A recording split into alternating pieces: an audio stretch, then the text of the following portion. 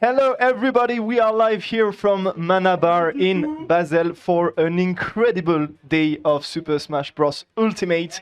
We're gonna be watching Orcus Smash, an incredible, amazing, big tournament here happening with all the best players from Switzerland, basically. And I'm here today with Archivana, as you know. Hello Benu, how are you doing To cast it out. I'm doing so fine. This is going to be like the best day of Smash we've seen for a long time. Obviously, Orcus always being a huge rendezvous in the Swiss Smash scene. We also happen to have a few visitors today coming straight from France. Yeah. Exactly. So this is going to be quite cool. Are you excited? We have Testati coming. We have Tarmogoyf coming. Yeah. Baston Lagaffe. Baston Lagaffe, the one and only. All the French players from Strasbourg, Colmar, doing the move here to Orcus, as they usually do. Yeah. But yeah, it's going to be quite a stacked tournament today because we have most of the top 10 in Switzerland, except from Crash, I believe. Crash, Deep Freeze, and Deoxys could not make it today, sadly. Yeah, right. But apart from that, we have all the best players from the countries. Yeah. Expect some good plays from the Dutch region, from the Romandie region, from the French players as well, and we're gonna have the first match now with Didou against Dawn. Okay. Exactly. So a regional. we can go right away into the game whenever you want. I think we will start it straight up, but it is a regional confrontation there between Fribourg and Zurich. So we got the two main organizations from those cantons fighting it out. So Super Smash Bros. Zurich against Free Smash. Yeah, it's gonna be quite interesting to see how those orgs that are like very active on their respective scenes. So they make a lot organizing weeklies, tournaments, and obviously helping players out. It's going to be Palutena against Lucario, which is quite a bad matchup for Lucario, I believe. We see right away from this there that all the percents goes so high, but sometimes Palu can struggle to kill, and that's a good thing when you play Lucario. And especially, this is it looks illegal to me to leave Kalos open against Lucario. Yes. Because obviously it's going to be way harder to kill him. Not impossible when you have the kill power that Palutena has, but still he's going to be able to live out a bit longer, and you just don't want to do that against Lucario. Didou, knowing that, will always go for Kalos if you leave it open. So, of course, and we see right away some persons taken already. Didou is not close to death yet, but Dawn has to put some more person, find the backyard ledge, maybe the up smash or the recovery. Very good. Yeah, it catches a bit under the ledge, which is quite broken, I would say, from an up smash, but takes the kill and good lead from Dawn. Are you kidding me, Archivana? This is propaganda. It catches like 20 meters below the ledge. We're out like for five whole minutes, and it still caught the Lucario. So unfortunate here for Didou, but Dawn capitalizing very well. Yes. Which is clearly the key to the matchup, being able to kill that Lucario. Yeah, well, he chose Kalos, so maybe he knew what he was doing. The thing is, Lucario can also recover quite easily on Kalos because he can ride the ledge. The edge of the stage, sorry. Once again, we're gonna see your smash, connect, and the stock disappear. 2 stock lead, from Dawn, starting this first match of the tournament, and in quite a good fashion. Damn, that looks rough. I mean, obviously you can delay your recovery. It's not about like messing up the timing, because the Palutena has the time to react and let the up smash go at the right moment. But if you delay your recovery long enough as Lucario, I feel like you can be just low enough so that you grab the edge with the last frames of your recovery. And that probably helps. You can also go a bit above and try to mix up the timing where you can cut. Side B is gonna connect, that's gonna take the stock easily at those percents, but still Dawn has a full stock lead in this match. Didou has to make quite a comeback, but he has the character to do it. He has the character to do it. Never have I seen a Lucario go in a match in an other fashion than by losing his first 2 stocks, you know, so nothing to worry about here for Didou. He's obviously very clutch, knows the character very well, and he has a very like annoying playstyle to play against in a way because he mixes up really well. I feel like between those very campy phases and the ones where he goes straight onto you, and this is it. This is already back to even. Yeah, back to even. Do you know that Lucario also has rage from being down in stocks? Yeah. So even if he was losing the match, it was still kind of good for him, allowing him to make the comeback, and that's what we are gonna maybe see right now because 60%. Down was had a 2-stock lead, but almost he could like maybe 3-stock him, and now it's even. Exactly, that second stock on Dawn spot disappearing like really quickly.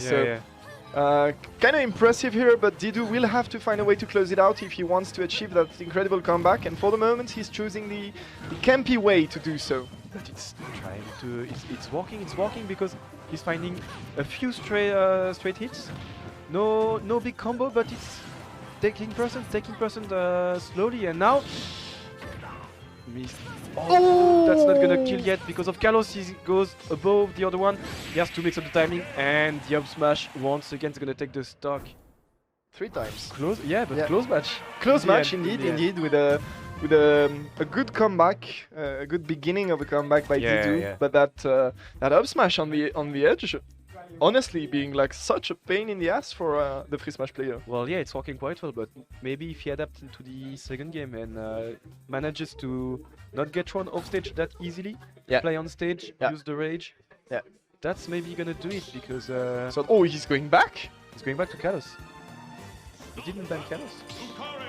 That's crazy, actually. Well, yeah, but Dawn left it open in the pick and ban phase, so... Yeah, but that's what I'm wondering about. Like, I mean, maybe he doesn't know. Still not banning.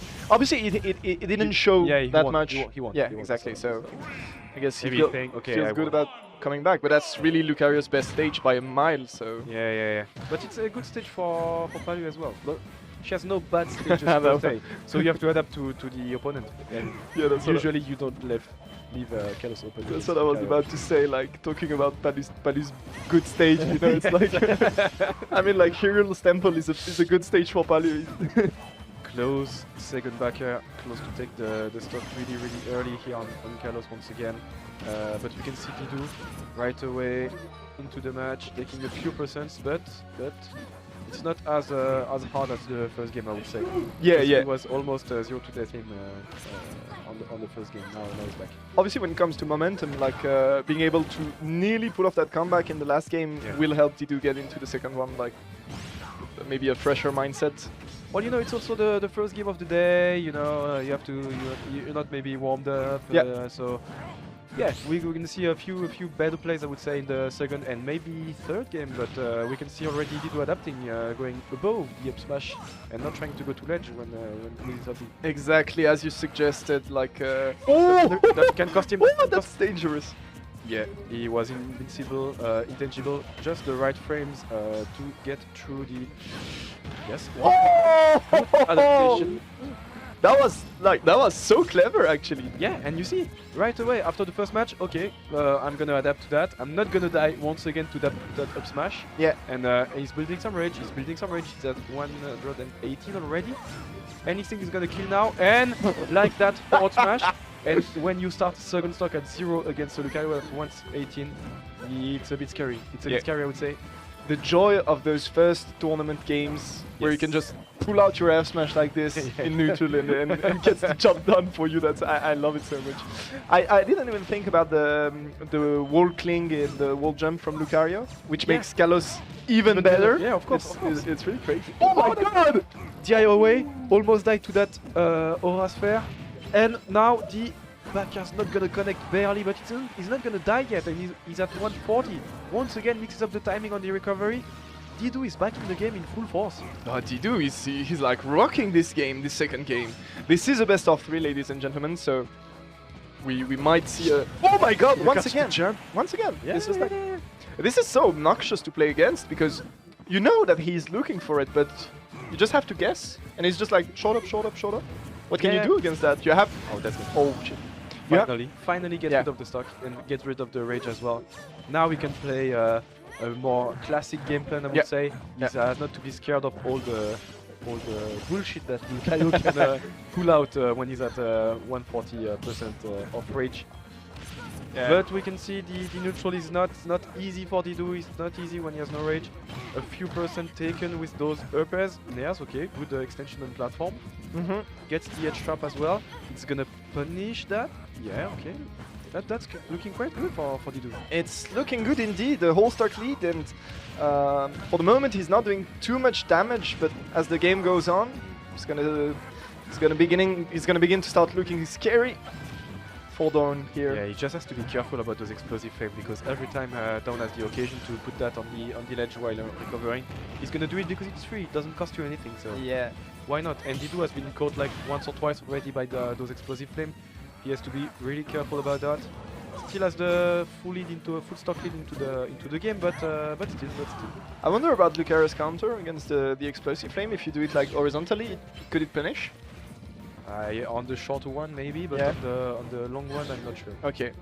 I'm not sure. Maybe this one catch once again, but Didou focuses on the last stock. He has no rage anymore, gets caught by the Nair, and that's gonna be the Nair plane. Okay, Ooh. Tries to go for the... Cheeky. Yeah. The extension on the platform on the other side. Yeah, Does not get it, but still. You love to see a Palutena going for those extensions. Yeah. I know some casters who wouldn't do that. You will see. Let's see after the set, maybe. But oh my god! That was close to doing it. Side B is not gonna connect explosive flame once again, and now it's really a close match. Didou is looking strong. He's trying to catch that air dodge. He's gonna get punched by the explosive flame once again, but it's not dead yet. He cannot land. That's an issue. Oh, that's deep. That's very dangerous. Now you're in the corner. He has to the stage. He gets out of it. Oh la la, is Dawn gonna be able to find the clutch here? 132% on the Palutena. Anything is gonna kill, including that down air. DI Yeah. was so close to getting clipped by the back air. Yeah. It just goes above it, connects the down air. Dawn was not ready to DI that. Yeah. Dies right away. 1-1. Really well played by Free Smash Didou here in that clutch end of the game. I was quite impressed actually by the way Dawn managed the pressure at the end of the game, because he was not ready. He was not scared to go in. Yeah. He committed for a few dash grabs like straight up in neutral, which is obviously really scary against a Lucario at such high percents. On last stock. On last stock, exactly. But he was not afraid, and he knew that like.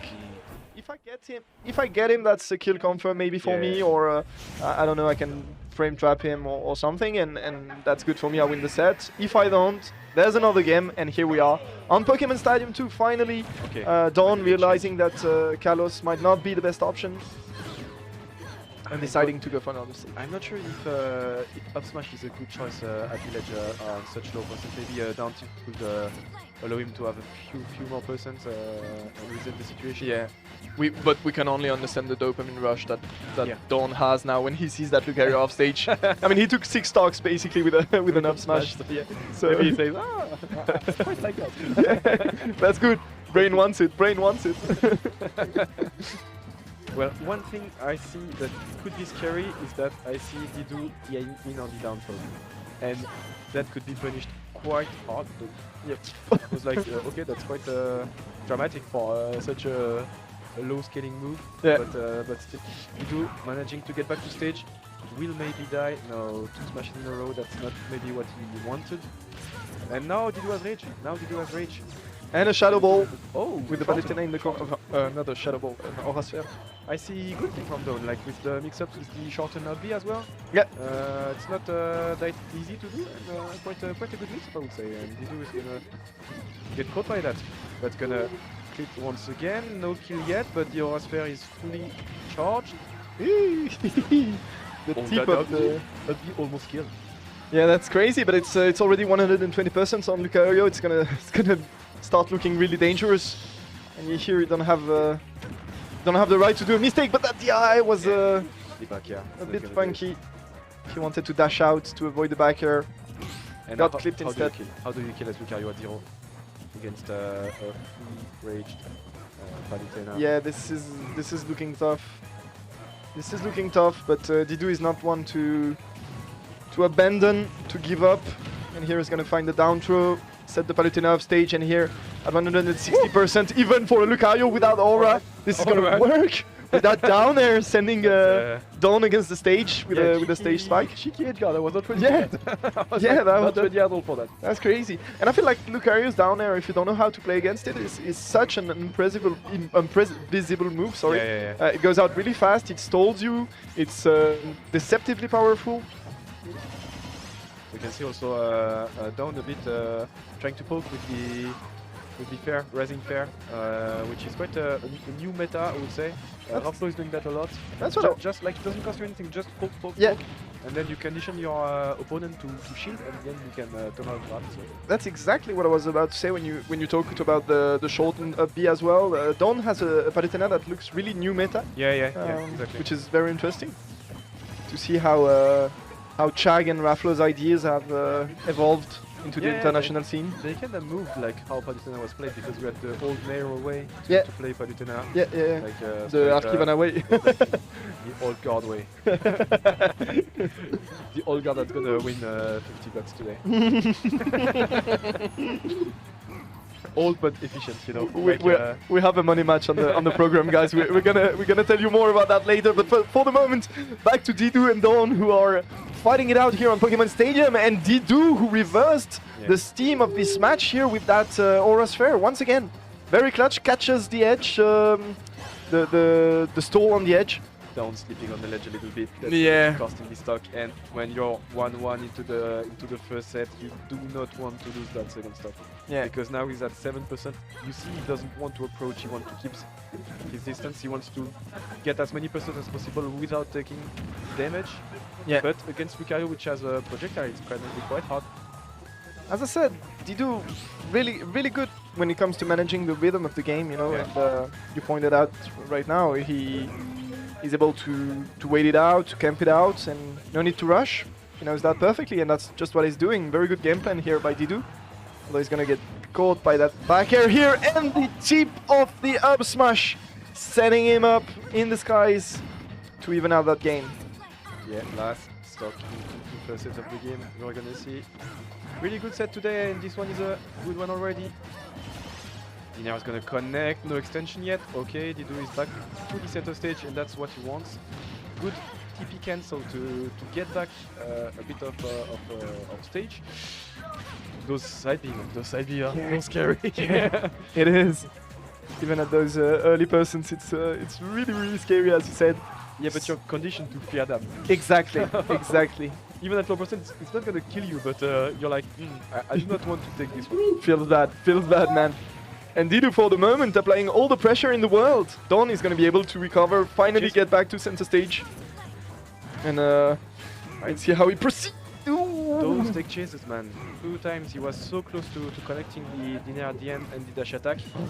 Now he has to try to find a way to close out this stock, but how can he do it against the Palutena that can TP back to stage? That smash once again, he's gonna keep it. Good, wait, on the up B. And now Didou has gonna kill.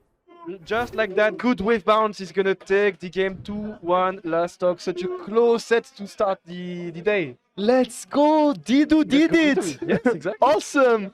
And wow, what an opening here in this tournament. Actually, I mean, it's so lovely to see a first set going this way. You know, very close set. Very tense. Everybody in the venue is watching the first set, obviously. As well. So it sets the mood for the rest of the tournament. Like it hypes up the caster, it hypes up the venue. You know, it's really lovely by those two players. And shout out to them for providing us with such a great opening set here in this Orcus Smash tournament. Do you see what I see? Do you see what I see? Oh, I see my boy. Oh, my boy. Coming on stream. Okay, so straight from Geneva. So guys, we are very professional casters. We are very neutral. We are very calm. Very not cheering for the Roman today. But let's go, Jan Watts! Not be cheering for the Roman today. But my boy Jan Watts, coming up on stream against Benji. Well, that's gonna be quite a match. This is gonna be a really great match. Really interesting to see. So Jan Watts fearing the Wario matchup. Yes, He's we have he's seen like scared of that. We have it. seen that in the train coming here, playing against Kimbo. Kimbo's I forgot Wario. his new tag. I Yeah. was like going Against the young boy là. Yeah. Kimbo, who has obviously a decent Wario, and Jan Watts decided to train because he explained to us that he just doesn't win against Wario. He has such a doesn't hard like time. the matchup. Yeah. He doesn't like the matchup. Which is weird because when you're playing Roy, which is what he's gonna do today, You should have the range. it doesn't look that You hard. have a sword. Exactly, exactly. And when you see what Cola has been doing to Yeah. Glutoni on the international scene, you can just understand that that matchup doesn't look so nice for Wario. Yeah, and even I was watching the Azobi Weekly yesterday, Yeah. where Flo played, and he was commentating as well. Mhm. And during his commentary, he was explaining that in the meta in France, everybody thought that Wario was winning against Roy because obviously Gluto was Yeah. beating his ass every Yeah. week. And then Gluto went to the US, played against Cola, played against Goblin, and it looked like hard Yeah, for Wario. Yeah. And everybody realized that Flo was a peintre. Flows a painter, yeah. Roy actually wins the matchup. Well, the French community is actually so funny when it comes to French players Yeah, traveling to the US and getting wrecked, and everybody is being accused of being what they call a dérégleur, yeah. which is someone who unsettles a player when Yeah. it comes to a certain matchup. He like gives him bad habits, I would say. Yeah, exactly. And so obviously we're gonna see if Kimbo did just that with Jan Watts here in the Wario matchup. Check. I think they are checking the rule set for the bands. Yeah. Doing the Rock Scissors Papers. My boy Jan was winning with Rock Let's go. already. Let's go. Frame one option. You Always the Rock. win. Always the Rock. Always go for it. It's the Frame one option. You cannot lose. and we have to say though that Kimbo's Wario is kind of Gez. It's kind of Yeah. It's It's not his best character, I would say. it's not it's yeah Yeah, it's doing things. Yeah. Which sometimes are good things. Yeah. Sometimes are bad things. Yeah. But it's doing things. You know? it can win a few weeklies in Yes, Romantique, exactly. but that's not a standard to go by. I already lost to Kim. And- I beat his Roy, Oh, which is even worse. the worst Roy in the world. Yeah, that's one thing. Yeah. I've never seen such a bad Roy in my You love the banter going around in this community, Yeah. and it's not gonna be banter though between those two players because they want to fight it out. It's which is well the point. It's that it's an old competition here. It's an old rivalry between those two players because they were doing. They were already placing on the power rankings earlier when Ultimate came out. 2019.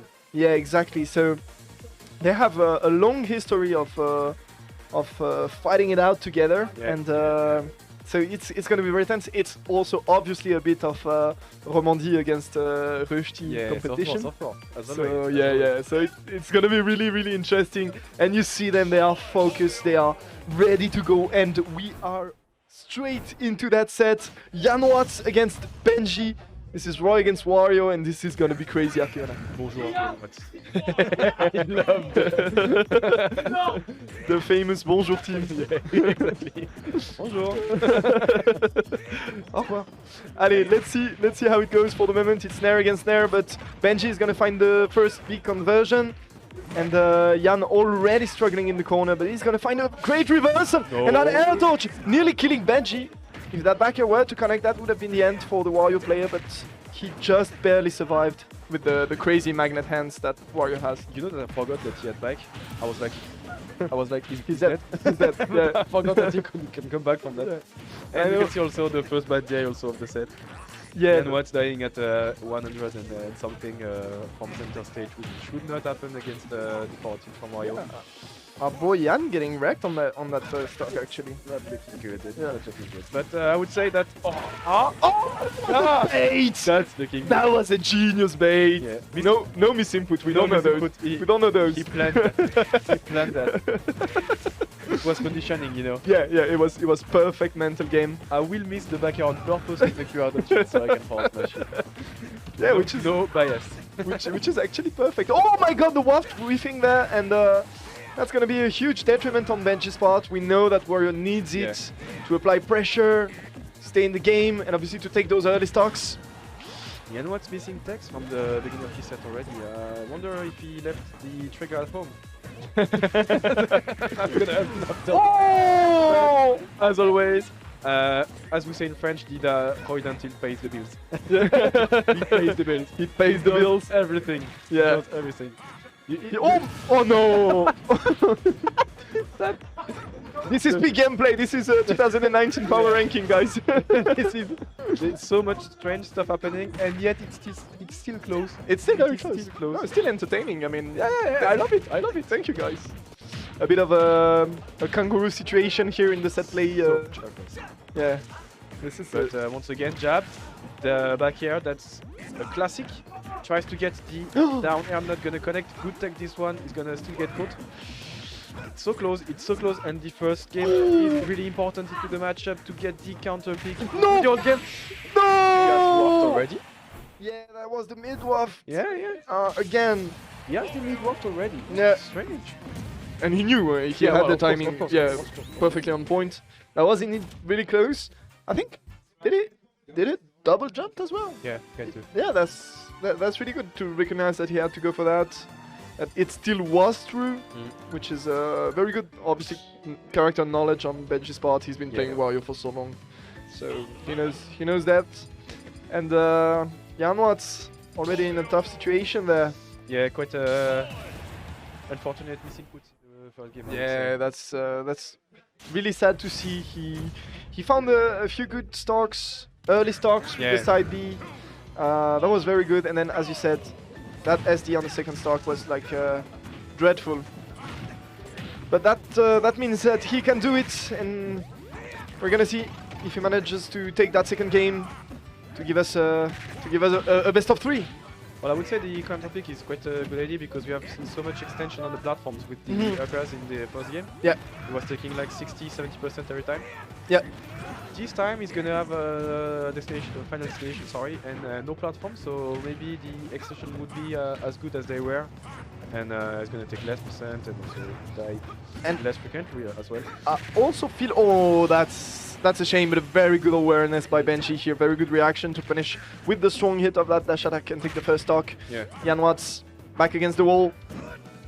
But as you were saying, the stage looking like a good idea, especially I think that the fact that there's no platform gives more value to the ability that Roy has to outrange Wario. Yeah. Because you have less mix-ups to get in as Wario. Oh my god, those extensions.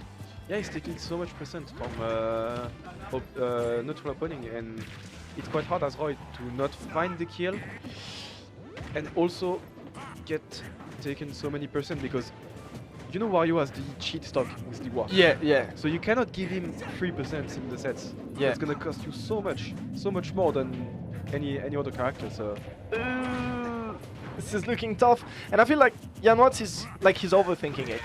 Oh, that was very good. He's overthinking it. Clearly, he needs to push those buttons. He needs to exploit the frame data that Roy has, and just put so much pressure on Wario that cannot really deal with it. Not the best. That's not gonna connect yet. Yanwat's still in the match. He has to keep this stock though. He's almost gonna die from the dash attack. Benji has worked, but he's gonna probably keep it. That's gonna kill for sure. That was so good. Into the bag, of course. And now he's at 0. And now one combo can end it all. This could be a 2-0 for Benji. We are 1 nair away from finishing up the set here. But this is clutch Yanwat's. I recognize him. This is clutch Yanwat's. He's starting to find those spot dodges. He's starting to react a bit better. Getting the B there with a very quickly awareness. And Yanwat's really be able to take that stock early enough. Gonna kill? Yes, with the backer! Let's go! Kill. That's our boy! No! It's over. It's over! No. So it's the wrong way, that's not over. No work yet. 0% still, but he finds the combo. Good phase. 50% already. Manages to get the backer once again. Follows him. Ah, now he's off And stage. the slap! And the slap! Here it was. Be careful. Yes, But be Jan Watts careful. jumping cleverly. Oh my god, that's He waits, but oh, the timing was a bit off. Now he's Akilana, stuck on ledge. Stuck on ledge. Manages to get the parry. He Gets rolled! back to center stage. Gets the grab. Yes. Can't find a way. He can't find a way to close up the game. Ah, he goes up into it. That's gonna He kill doesn't him. die. Not He gonna doesn't kill die. yet. It's not gonna kill He yet. doesn't die. Doesn't get the edge guard. Gets back to ledge. No! That's gonna do it right away. 2-0 for Jan Watts. Almost making the comeback in the first set. Ah, This is such unfortunate situation, man. this is sad. This is sad. Our boy falling early there Yeah, in the winners bracket, but Benji did really well. Props to him. Obviously, he played it really clutchly. Even though he missed that, the wafts and the wrong way on the last stock, he managed to keep his head cool and just take it home. Just like that, Yeah, like that. No, yeah. no panic on the last stock. Took a few bad hits. Was Yeah. close to dying, but no panic option. Yeah. Manages to get the kill at the end. And Well, Jan Watts to the losers bracket, but he's not out yet. So yeah, he's not out yet. And I can tell you something. He's angry. yeah, he's angry. He's so angry now. He's I know angry, him, he's so and angry. that's the best Jan Watts you could dream of. You know, There he's is- the The next set, the guy that's playing against him in the next set is gonna take 2-3 stocks. this is gonna Sorry about that. this but, is gonna be yeah. a nightmare, yeah, for the poor lad who falls against Jan Watts in the next set. It was quite incredible though. Very nice. Beginning of a comeback, Yeah. and the room was like going crazy. thought Everybody he had- was on their feet. I thought he had it. Yeah, I yeah, was like, yeah. getting the grabs, getting all the combos. I was like, you're one good read away from Yeah. taking the stock. Yeah, when he brought it back to like 60, 80%, 60, yeah. you were like, oh, this is it. This is happening. This is As well, happening. one down tilt and it's done. And Benji just looked at us and he said, 9, no, Nine. no, like, 9, What are you saying? nay. And Oh. and he took it home. So props to him. We're gonna move on in that bracket, and Xapo ladies against, and Yaka. gentlemen, this is gonna be a cool one. This is gonna be a cool one because we have one of our favorites today. Obviously being Number the one. number one player one player. in the world, Yaka. Yes. Number one Isabel player. No, number one in the world. Okay. Straight up. Swiss Incredible Rebels, Yaka himself. Of course. We are looking forward to seeing him. As always, he is destined to do great things here in that bracket today. But against him, a challenger that you do not have to sleep on. You must not sleep on him. A Cheeky Mario. Cheeky Mario Cheeky. from Valais. Yeah, with the crazy conversions. As all the Marios have. As all the Marios have, except for Salty Manu. Prof. And-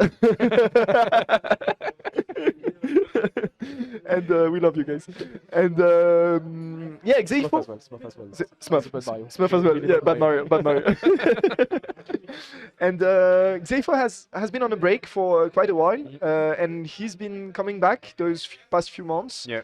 And actually, he's been competing quite a lot, attending to Yeah. nearly all the tournaments he could in Romandie.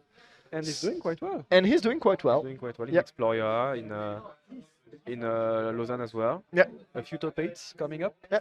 Well, you have in front of you the number one player in Switzerland, so it's no small task to beat him. But In the world. in the world, it's The only- number one player in Switzerland in the world. he's gonna You. Yeah, so Yaka, jab down smash. at that point, Yaka is basically a walking meme. Yeah. So he. Yeah, that's right. He's like on Twitter. I've seen so many memes about Yaka. I don't understand all of them, obviously, because it's in the weird like dialect that they speak. But it's so funny It's quite to see funny to see him. all the memes, and he has obviously the now infamous squeaky hammer Yes. that he brings out to all the tournaments, and that's been a really fancy look. He's squeaking it out I right now love too. that, I You know, love that. it's some would like scream out before they go to war, and Yaka is just like. Watch out, I'm coming. And then the really annoying stuff, obviously, is that he does that to you in game, and he wrecks you with that Isabel jab. Jab, down smash. Yeah, jab, reverse up tilt, jab, down smash, jab infinites, jab. So we know all the jab, whatever, jab, I stomp you. I love that move. And he loves it as well, I think. Alright, first game on Hollow Bastion. I'm not exactly sure of the rule set exactly, but you do not want to take Mario to Yoshi's Story or to Battlefield. Hollow Bastion could be quite a good first stage for Yaka. I think, yeah. So I think Zayfo picked the stage. Yeah. And you ban against Mario. They're like automatic bans. The triplets. It's the two triplets that are, as you said, Battlefield and Yoshi's Story, and then Smashville, which is a bit of the secret good pick for Mario. And those are like basically automatic bans, and the closest that comes to good stage after that is Hollow Bastion, obviously. Well, yeah, but Yaka has bit of space now to put out fires, to put out backup as well. Yeah. All the projectile game that we know so well from Isabel. The thing that scares me against Isabel is how do you get in on Hollow Bastion, because so much pressure. Oh my god, that down air. So much pressure. It's gonna do it. Yes, it is. Ah, no. Yes, it is. Yes, it is. I was like, maybe not, maybe. No, quite a bit of lag after that air dodge on Mario's behalf. So Yaka's gonna take the first stock, and we're gonna see if Zayfo can find an answer. But for the moment, he's the one being juggled still. Triple up tilting to up air 50% already on Zayfo, which has a full stock deficit now. Gonna get caught by the fishing rod. Yeah, it's not looking that good for the Valis Mario now. Nah, it's looking tough. It's looking tough, although he's gonna get her in the corner, and 97% on the little dog now. It's the moment where Zayfo is gonna start spamming those up smashes and forward smashes, and it works because Mario smashes are just that good, ladies and gentlemen. Yeah. You can know that when you reach the 90 to 100%, they are gonna activate the I'm gonna shield and up smash you every time you approach me. Yeah, and that works. So the Mario players, they have a special macro where at those percents your C stick switches back to smash attacks. You know, and it's just the only moves they throw, but it works. And now we have a good conversion. This is gonna be really good. A good jab by Yaka, and it just barely avoids that forward air. Yeah, but that was so close. Once again, because they're gonna find two up airs, trying to extend the advantage phase. He's not gonna do it yet, but he's managing to get back into the game. He has to find the really good stuff by Zayfo, yes. He still has to find the kill, and that's can be an issue, but as I say that, cast a curse and he finds the F smash. Whip, whip, whip. Cast a benediction, you mean? Sorry. I'm on Jacka's side, I don't know why. Are you on the side of the guy who's been bullying the whole of Switzerland for like 2 years now? Well, someone has to. No, obviously a lot of love for Yaka. Such a great guy, and doing so much for the Swiss community, especially abroad, where he has been representing Switzerland really nicely in Austria, in Germany, in France. He doesn't know it, but I've been cheering for him so much time at home in Geneva, in my PC, like yelling for Yaka when he was doing stuff in German tournaments, or also all the major tournaments recently. Close sets against Lyon. That's gonna do it yet. Well, I've stopped commentating the match because I knew that. You knew once you saw the headsguard beginning, you knew it's like okay, that's gonna be quite tough for you. It's funny what you said about Yaka, because it's kind of the same as what you just described. I've been like, I was naked in my home yelling for Yaka, and whenever we commented those sets here in Switzerland, we're like trashing the shit out of him. It's like. And then at the end, you know, I can show I have a Yaka tattoo on my back, and it's our national hero. Well, I mean, one of our national heroes, because we have some of them as well here in today. We're gonna see Destiny afterwards, for example. We're gonna see Dodge, Kepler, well, in France, exactly. Yes, that's so many people. I love it. Yeah, that's so cool. OJ complaining about the snake matchup on Twitter. Best, but it's Kepler that bet it. Yeah. Kepler, obviously the abroad hero, the overland hero. Trying in quite a lot Switzerland in the past times. Not so much recently, but Oh, that's not gonna do it yet because it's Isabel, but good pace from Xapo starting the match, already taking 87%. He still has the edge trap situation, and just like that, he's gonna get just like that, you're dead. Yaka is so good, man. Sorry, ladies and gentlemen, you know, we've been casting so many of those Yaka sets. We just know how it goes. We've read the script before. Oh! I thought I was gonna do it because the DI was not that good. Yaka's gonna make it back to the other side of the stage, and now you know, situation against Mario, and that's never a good thing. Xapo taking the first stock into the second match. That's looking quite good for the Romanti, but once again, I speak too fast. I hate it. Yes, it's Now that's a caster curse. Here is the curse. Here is the curse. It had to happen earlier in this day, but yeah, Xapo though being quite even with the best player in Switzerland. Yeah, that's good. So it's a decent result for the moment. Well, you say even and he takes 80%. But that's even. No, don't bother. It's gonna get grabbed or like do the mine up there as we can see. Yeah. Okay, up air. Extinction. Oh, really good reset. He waited out. Yaka not pressing a button out of disadvantage, and Xapo taking advantage of it. That was really good by the Mario player. What do you do against Isabel in the ledge situation? You lose. Yes. Just like this. he ledge trapped him like he was on center stage and it was still a trap. He had to go all the way above him, then back to center stage, and he still got caught by the trap. Yeah. You're getting ledge trap when you're sitting in the middle of the stage. You hate to see it. You hate to see it. It's crazy. But that up smash, woo, nearly taking this one's gonna do it. Let's go Xapo. I'm not biased at all. Let's go Xapo. I'm biased as fuck. Xapo. But every time we cheer for him, he's taking a 63%. Yeah, that's true. But that, you know, as I said, we should stop. We've be like unbiased. Okay. Very good down air. Very good. Why do you take a French accent when you're unbiased? That's my unbiased accent. Okay. Whereas the French are the most biased casters I've ever seen. Oh, I love it. I love it. Let's see if Xapo can pull it out. Is that 90%? No, I thought that was the end, but yeah, good landing from Xapo, not getting caught by the up smash. Still has to find a way to get in against Yaka with the lead, which is quite hard. Especially when you do not have that strong projectiles as Yaka's fairs and backers. Oh, that's Fishing rod is gonna do it. I'm not sure he did that correctly, but still, that's not too shabby performance from Xapo. He was looking quite even-ish until the end. Yeah, he was. Until the end. In my book, he was even. All the way whole through. time. Yeah. It was a nail biter at the end. All the way through.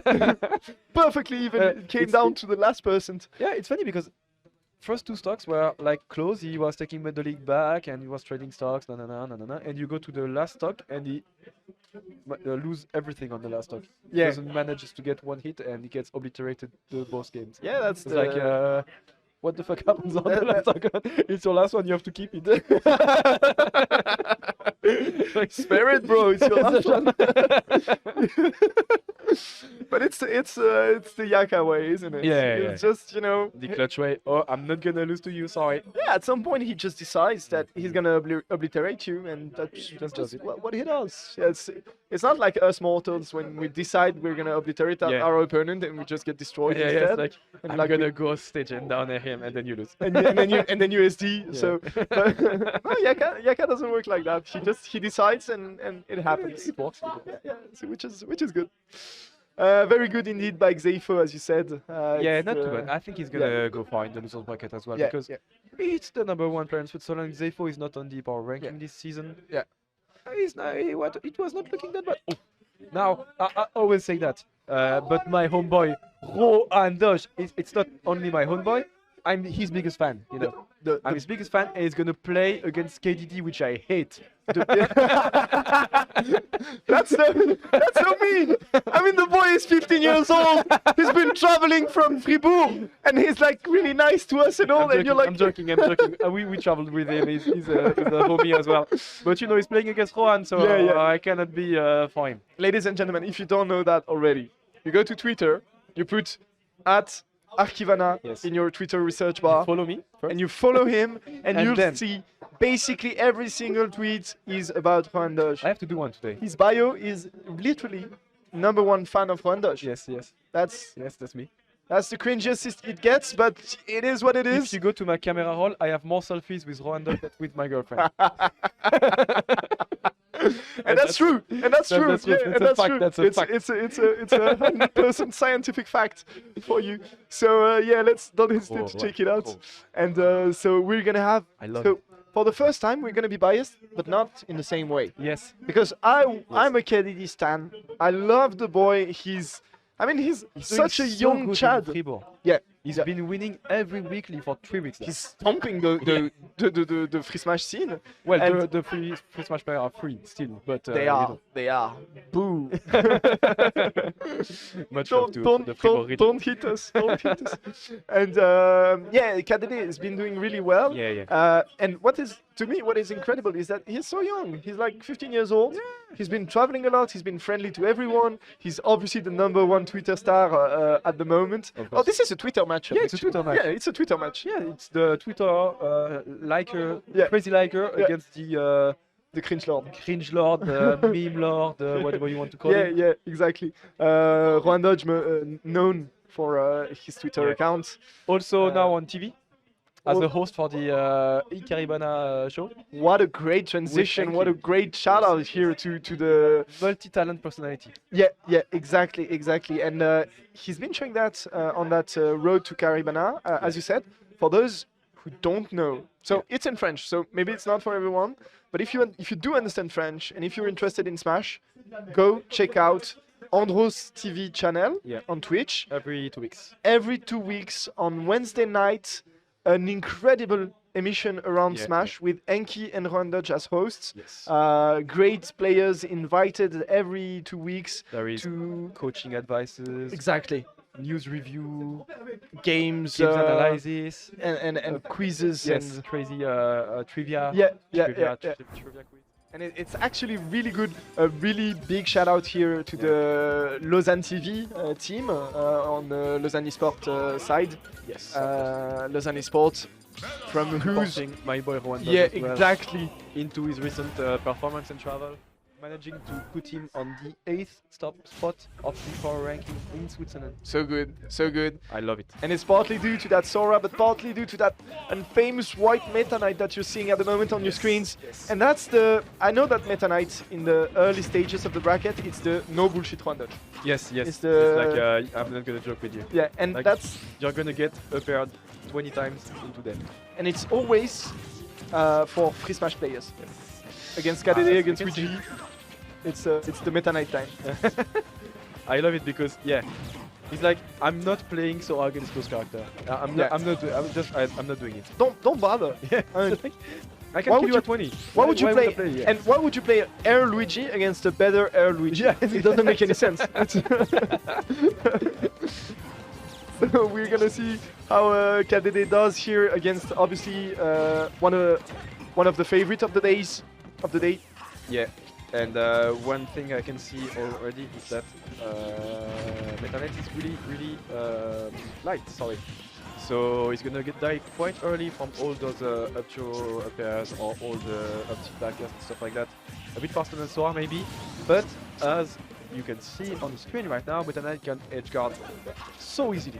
Those edge So guards, and it's part of the reason I was talking about the no bullshit Meta Knight, but part of the reason, or maybe the main reason why Juan decides to go for this matchup is because of those edge guards. Yeah. Against character with a bad recovery or a linear recovery that he can edge guard really well, he's just gonna go for it, and he does that so well. It's obviously one of the biggest strengths of his Meta Knight. Can jump, that's alright. It's gonna make it back to stage, but is that really important against Juan Doge that's gonna put you back off stage in a easy way? Yeah. And KDD, not too shabby at the moment in this first game. As you said, you're gonna. Oh, he loves to do that. Just hold that forward smash and wait for the air dodge. But Falco gonna be able to find quite a few kill confirms there. Not fast enough to reach the Meta Knight. Good DI on the upper, could not connect the up B afterwards. That's gonna do it. That's up smash. No, that's forward smash. That's gonna do it as well. Good punish from KDD, taking the lead in the set. It's actually not often that you see Rohan getting out-patiented. Yeah, outpatiented, yes. Yeah. Very French way of saying it. You but, understand I the... understand. Outweighted. Outweighted, I don't know exactly. the- Out, I don't know the term in English. No, but during that set play situation, KDD just hold his shield, Yeah. and he held it for long enough, and Rohan just decided to pull the trigger a bit impatiently. So that was very well played by the young free smash player. But here, That's the wrong way. he falls out of it, and now it's gonna be a Yeah. cutscene combo. No, Rohan finding a great combo breaker here, and oh my god, I oh really my thought that god, was the end. I oh really boy, thought this that is was close. Oh boy, this is close. Really nearly even. I didn't think it would be that close. Yeah, against the Meta Knight. Yeah. Yes. No, it's okay. We have to stop yelling for no reason. I love it. It's loser round 2, you know. It's a winner round 2, yeah. We cannot yell that. This is over. Oh! What is he doing? Oh, he traded! He traded! Normally it's always, nearly always over. Oh! What the eye? Almost died. What was that DI? No, but he's not landing on him. And KDD! No. KDD with the first game here in this set. Oh my god! Now Rohan is gonna be angry. now, Angry. now he's smiling. He has the smirk. Yeah. And well, not anymore. Now he's angry. He's breathing. And KDD just looking like Dark Sidious at the moment. A very young guy. No wrinkles, no power.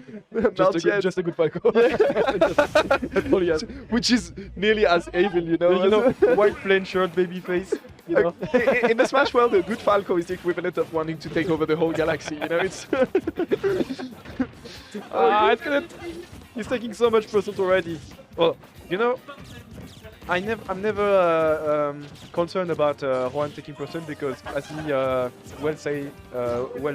he has already well said, you can never count out Meta Knight because you can die at 20. Yeah, clearly. So even if you're at 150 and in a stock deficit, you can reverse the match in one dash attack. Yeah. So I'm not concerned for him. I think he's gonna win. I'm not concerned about that, but I'm concerned about his mental because I can tell you, he's now tilted. No. He's now tilted, and you know why? Because he took 3 lasers in a row in neutral from the other half of the stage. That's tilting as heck. Mentally unbreakable. No, he is. He's broken at the moment. Look, he's broken. My boy KDD shattered him. It's He played Ganon for 1 year and a half. He's mentally unbreakable. Yeah. He was getting bullshitted by Farfa Bullet yeah. every week at the weekly. He wears socks and sandals. He has to have a mental of steel. I agree. Not gonna do it yet. Too much rage to connect the up air, and one is gonna land. And that's a good thing. That's no more extension. KDD has to find a way to kill from a straight hit now, and that's gonna do it. Okay. Actually, wait a minute. What is that? What is that KDD set play, man? Yeah, it's so good. I agree. It's good. He's playing really good. It's scary how good KDD is looking at the moment. I mean to say it, but the boy was like literally so bad when he started playing. He was like, I want against him. I want against him. No, and just in a few months, he's been like performing so well, as you said, and it now shows in his gameplay. It's that is some like. It was a bit far to connect the last one. But he took 55%. But as you say, yeah, he's doing so good. He's doing so good. He still has the lead. Yeah, it's not. What I'm seeing at the moment is not a Falco who's stealing the stocks. Yeah. It's the Falco who's winning neutral, who's winning the set play situations, who's avoiding most of the edge guards, and that's just shows how good the boy is playing at the moment. And those jabs are not connecting on the side B. That's so strange. That's not connecting. One playing patiently, not pulling the trigger. Not pulling the trigger on the LB this time. He's gonna wait a little bit, find the edge guard maybe.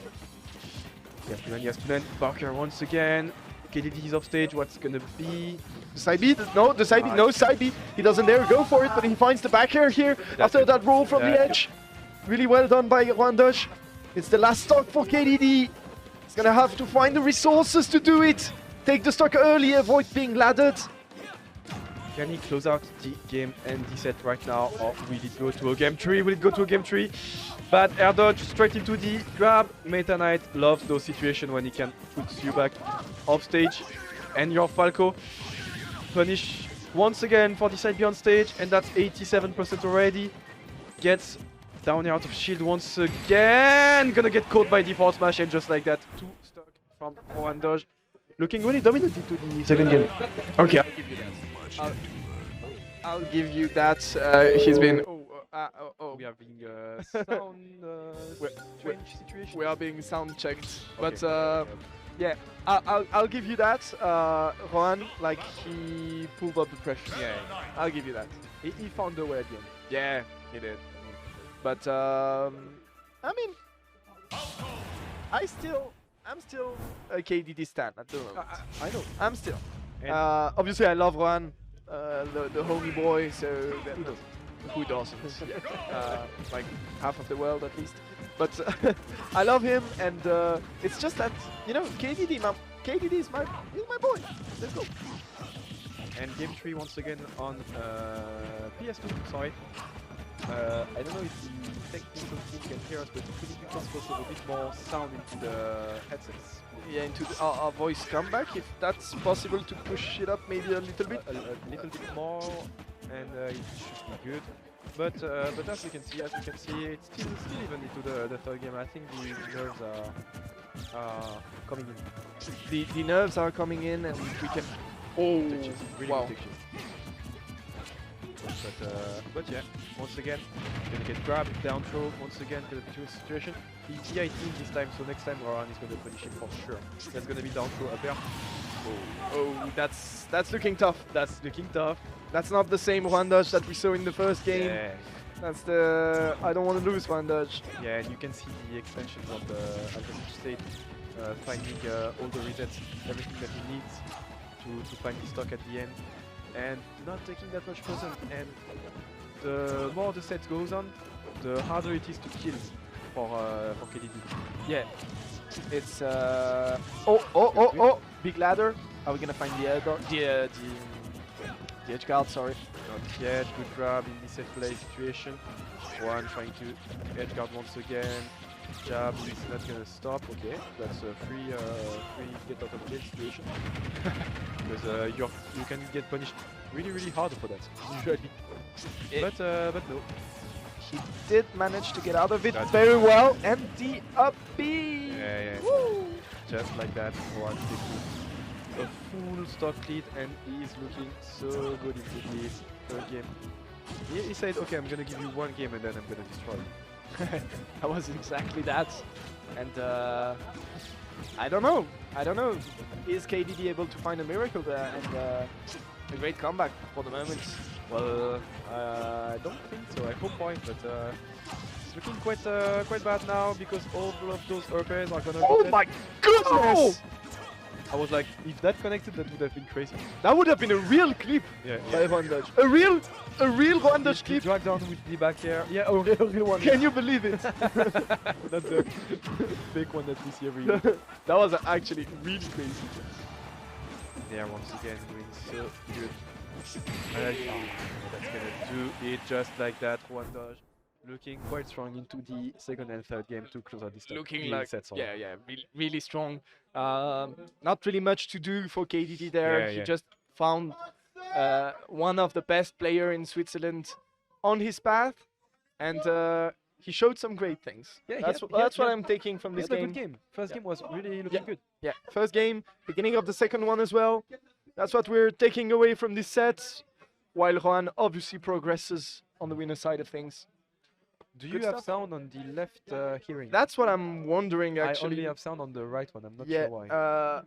It's it changed a bit, and the sound is a bit weird. So excuse us, ladies and gentlemen. We're just checking the sound matter. Technical difficulties that we are trying to manage in between the sets. But I can already tell you that Axor is sitting on. We actually the sound changed in a way, and it's I think we have just one ear. Yeah, we only have the right. No, I have both actually. Or maybe we have the left one, but lower than the right one, so it feels like there is only something on the right one. And the volume could be pushed up a bit. Maybe? Yeah, it's moving. Okay. It's good. It's going back now. Yeah, You I'm have both? sound. Yeah, Okay, I think it's good. But could you push out our volume maybe just a little bit again? yeah. This is That's good for you. Oh, that's perfect. Yeah. That's good. Yeah, That's good for perfect. me. Yeah. Okay. Thank you very much. The staff obviously doing a very Yes, good job on here at point every Orcus. time. It's a big tournament on the scale of Yes. Switzerland. We could say major. It is a major in Switzerland because we have 75% Yeah. of our PR here. 75 of the PR. Yeah. All of them. All 75 people of the PR. No, 75%. Dumbass. You said of the PR. 75% of the power ranking, which is a 10% power ranking. So what? No, okay, it's the top 10, but you know what I mean. Come on. Okay. Flaco? We have to Flaco. Flaco? It's the static. Of course, it's the static against Actor. Falco once again. Falco all the way. And yeah, it's France against Switzerland, but both French-speaking parts. So Yeah, we've been actually saying that there were quite a few invaders, French invaders. Wait a minute, we have to order a pizza. okay, I'll commentate when you choose, and then we switch. Okay, I know what I want. So, So okay, so you can commentate, and then I can. Yeah, okay, so No, you have to tell. can I have a prosciutto, please? Ladies and gentlemen, this is professional. This is Super Smash Bros. Ultimate for you. And as I was saying, we have Destiny coming all the way from France. So we have quite a few notable French players here today, French players. We have Destiny, we have Tarmogoyf, we have Disco Dog, and quite a few other French players who decided to come. And for the moment, Destiny is rocking Axel's world. Yes. Axel, obviously, he was also on the power ranking back in the days in Switzerland. Not so much today, but he spent quite a lot of time in the US for studies, work, chilling. Yeah. Oh, To go see chilling. his family, I think. That's cool, man. So you know, Yeah. like he went to all the SoCal weeklies and Yeah. stuff like that. He was, And not so- sure he was PR, but he had the chance to train with in one of the best regions in the world. he played against Shaq. He played against Jag, and he's back in Switzerland for the moment. And he decided to came back to competition in Switzerland with his unfamous Inkling. And so we're kind of looking forward to what he has to offer after being abroad for so long. Yeah.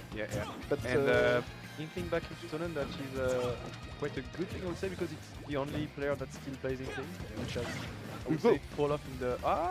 you go. He doesn't travel that much, so I'm not No. counting him for the tournaments. Yeah, but he's a really good Inkling player Yes. from Lausanne. And he's been doing really well in the Lausanne weeklies. But maybe not everyone is used to Inkling due to Yeah. the current meta, so Yeah. maybe That's- Actor can pull off a few upsets with the Squid Games. I've said it before, and I'm gonna say it again. So we're gonna fight. But Inkling, this is the worst propaganda in the whole Smash scene. What? Inkling is freakingly good. No, he's That character is freakingly good, not good. and you won't make me believe But otherwise. He's not bad, but He he's not- doesn't kill. he's No, not- no, no, no, he's no. not- No, he doesn't kill. What? Yes, he does. No, he doesn't kill. Yes, he does. Yes, he does. Have you seen Actor killing? Yes, he does. You just have to learn how to do the booyah. It's so simple. Do you know the range for Falco? It maybe like 5%. Yeah, it's from 113.3% to 170.5%, So easy. and you have to count down the rage, Yeah. and the ink, and the the DI, and the stage. Yeah. But what's complicated about that is, oh no. And if you don't manage to find the booyah, then you have to kill like a straight backer at 180. Yeah, which is honestly, it's the case for quite a lot of characters in Ultimates where you have to find a stray hit at high percents, but with Inkling you get to 180% so quickly because the damage output, especially with the ink, is just that crazy.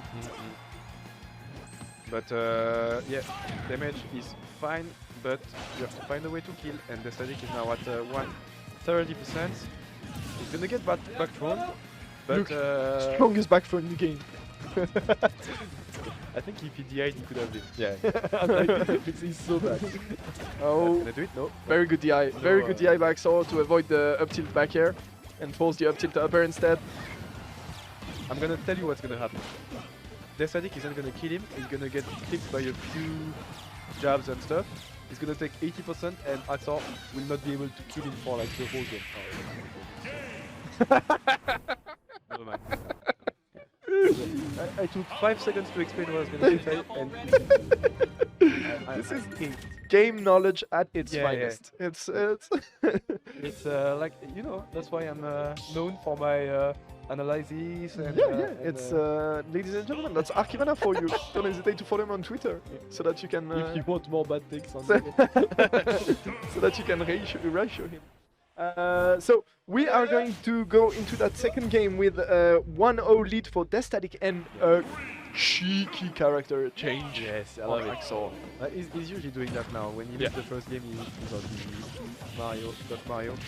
That is even a lesser known matchup than Inkling in Switzerland, I would say. And all around the world. Around.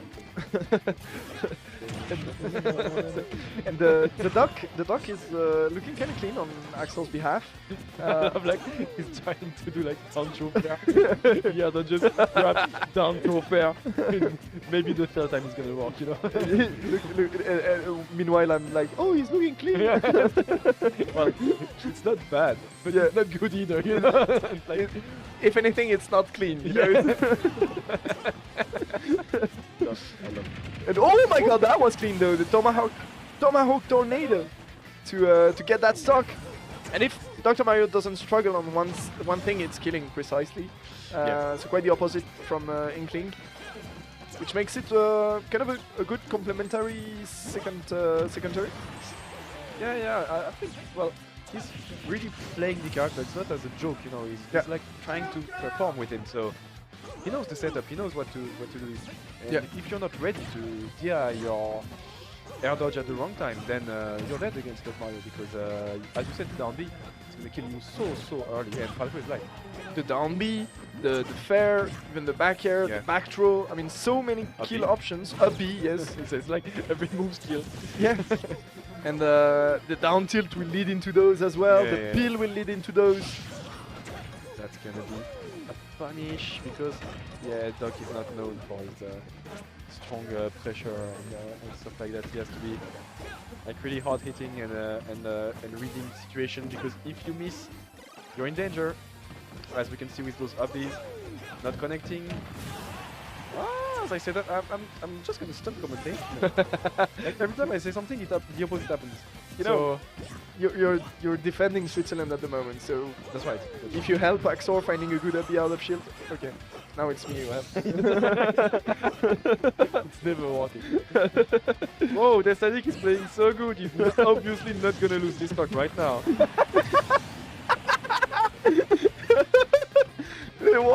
What kind of magic is that?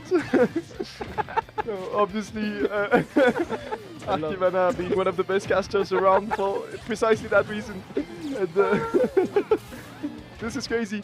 Anyway, we hope to see a close ending between Yeah. those two players, because it's very interesting. It's very challenging, obviously, for us to have those great French players coming around, and the Swiss players really want to defend their home turf. It's sad that all the French-speaking players have to eliminate Each other. Yeah, sorry. Yeah. But as we can see, the up smash is gonna take it. Axor is gonna move to the losers bracket, sorry, while Destatic is gonna move on into winners to play against I don't know who, because I don't have my bracket on hand. But really clean But stuff. yeah, clean stuff from Destatic. Yeah, he was looking good against the Inkling, looking good against the Doc Mario. I don't know if he knew the matchup, but played clean, collected, Yeah, calm, collected, and, as you say, and it worked. It worked. It Straight worked quite convincingly, actually, and he looks sharp today. So we're gonna see more of him probably on stream. Yeah. And In the near future, I would say. Do we have Kepler coming up? on yes, we stream? do. Yes, we have do have Kepler coming, setting up the. I think I need to pull out the bracket to know exactly who are we playing against, That's actually, it's a good idea. because it can be interesting to see. It's a good idea. opponents. Obviously Kepler, so you know him. There's just no way you don't know Kepler, because he's our local star. He's been representing Switzerland so much like traveling quite a lot. He's been doing really great. As you said, a lot of upsets abroad. And yeah, he's been obviously a very wholesome Chad as well. Yes, yes, of course. Very, very nice guy who does a lot for the scene. He's been involved in his studies quite a lot those past few months. He has been trying to go to Japan for the last 3 years, I Yeah, believe. yeah. And So every time something happens, That's and he the cannot that's go. the saddest storyline you'll hear today. It's Kepler trying to go to He Japan. was supposed to go there to Yeah, study. yeah. He had the exchange locked in, and obviously a little thing called coronavirus happened. Yeah. And yeah, it's looking hard for the Kepler Japanese You know what? storyline. I'm Yeah. gonna take back everything I said about Kepler being a good guy because he's playing against Juan Dodge, so let's go Juan. Kepler is bad at the game. Oh, that's a good one. That's a good one. That's an emphatic confrontation here between the Lausanne Yeah. Sports, Rohan Dodge, and my insanity Kepler. We are not gonna see the Meta Knight. We are not gonna see the We are men not gonna tonight. see Meta You think we're gonna see Sora against Snake? Yes. But Snake against Meta Knight is so free. Yeah, but Snake against Sora looks free as well. Yes. Yes. Tough luck. Oh. You play 2 bad characters Yeah. against Snake. Maybe he can play his Snake. No, Do 'cause, you know Juan Snake? honestly, yeah, Juan Snake, yeah, unfamous Snake, Infamous. like the best Snake in Switzerland. Only obviously. used Yeah. to beat Luigi's. He can beat only Luigi's with the character. That's And no, I feel if we talk about the matchup between Snake and Sora, I feel like Sora explodes. Yeah. And one thing is that Yeah. against a lot of characters, Sora can just wiggle away off stage and just float around. and stall you out for so long. That doesn't work against Snake No. because you have the Nikita, obviously. So I'm not saying the Nikita will always be able to challenge Sora off stage because obviously the hitboxes on the Yeah. side B and the up B will be able to Deactivate. deactivate the Nikita. But still, it will prevent you from stalling, from getting those projectiles out on the edge, and that looks tough for Sora. First of all, second of all, he's gonna explode against that up tilt. Yeah. Obviously, it's one of the best entires in the game, and Sora being very floaty, being very Yeah, he has to aerial stay in the based. air. Exactly. So Exactly, and I mean, he gets hit by that up tilt from like 40%, he's dead. Maybe not. Obviously exaggerating, but still gonna be hard. yeah, it looks tough. It looks tough. You also have to avoid all the grenades, and as we know with Snake, the persons are gonna rise for Yeah, everyone yeah. at some point because you can just you cannot avoid all those grenades. You cannot avoid all those trades. And that's gonna work so hard in favor. I feel like the person scaling in this matchup is gonna be really Snake favored because obviously it's gonna be way harder for Sora to kill Snake than the other way around. So Of course. very, very interesting and hard matchup. But Rondosh knows it really well because, as you said, he plays Snake himself. So we're gonna see. And I'm not sure that Kepler really knows Sora because the character has been quite new. I'm not sure there is a lot of Sora players What is that? When I told you he was gonna explode, I didn't think like he was that much. Woo! That's gonna be something as well. The up B will take stocks away at 20% if you get caught by it. Like Yeah. you saw as a B. Yeah. On the recovery, so we will maybe see that. But the frame one grenade, allowing yeah. Snake to get out of it this time, and probably many others in the set. Oh, that was cheeky. That was cheeky. Oh, that's it. Yeah, it was a I Nikita was like, is that falling a- from the an sky. up smash coming from the sky. Is How can you up smash? You know, he found the third down NCT platform. It's really. and for the moment, it's looking tough. Although that back throw is going to take it. Obviously, a very, very strong back throw. Sora hiding deceptive kill power with that back throw and that up air, especially. Those two moves are they look kind of goofy, but they are so strong. Actually. Oh! Why do you run into C4? That's so stupid. Run. What are you doing? He doesn't know the matchup. Gets the grenade. It's gonna pop. Yes. Oh, Double grenade. he knows the 78. matchup. I think he plays against Thunberry quite a few times. As well. Install, okay, gets off stage, the grenade is not gonna pop. He has to find the kill really early now. Gets the barker, maybe no, not this time. trying to find a way to get the kill, but it's so hard against the Snake, which is playing around his grenades. But And why does he pummel? Why does he pummel against Snake? It's not gonna work. He doesn't know the matchup. I'm saying that he knows it, but he forgot. Yeah. Like, Oh, that's killing. That's killing every day of the week. yeah. And very good sequence, nevertheless, by Juan. The second part of the up smash not connecting. Good take chase, but bad timing. It's gonna allow one dodge to stay in the game, but one up tilt away from death. It's gonna be quite hard. All those grenades. As you said, he's stalling. Yeah, he has to stall in the air, and you're gonna get caught by the other every time he's doing that. It was very clever on Kepler's behalf, though, because he decided to go for the run-up up tilt. Yeah.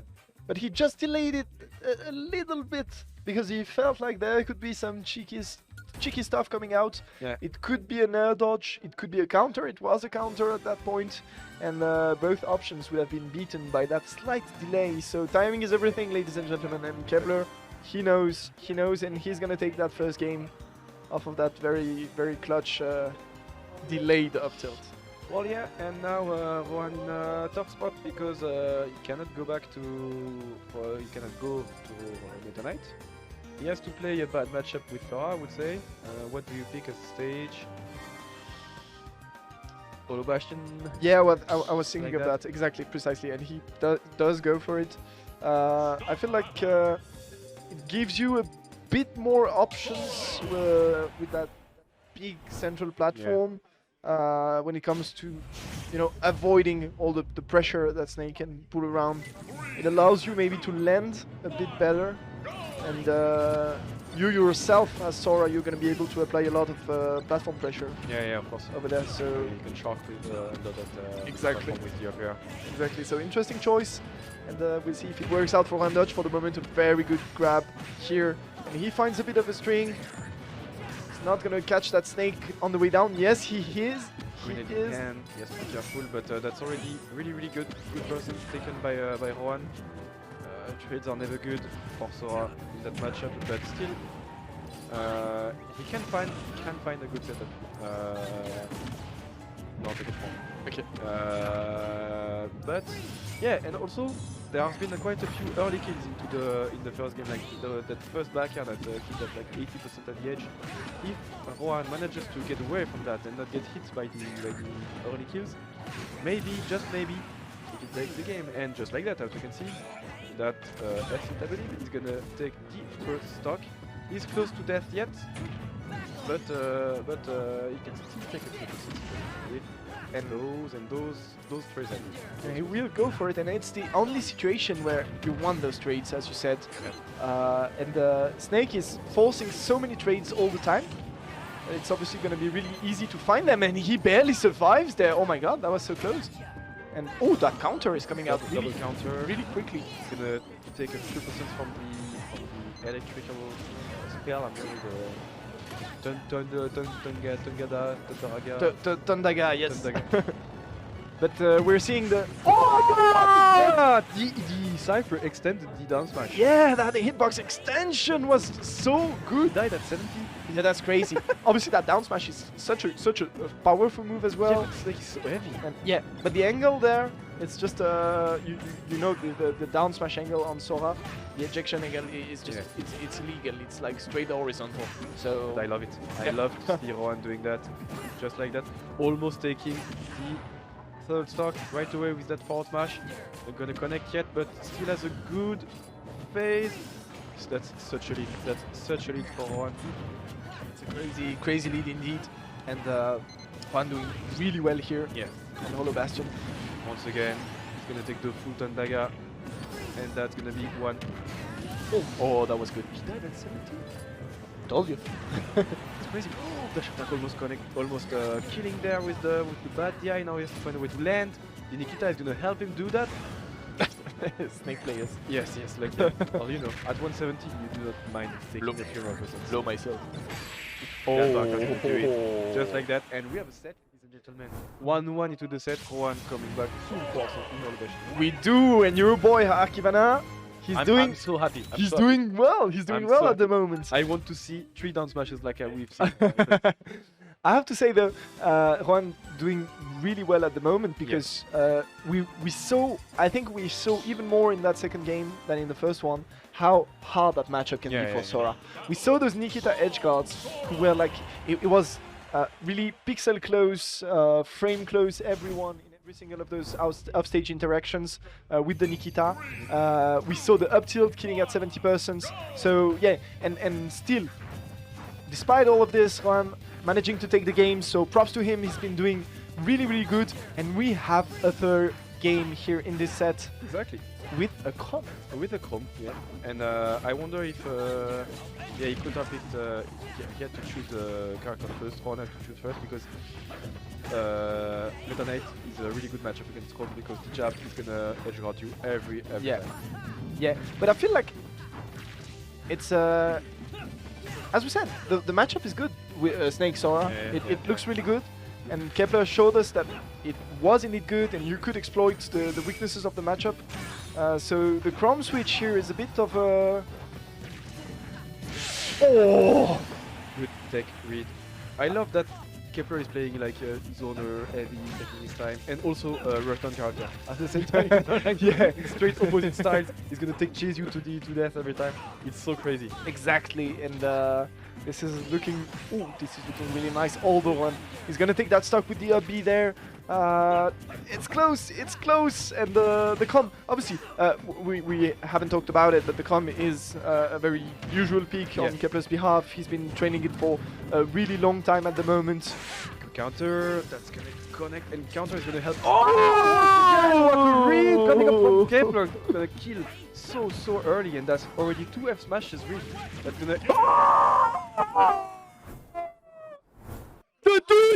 The douille, ladies and gentlemen! The douille! What is that? Just like that? No, Juan, no! We've been through a lot. We've seen some tough times. We've had some heartbreaks. But this, man, this at 0. This is the end of the day, ladies and gentlemen. Thank you. But well played to Kepler, of course. Thank you for watching. Had a great set. No, just thank you for watching. It's over. I'm so sad. I'm so sad. It's not over. You played really well. No, obviously Kepler playing really well, and that com switch. Yeah. Really doing the work for him. And that's unfortunate. That's quite unfortunate. Yeah. And okay, we have to talk a bit about, we'll talk about it more throughout the day, but we have to talk a bit about the rivalry going on for a long time between Romandie and the Swiss-German part of Switzerland. Yeah. It's not looking that good at the moment. It's not looking that good because two of our 4 best representatives today are already on the loser side of things. So Jan Watts and Juan Dodge in loser side. I have faith in Kimbo. So Kimbo and Biron. These are our 2 saviors. Of course. And we're gonna see that obviously in a few minutes, because for the moment we are taking a short break. But ladies and gentlemen, stay with us. This is gonna be the hypest day of all. Thank you for watching, and we'll see you in a few minutes.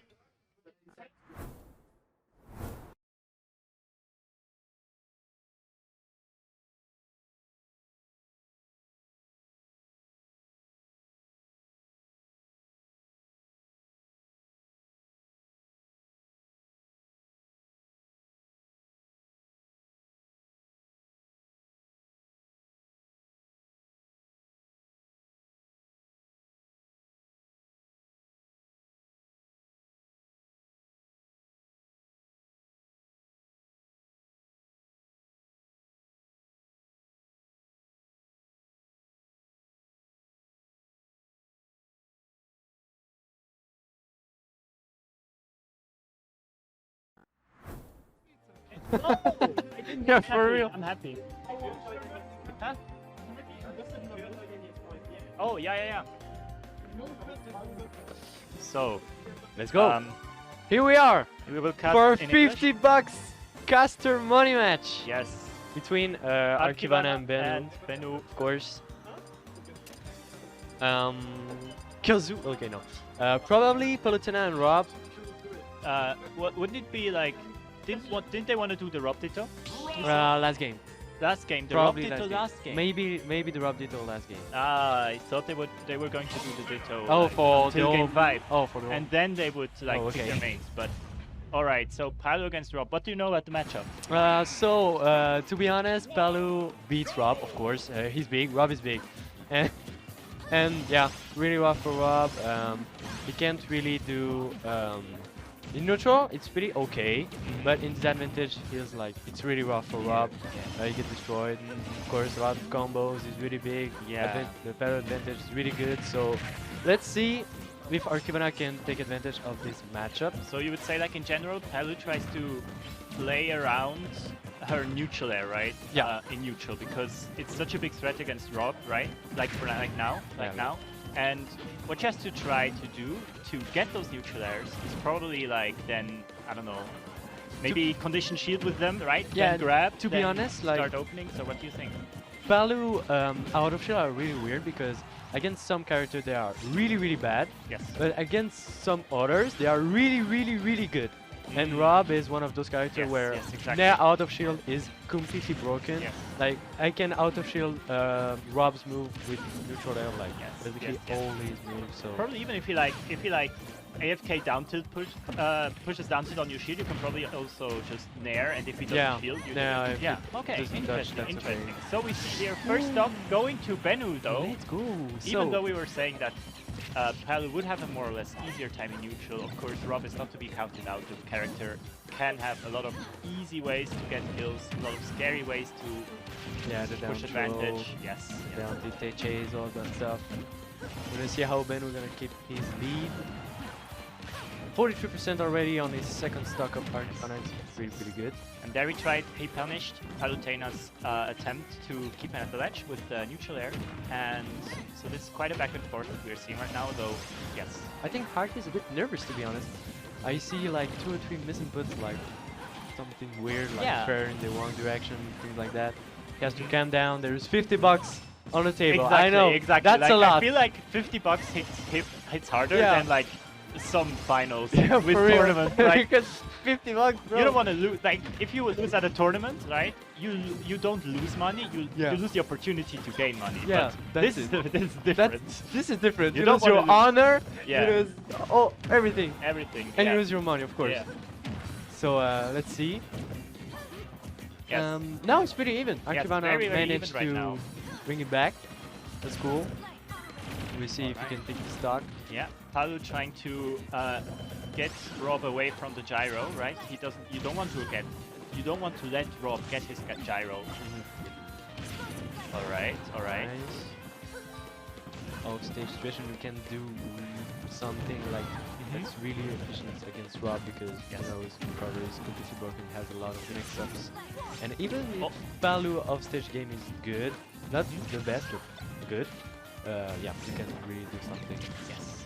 All right. Oh, that was a missed opportunity of a tech chase kill right there. He tried to get the jab on the missed tech. All right, gets out of the ledge. Now Palu is the one struggling to get back. Oh, that was a risky teleport back on stage, but everything went well. Now, maybe the down tilt, nice. Yes. The conversion. Great tool. Oh, I kinda struggle to keep Bennu at the edge. He really has to be play more safe in this situation because Yes. Especially you don't want to lose Yeah. this stock right now. All right. Oh, nice. This is very important. Here. 184%. Can Archivana take, I don't know, maybe 20, 30, 40% of Bennu last stock? Never We'll see. mind, No. Never mind. Yeah. Okay. Last stock. Both at 0%. Completely even. Yes. This money match is gonna be really hard, to be honest. Yes. Both players seems to have average same level, so. Yes. Exactly. All right. The jab will do quite a bit for sure. That was. Oh! Oh, maybe the down air. Yeah. That was very Archivana is quite a funny. call out there. Yeah. Okay, nice. Conversion. Oh very yes, good. yes. That was a clean conversion. Good Nice. up air. The yeah. bait with the empty up. Nice. Mhm. Let's get it reverse again.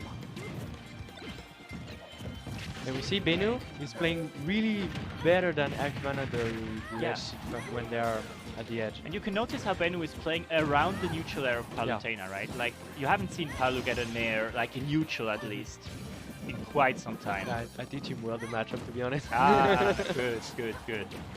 Good. Okay, nice. Now, Oh, that was an important air dodge Yeah, right yeah. there. Alright, what will it be? Oh, okay, he tried to reach the air dodge in. okay, 135%. Anything can kill, to be honest. A down throw will be a kill. Maybe the up throw with a platform, I don't know. And Akvana has to. Oh, maybe? Good coverage. He Great takes the coverage first, right there. and Karkivana is smiling. You know that this first game is so important. And it's trash talk. Let's go. Yes, alright. Benu staying focused. Wait, what do you say? Beno or Benu? Yeah, Benu. Benu. Staying focused. Karkivana takes his first step to I- get these $50. Yes. This, until now, this first game seemed very, very swingy. There were a lot of opportunities for each of the players to keep the other one in disadvantage, especially against Rob. You don't want to let him get back too neutral. Okay. Alright, some down tilt jab. Pressure, alright, shields the neutral air again. This time Archivana gets the neutral air but doesn't get any follow-ups because he was at the ledge. I Or, really think if no Akivana- strong follow-ups. If Akimana gets better at this, when he's in advantage at the edge against Benu, if he can keep him like to take more percent than that and not Yeah. getting reverse, he's really gonna Yeah, take advantage. This set, oh, it's gonna be. Oh, yo! No. Oh, what the fuck? I don't know why He this just happened. died out Must of have been a nowhere. mistake. Oh, try to go for the down tilt F smash setup. Down tilt into the gyro, into the F smash. Alright, air dodges this up air, quite important. Rob does not want to be. Of all characters, he really doesn't want Palu below him. Yeah. Especially Rob. Yeah, You know, exactly. Palu can take percent really, really Yes. easily. When he has that type of lead, it's really hard to like come back because Mhm. you know, take an air and take 40%. That's like insane. Okay, down throw, up tilt. Oh, nice! what Let's a go! Nice Yes. read. That Yes, was yes, yes. really good down throw conversion. Okay, Alright, let's so trap. Benu- yes. Let's Check will it trap give me the on back air? Alright, Benu air dodges out. Rob, with a good recovery, can always afford to air dodge. So far away. To all Alright, people down that don't know what to do in this situation when Palu down through at the edge, you can just air dodge, directional air dodge to the edge, Ah, and you're gonna grab the edge and Palu can do nothing about it. And if you don't feel confident and you have a good recovery, you can air dodge out, and that's pretty much the same. yes. Alright, good to know. Yeah. Full stock lead now. Archivana playing, taking the information that he got from the last game and applying it really effectively in this game. I feel like Benno is struggling quite a bit to get some meaningful openings. Now the neutral air. But we don't know. With Rob, he can have a 0 to death and that's the end. Of course. So, yeah. Yes. Don't have to forget You that. never want to count him out. Yeah. Alright, there you go. Try to go for one of those kills. Really has to get these stocks if you want to have a chance to win this game. Yes. Being 2-0, being down 0-2 against Archivana in a $50 money match is Yes. really hard. Oh. Nice back. Zomber, of course. That was a very important back air right there. Especially he read that Archivana would try to be aggressive and put a side B there to recover more safely, and he punished that really well. Perfect spacing, perfect timing. Yeah. Really good from Beno. But 122%. He has to get this rail to 0 to that combo, I think, if he wants to have a chance of come back this set.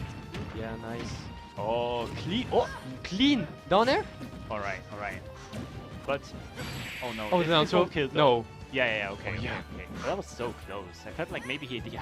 I don't know how he DI'd.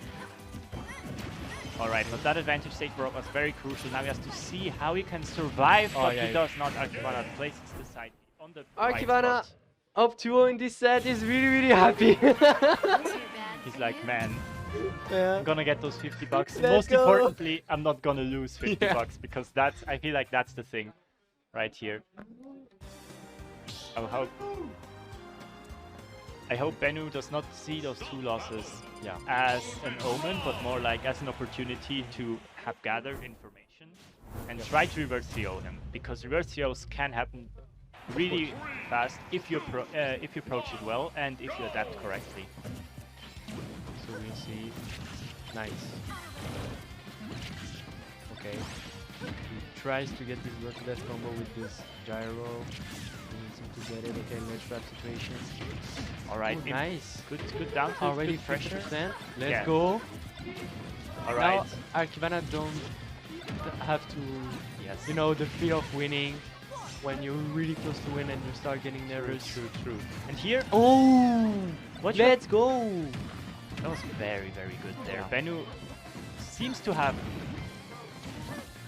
applied something that he saw from the last 2 games. And more importantly, as you've seen in the last stock, he won most of the interactions and he did so much damage because of the gyro. And I think that will be a very high focal point in neutral.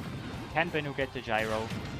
Yeah, his Spanish game when, you know, air dodging or this situation like the with spaghetti are really improved. So yeah. Yes.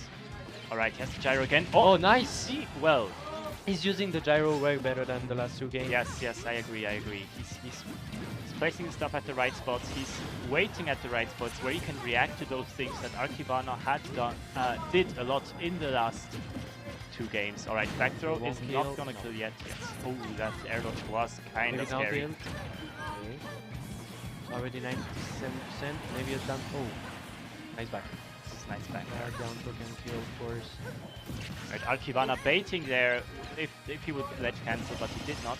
Alright, neutral air, 1, 2. Try to go into up air, try to catch the arrows with another up air. Now he's ledge pressuring.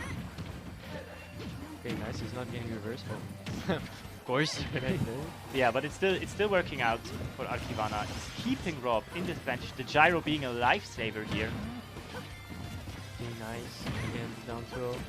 He really has to mix up his down throw condition, like don't know what to do now. So yeah, maybe waiting with the air dodge or do something like that. Yeah, he's always going for fairs. Alright, Nice. great grabs. I feel like Archivana is also doing really good ledge pressure right there. Getting those frame traps and stuff. Okay. Right. Scary air dodge right there, but Archivana does not punish it. And he completely come back his, you know, yeah. he was 1 stock away with 20%, but now they are completely even, and maybe Archivana just calm down and, you know, tries to adapt off Bennu gyro new utilization. So that's really good. Okay. Fair. 32%, really good. Maybe the last stock in this money mat as Be quite disappointing, or not that Oh. what we wanted. but Wow, maybe, down air. but maybe, Yes, Bennu is on but track. maybe. Let's go. Oh, winning this, taking this stock and winning this game is the first step to making reverse 3-0, and he needs it more than ever right now, of course. Yes, you know, to reverse the momentum it's too. just, yeah. Okay, nice. $50 on the table, maybe. Did Archivana will Oh, all right, with this right. Orcus with literally a free restaurant, to be honest. Sad to say that it's like a free restaurant. Yeah.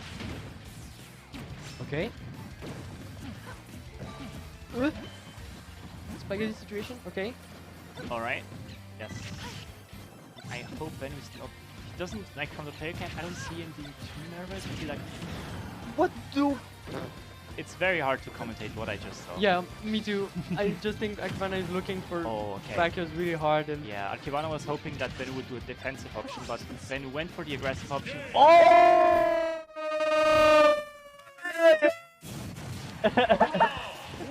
Yeah, yeah.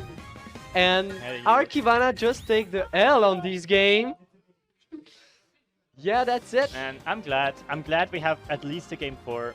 At least the this game set 4. needs to be hyped. You can't Yeah, of have course. you can't have a 3-0 loss. Yeah, on trio money $50. match for Yeah, yeah, $50. you don't That's wanna do really, that. really sad.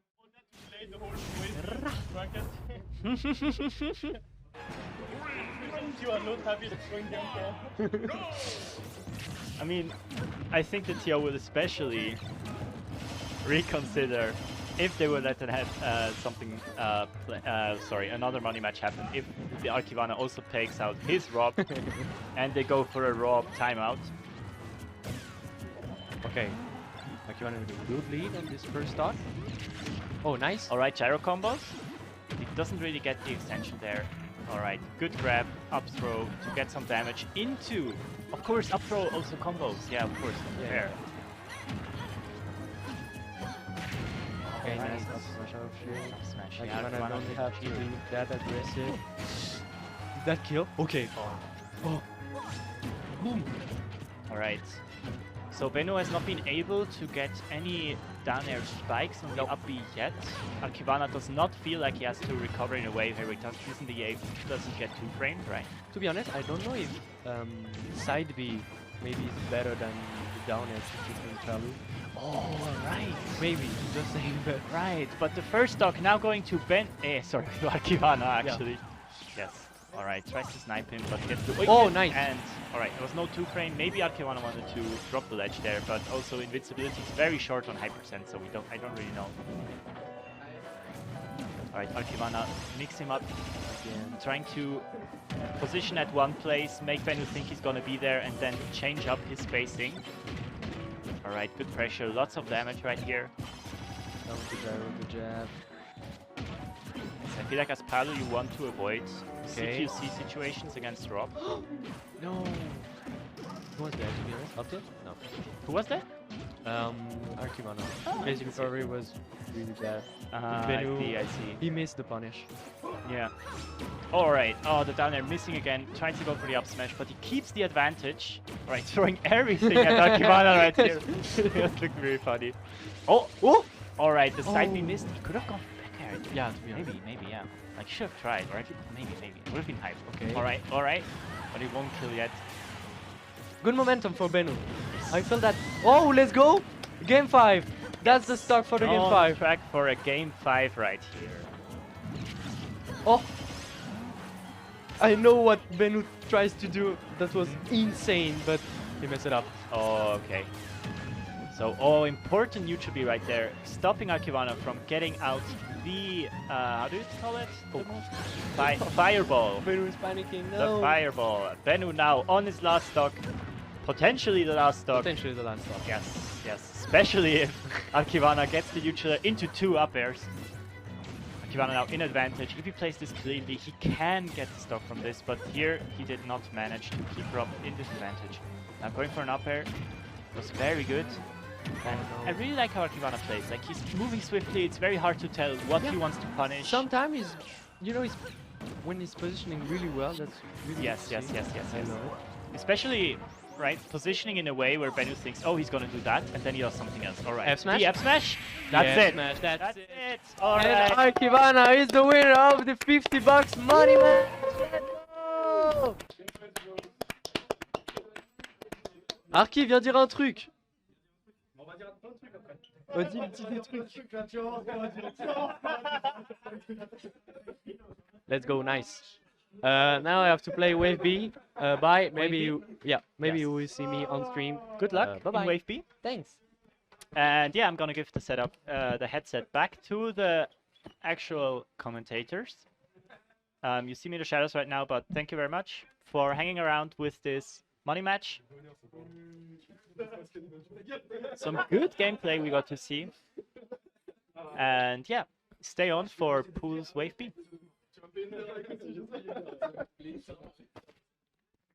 Thank you guys for casting this debacle. Bacon. So, chat, we have to talk. Palutena is no, not even Palutena. Look, I have a bandage. So many problems here today with that confrontation you just saw. So I think it's not gonna count. Let's put it that way. Obviously, it's gonna count on my bank account, but yeah, you know, regarding history between Archivana and us, it's already forgotten. And yes, I hate him. No, it was really well played. I think you should stop casting actually Archivana, and you should be a player. Have you tried that?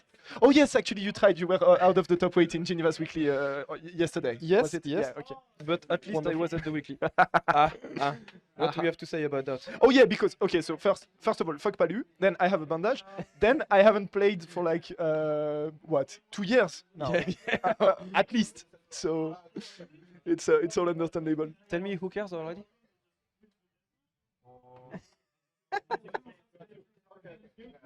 I have a train to catch. No, okay, just a bit of friendly banter. Yeah. But GG's, we both played bad. Yeah, GG, I played worse than you did. You played less bad than I did. Actually, it was a good set. Yeah, it was a good set. It was a good set. It was a good set. There was a bit of tension on all the matches, like who was gonna win, and at the end I Yeah. bullshit you and I win. But No, then I side B in your shield. I put a side B and I side B in Twice? your shield. Twice. Which happens. It is what it is. It is what it is. You really don't know how to play with the gyro, man. I have no clue. I have no clue. I hate that stuff. And I have no easy way to pick it up, like without like Yes, like you dash have. at- dash attack. Everybody has. No, you can air dodge on it, No, yes, but Yes, you land on it and you have dodge. yeah. It's very good. It's very good. Yeah, yeah. Never misses. Yeah. Rob mains, you know. Yeah, just come and try and catch it. Yeah, I tried, and they didn't work. So I was like, okay, I'm gonna throw it away, and then we'll see. Oh, try again, please. And ladies and gentlemen, so enough of that entertainment, that little banter. We're gonna have the wave B starting, and my boy, Tsuri Fido. It's your boy. I mean, I haven't really talked with him ever, but I just love his tag so much. okay, It's so fun to pronounce, like Fido. I think it's cool also. And against him, Gospacho, Gospacho is a cool tag as well. which is Because it's like really fun. It's like Swiss German humor. Is this with German or is it French? Oh, it's maybe We it's don't know. maybe it's French. I don't know. Anyway, he's gonna face against one of Turi's finest, the Terry from Fido, which is already that's a lot of damage. That's quite a lot of damage, and it's quite a lot of stock taken already because Quite close, yeah. on Town and City you're gonna die so early to the side B.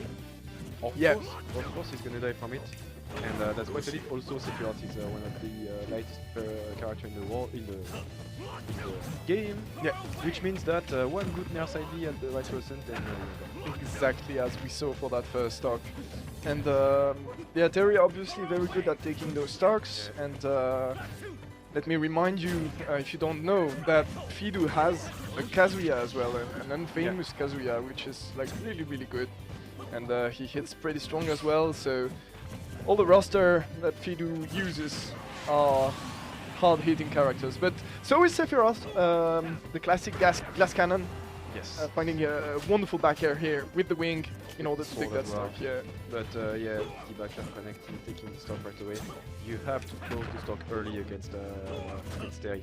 You cannot let him live until higher percents, because of course he's gonna have the go activated and extended ways to kill you. Exactly, and then it's Baston à gogo, which Yes. is never good against a player like Fido and a character like Terry. That up B nearly killing on Town and City, which is charges because it should Yeah. have killed. yeah. Yes, at 150. You're right. I And, see Destin taking stocks really early with that, but the second one is going to do it, and just like that, Fido already in quite a lead in this match for the first match of Wave. Yeah. Almost closing it right here. Fido applying crazy pressure Yeah. here. That's a really great display from him at the moment against our boy Gospacho. But, it's going to kill as well, yes. Sephiroth is so light. Sephiroth is So hard to play against. yeah, She's killing you in 3 moves. Sephiroth is light as hell, but once he gets going, you know, if he's able to find those strings, he's gonna be hard hitting as well. What Fido did really well in this match was never let the pressure go, and he was always in Gospacho's face. Yeah. But you see, in three interactions, he kills him. Like Yeah. it doesn't take much, so you have to play really patiently. Yeah. With Severus if you want to come back from those shots. But we can see, okay, he's gonna stay there in the second game, and they're going to PS2, which is, I believe, the way they will stay for Sephiroth in the matchup. Yeah. Arkivana, I have a problem. Okay. I feel like you're way too happy. Yes, I'm really. It's like I'm sitting here and nothing is going wrongly. It doesn't suit me that well, I have to say. Anyway, so It's thanks to you. you know, I'm all about providing those good vibes on stream. yeah. It's very important for Site of Setup. So. Yeah. And yeah, Fidu already starting strong once again, but this time it looks just a bit more even. And Pokemon Stadium 2, as you were saying, I think is a stage that's gonna allow Sephiroth maybe to work with a bit more space, allow him maybe to use that crazy branch. Yeah, no, he was not. He was above you. Usually up smash is a better move for that, but Sephiroth's up smash actually being the slowest in the game to come out. Really? Yeah. It is. This was a. I know that thanks to a Panda Global quiz video.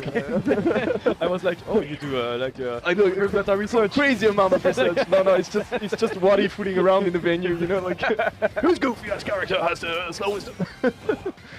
My Waddy's impression actually. You're gonna send him a clip. You're gonna be rating him on Twitter. Oh no. Europe thinks that Waddy stopped here. Anyway, Fidu with the stock lead and the go, but this is gonna Yes. Even with jumps, it's not gonna be enough to come back to stage. Yeah, which is very reassuring for Gospacho because you don't want to fight that Terry with the go, especially at those early percents where you're gonna like blink and be at 80 all of a sudden because you got hit by an up tilt. But look at that, he's already at like 80%. Oh yeah, next interaction is gonna kill him. While Gospacho has to work so hard for those hits. They're gonna do it, no, jab, third jab's coming out. It's not gonna be enough. Yeah, he's in, should have been the back air, but doesn't connect. Unfortunate for Gospacho, sorry. I'm saying Gospacho because I like Gospacho. Gospacho, But, obviously a very refreshing player. That's a nice way to get around the edge. Still has to play around the go because next time you get both, that's gonna become just a straight side B into the face. I'm gonna punch you, man. Just like that. Fidu still easily in the match. And now look at the problem here that Gospacho is facing. You're gonna eat quite a few down tilt Buster Wolf, up tilt Power Gazer.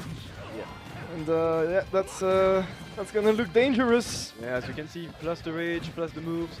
What can you do as Sephiroth? But you will not die against that. He has to edge guard him this time, but it's not gonna work. He's gonna go out and he's back on stage. And it's 152. Full rage. He's gonna power gazer him and kill him so early, just like that.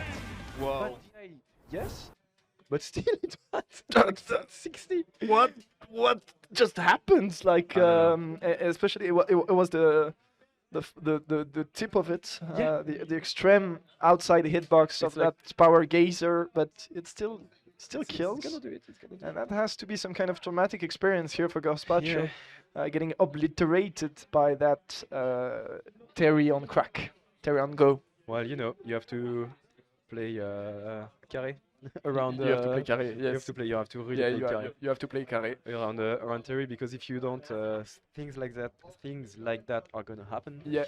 to you. And unfortunate for Gospacho, which will go to the losers bracket. I see. Who do I see coming up on stage?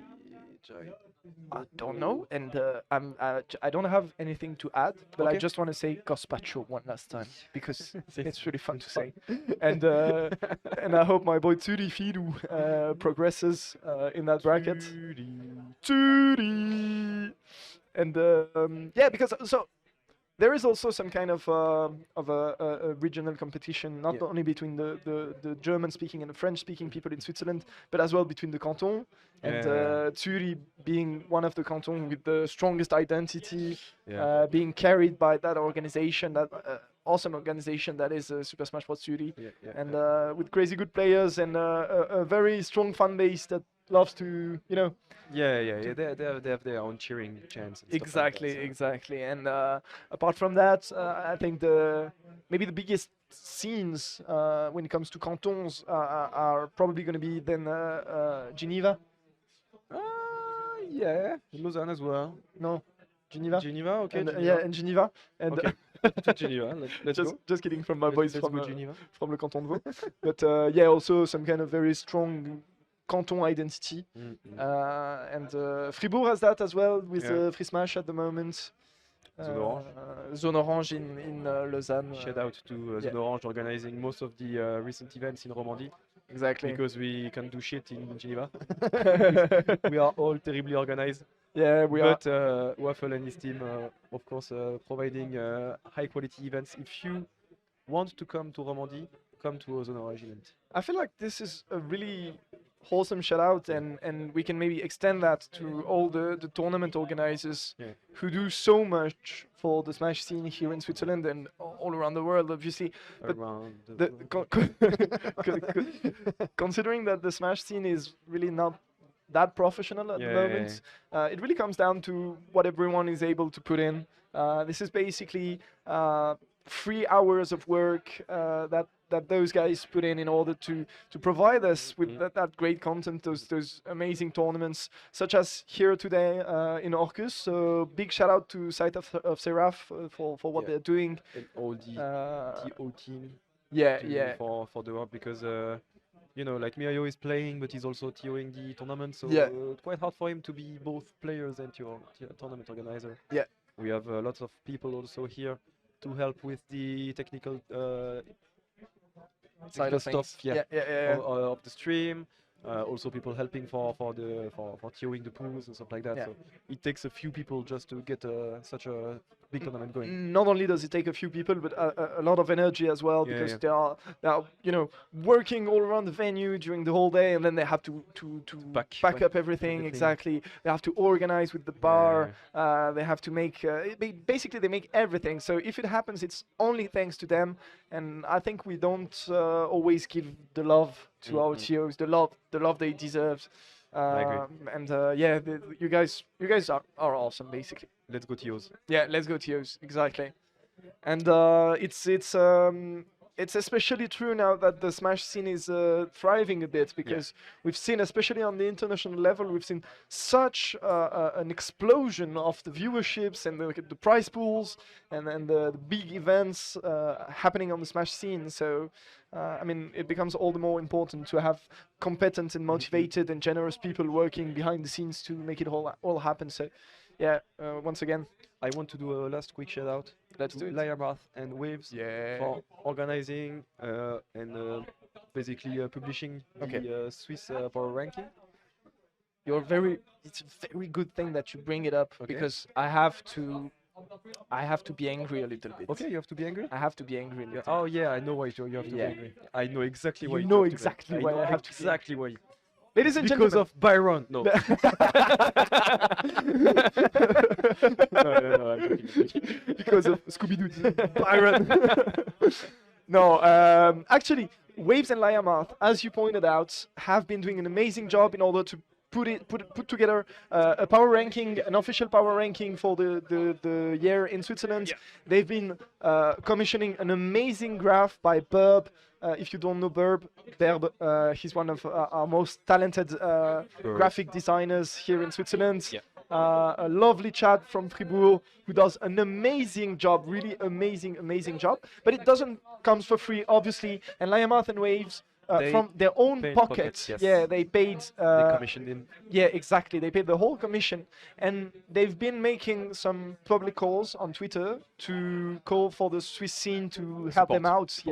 And we're really not talking a lot. They won't accept anything above 10 francs. So it's even if you have like 2 francs, 5 francs, anything you can give to them just to get their money back, because basically they paid, and they have said recently that they didn't get enough money to get like reimbursed for the and the stuff, they are so nice, so they do it by themselves if they had to. But the point is, they're not creases. They don't work on money. they have their own life to pay for. Exactly, and there's not really a good reason that it be their turn to pay. So if you can DM Waves on Twitter, ask him for his phone number, and then you can twint him. You can do a bank Transfer for 2 francs. bank wire, exactly.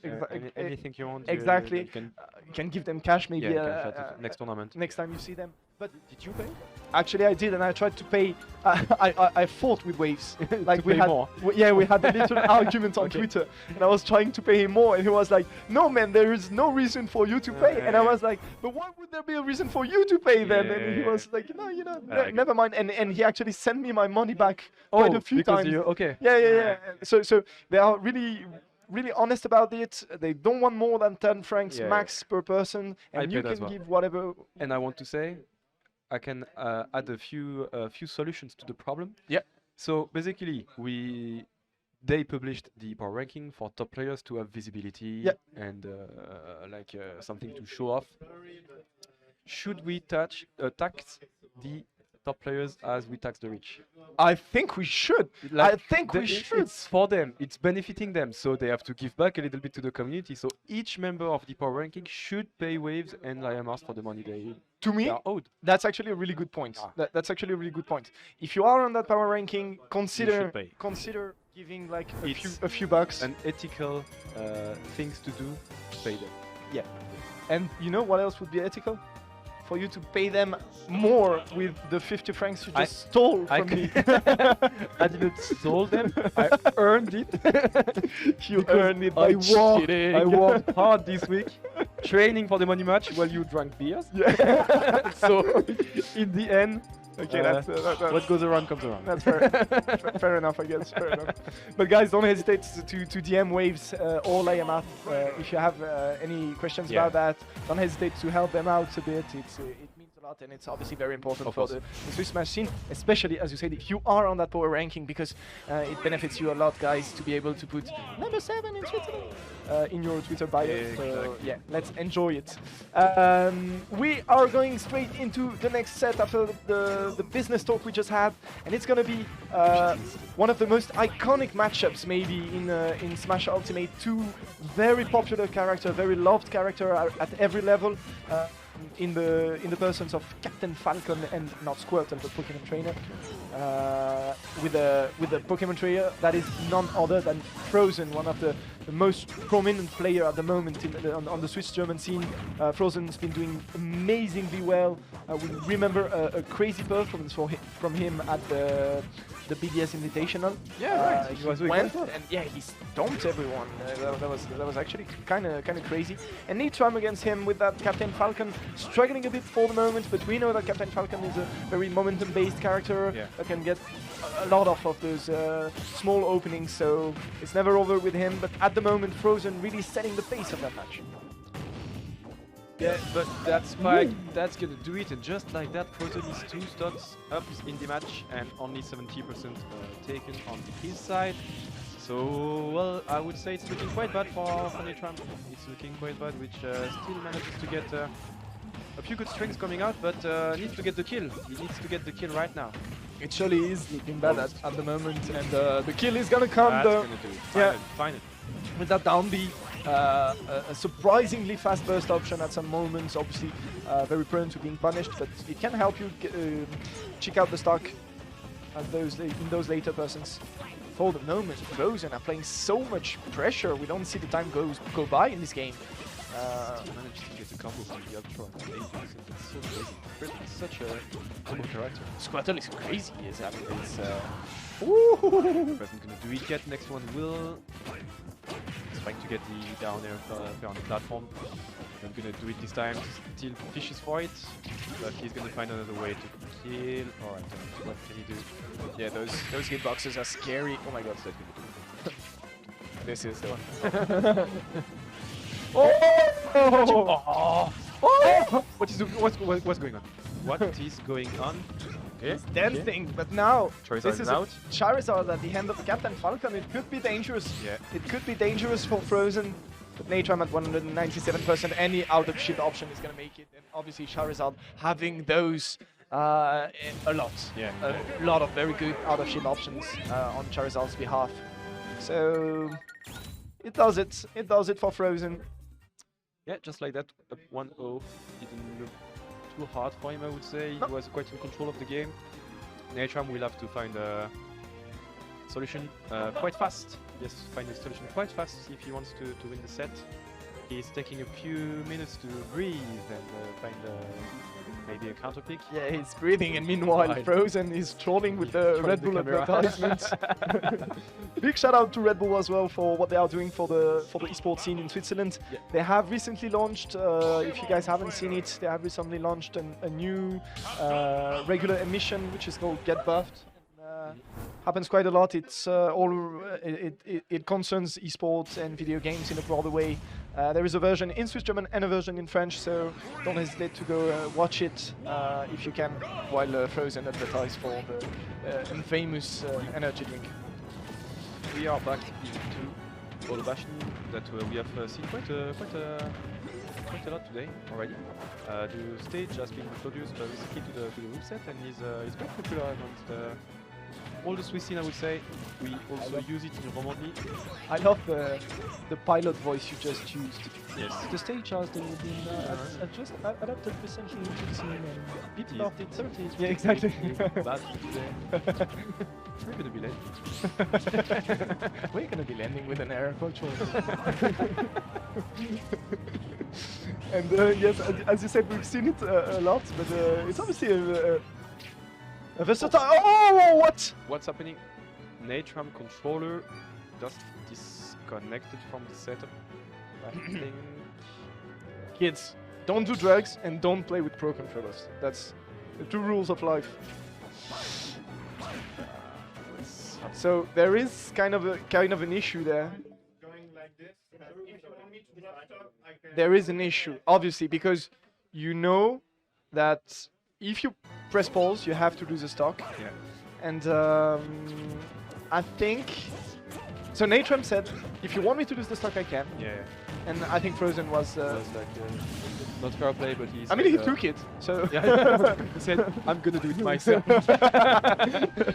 No, watch me do it now. Don't take this stock away from me. You're playing well, no? That's Yeah, I admit. That's my League of Legends coming out on stream. But yeah, Frozen being very greedy about that, about those stocks, obviously, because he's been taking them really well for the moment. And Natram this time answering quite a bit sooner, as in the previous game. So maybe Natram has an answer in this second game. Could be. Like, game has been a little bit more close. It's still in Frozen favor, so he has to be careful. And those ledge trap situations with Virtual are so hard for Natram. He doesn't find a way to get out, and when he does, he gets back into the stage. I love Frozen because he actually, as you say here with the ledge shot, for example, he actually shows how strong Pokemon Trainer really is. It's quite frequent to see Pokemon trainers. You know, they know the basic combos. They have a very good understanding of neutral. They know the flow chart that the character wants to get in, but they don't really show you. They don't really exploit all that well the power of those characters and those crazy moves and those crazy hitbox, crazy frame data and all. And Frozen is so good at doing this. But you really see Pokemon Trainer being a top tier in his hands. That's gonna do it. Yes, now into up B. That's 2-0 for Frozen in quite a dominating fashion. And it's a strong character. It's decent. I won't say anything, but yeah. It's decent. It's decent. You play Rob. You play Palutena. And Wolf. Yeah, no, I don't play Wolf anymore. Ah, you don't play Wolf anymore. You know why? It's too hard to play him for me. I need to train if I want to play him. I don't want to train. It's too hard. I just want to do nerds. It's too hard because you have to do, like, for example, what Yeah, do you have to fair do? back here. Oh, fair back here. That's Yeah, it's hard. really Yeah, hard. that's hard. Yeah, I saw when you were trying to do it on a bot in training mode. Oh yeah? Yeah. you had that debate with Ron Dodge if it would kill Bowser at like 100%. Oh, yeah, right. Yeah, you And remember? I was And so you had to try. He had to try. Okay, exposure time. You had to try like 20 times in a row on an immobile, non-dying Bowser. We were sitting on the floor in an airport, man. It's true. going to the worst event of all times. So It's true as well. You know, We won't name it, but if you know, you We know. won't- If you know, you know. If you were there, you know. I think even if you weren't there, you know. Yes, everybody knows. Would you care for a bit of water? Oh my yes, friend? please, my dear. Let's go. Would you jump on little bit of water?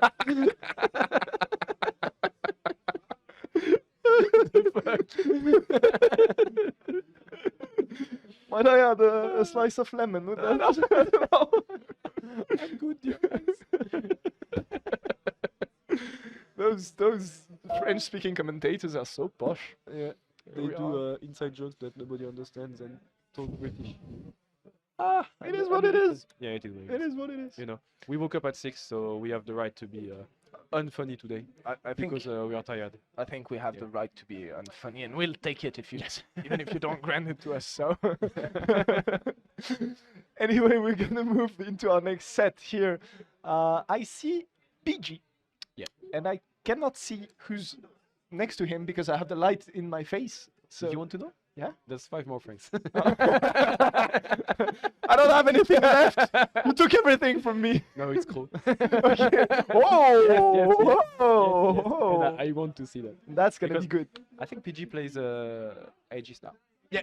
He And, plays the edges. Obviously, I say that every time PG comes on stream, but he always has that pocket ice climbers that but could he come out. does not really Mhm. late in bracket, or maybe in the first rounds. Yeah, yeah, we don't know about in, him. in Yeah. you know, lighter moods. But yeah, I love those ice climbers. It's a character you never get to see on the competitive scene. Mhm. So it's I'd actually love to see PG pull them out. But as you say, I'm not sure he's gonna as you say, pull it out against Crow. I think it's gonna be. not gonna happen. It's not gonna be the time for that, and instead we're gonna have the Aegis, Pyra and Mitra obviously being really strong characters in the meta at the moment, Of and course. really well represented as well. Every top player in the world nearly has a Pyra and Mitra, because you just have to wiggle your C-stick around. It is so good that Cosmos is now considered a top player again. You guys are being so harsh to Cosmos. Poor Cosmos. I mean, he's been performing so well. He's been performing so well. No, really, honestly. I'm not vibing with the Cosmos overrated trend. Cosmos, no. No, Okay, come okay, on. okay, okay. He's been showing some crazy results, and I mean, PG's not winning majors. In No, US. no, I'm not saying PG is carried. I'm saying Cosmos is bad at the game. That's totally different. Yeah. No, not bad at the game because he would destroy me. But he should not place as well as he does. Not because of the character, I don't know how he does it. But I don't feel like that's true, because I mean, Cosmos has the respect from player like Light, from Nairo, from Tweak. He's a very respected player. But when you see him play, it doesn't feel like it's good. yeah. But it does. But it's like Crow. In a way, I was about to say that. It's just like Crow. Like Crow. You see him when you see, it looks like he's very bad at the game. Yeah, it doesn't look very good. But it works. It's like Rohan say. It's like teneur de manette. How Yeah. do you explain that in English? Like French people say. Can you hold the control? Can you hold the controller? Yeah. Are you someone that holds the controller, or are you just like feeling fools with everybody just like us? Yeah. And Rohan said that as Skip, he holds the controller. Like Crow can hold the controller. Doesn't know how, but well, it works. You know? Yeah. It does work, and it is working for the moment. Crow. So, for those of you who don't know Crow, he's quite recent to the scene. Yeah. He hasn't been playing since the beginning of Ultimate, and when he arrived on the scene, it was really goofy because this was this Falco who was basically never mixing up his game. Yeah.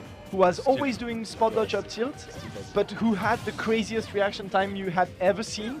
Yeah. So he managed to challenge some very good players straight from the beginning without any game knowledge. He was like, That's right. yeah, Yeah, in fact, he doesn't play the game, he plays his game. exactly, And it exactly. works, you But know. it works, but it works. And it's quite funny because he was not following the professional scene around the world, so he was like Leon, who's Leon, you know? Yeah. So it was quite funny, but he's been progressing quite a lot.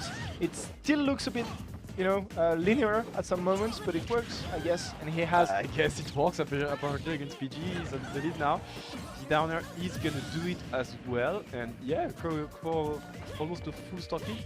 And we can see that PG is starting to get a bit irritated by the. It is And that's also ultimately frustrating to play against Yeah, Crow. yeah. We've been there after now, we know. And these are the type of sequence you'll need Yeah, to stay exactly. mentally focused against that crazy Falco working all around the stage.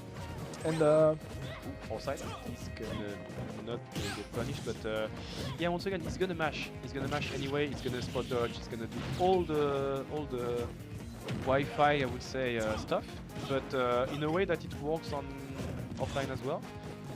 So you know, well, PG is still in the game, of course, not still a close set, but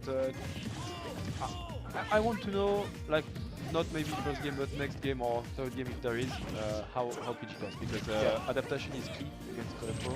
Once you get a read on how he plays, usually you defeat. exactly, the Crow's playstyle, as you were saying, is gatekeeping him a bit. So Yeah. it's going to work really well at first and against players who lack adaptation maybe. But once you get to adapt, he's going to have a really hard time. Is that You almost? okay, man? I was like, what? Wait, no. He had the game. He should have just up smashed. Yeah, he had, and now he's dead. No, he's not. Why is he doing Oh that? my god, what a tech! Yeah, but it's the same thing down the other side of the stage, and that's gonna do it this time. They did the same thing on each side of the stage, and it worked. Yeah. The last time it worked. Yeah, for, yeah. Yeah, we were saying it's Really? it might be a bit linear, and Yeah. it's just rinse and repeat those sequences, working in that case in the favor of PG. And we're gonna see if Crow has it in himself to find a game and maybe to take this set with a reverse 2-0. But we'll see. it was looking good at first, but then PG reversed it, and that forward smash, he killed at 60. Like, yeah, it was. usually side B's on stage, so of course it's gonna catch. This time it was a low B, but Pro the tendency, sorry, it's hard to say, tendency to going back to stage with side B and up B, and not the usual way, I would say. Yeah. So if you have a read on that, of course you're gonna kill the fight. Yeah. I absolutely agree. But now, whoa! What a sequence! Just like that, 0 to death. What a sequence! Actually, we were like still talking about the last game, and we just 20 seconds into the game, it's 0 to death, Yeah. and Crow doing some work at the moment. But a really good here, Tomahawk reverse grab.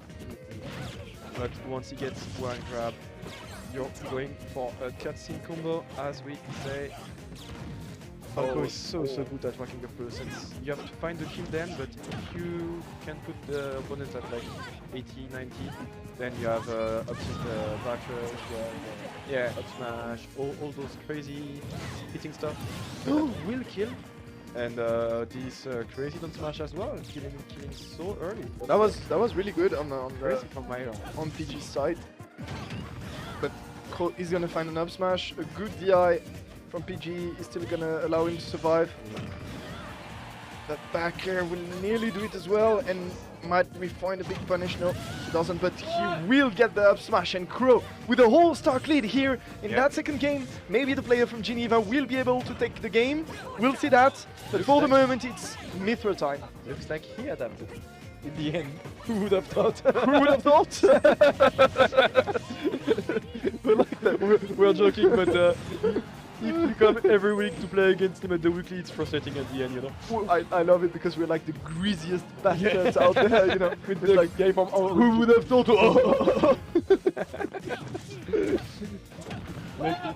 Oh la la, those are crazy sequences.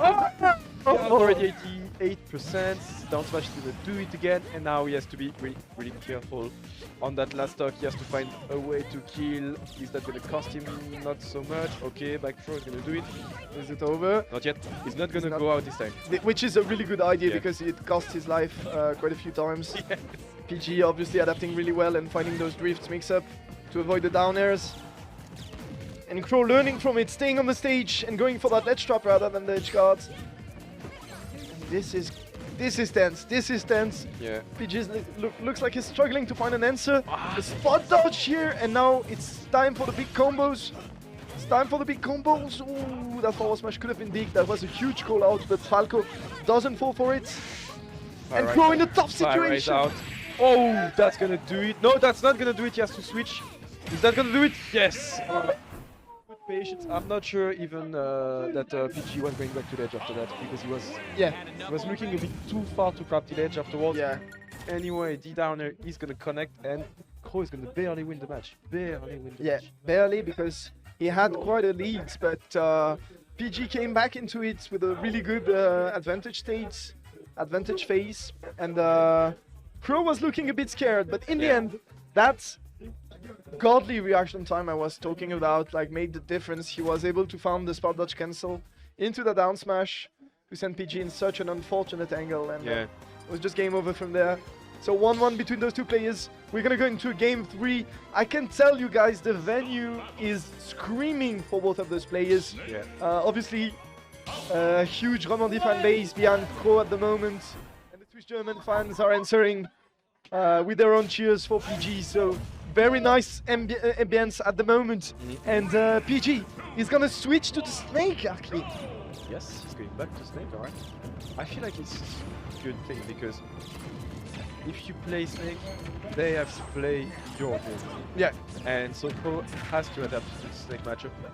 He never played against Snake. Did he ever play against Snake? Because he's not traveling that much and we Yeah. have no Snakes in Romandie. It's true, we have no Snake in Romandie. So how does he know the matchup? maybe a bit of Like, maybe he doesn't.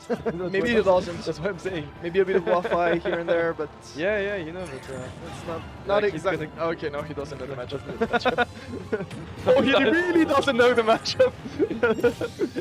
Oh, that's hard. yeah. That's hard. It's gonna be hard for our boy Crow.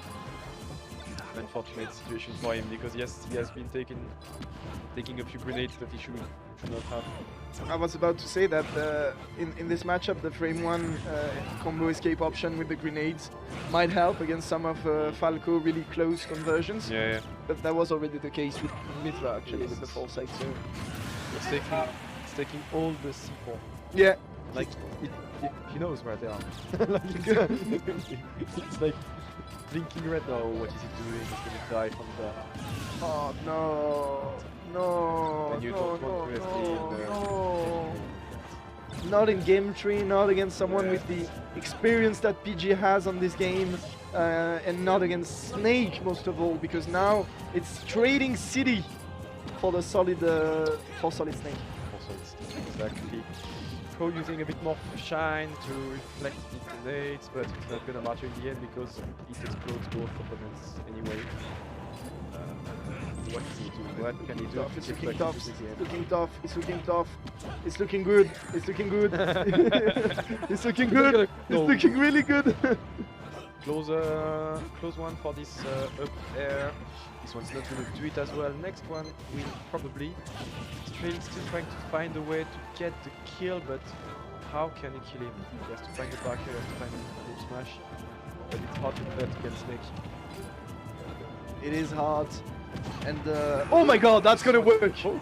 I think it did. I think it did. I think SPO screamed all the way from Geneva. Exactly. We heard it I from there. heard him in my soul. The Geneva, I love the it. Geneva players cheering for each other, Yes, and of course. and Crow is gonna need that spirit. Yeah, of course. He has. I'm quite surprised that it's the first time he gets killed by the object. Yeah. Like- He got Oh He well, got around it. yeah, Quite a lot. he got killed on that first tech chase when he rolled in after the down Oh throw. yeah, right. But that was not, as you said, that was not a straight up tilt, an Yeah. entire up tilt. And yeah, he worked around it quite well. But we could not say so much about the C4, No, which well, caused a lot of trouble, know. as you said. Maybe he's not used to it and he doesn't know Yeah. exactly how you can pop him up. But props to Crow for getting a great momentum on that last stock, despite Yeah. SDing Yeah, on his well, second that's stock. right. Yes, did so. In Yeah. the end, like, it's not too bad, I would say. It's honestly decent performance. He took him to game 3. Exactly, and PG is clearly one of the best that, sure. that I the think, Rushdie has to offer. He was Have to supposed to win on the Yeah. seeding Yeah, side, clearly. so Clearly. you know, a bit disappointed probably, but things went as expected. So Yeah.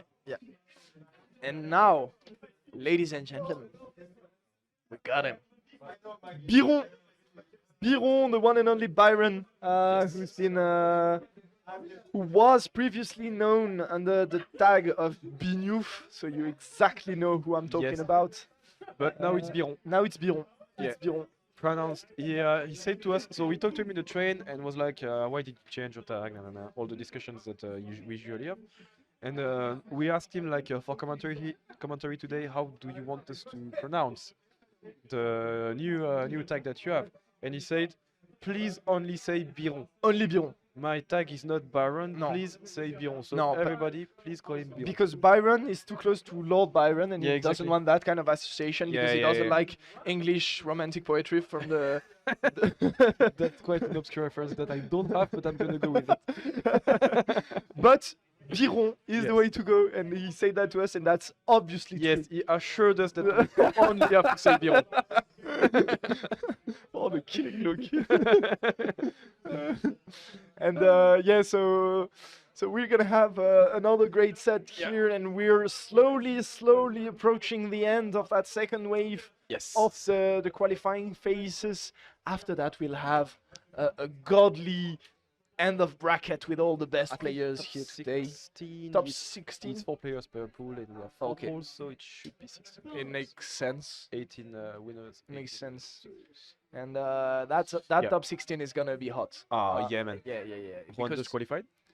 Juan Dutch qualified. We still haven't seen Kimbo play, but well, we expect him to qualify at least. I think if nothing too crazy happens, we're gonna see Kimbo on the next set Yeah, on yeah. stream probably. Oh yeah, okay. I think because Yeah. it only makes sense if the seeding is respected. Yeah, at that's least. right. That's right. Uh, Axor qualified. Axor? winning over Yen Yeah, Axel beat our boy Jan Watts. Yeah, I'm quite angry about that, but still it's Romandie, so I'm fine with it. Yeah, it's And yeah, we have now Byron playing against the Tob. I'm not sure about. I'm not sure either. I use my phone for the chat, so I'm not really I'm familiar gonna with check. I'm all gonna the check. players. Also, yeah, we're gonna have Kimbo versus Sick Boy on stream That's nice. after that. That's nice. And that's a really cool one. Disco Dog is playing against It's Me PG Okay. on the winner side of things. Nice. And in the last pool, let me check it for you guys. Yeah, would be cool. It's Carpad or Frozen, Okay. and for the moment, it's Byron against Tobin. Tobin. Okay. Yeah. He's from Ticino, I think. Yeah. I think I've seen him when I went to Ticino and I played with the Ticinese community Okay. back in 2019. So I'm not sure he remembers me. Back in my days. Yes. But I used to play Game Watch. Sure. Not cringiest Why? MF of sin. Oh, he used to play. Yes. Oh no, so for him it's fine. What the fuck? I thought you were playing. No! Game Watch. Why would I Yeah, play okay. Game No, Watch? that's what I was saying, man. Oh, he's playing DDD, okay. Oh, that's cool. Ooh, that's cool. That is very cool. That's that's cool that you're That's cool. Honestly, Fox DDD is gonna be a funny matchup because it's gonna be all about getting combos Yes. and then dying at 30%. You know, on Fox's behalf. Yes, of course. So one unfortunate Gordo off stage and you're done for it. DDD's fair being also a very potent tool when it comes to edgeguarding Fox. But on the other side of things, it's just hell silly when you're on that stage. Those up air strings from Fox are gonna deal so much damage. Of course. And finding conversions on DDD, I'm not even sure you could, for example, DI out to avoid the down air into up smash. Honestly, DDD being so big. Well, I don't think so, but DD is also heavy. Yeah, so that's true. the up smash is gonna have to connect at a later percent than usual if you want to get the kill. And that's the matchup in a nutshell, because you have to keep the momentum going all the way if you want to get the kill. And if you lose one or two interaction, you could die as Fox. That's actually true, and I think a very important component in that matchup will be the stage.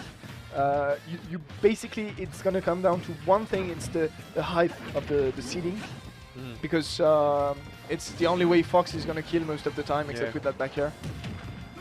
Oh my god! That's gonna connect. Oh my god! I'm not even sure that he could have DI that away. Like the DI was bad, I believe, but he was dead anyway. Yeah, at that percent. Yeah. Really strong moves, obviously. And Byron, we have to say a bit about him because he's been performing so well in some tournaments, especially smaller tournaments. I do not mean less stacked, but just smaller tournament overall, with lesser player, lesser games, fewer player, fewer games. Sorry, and that's gonna be a hard punish.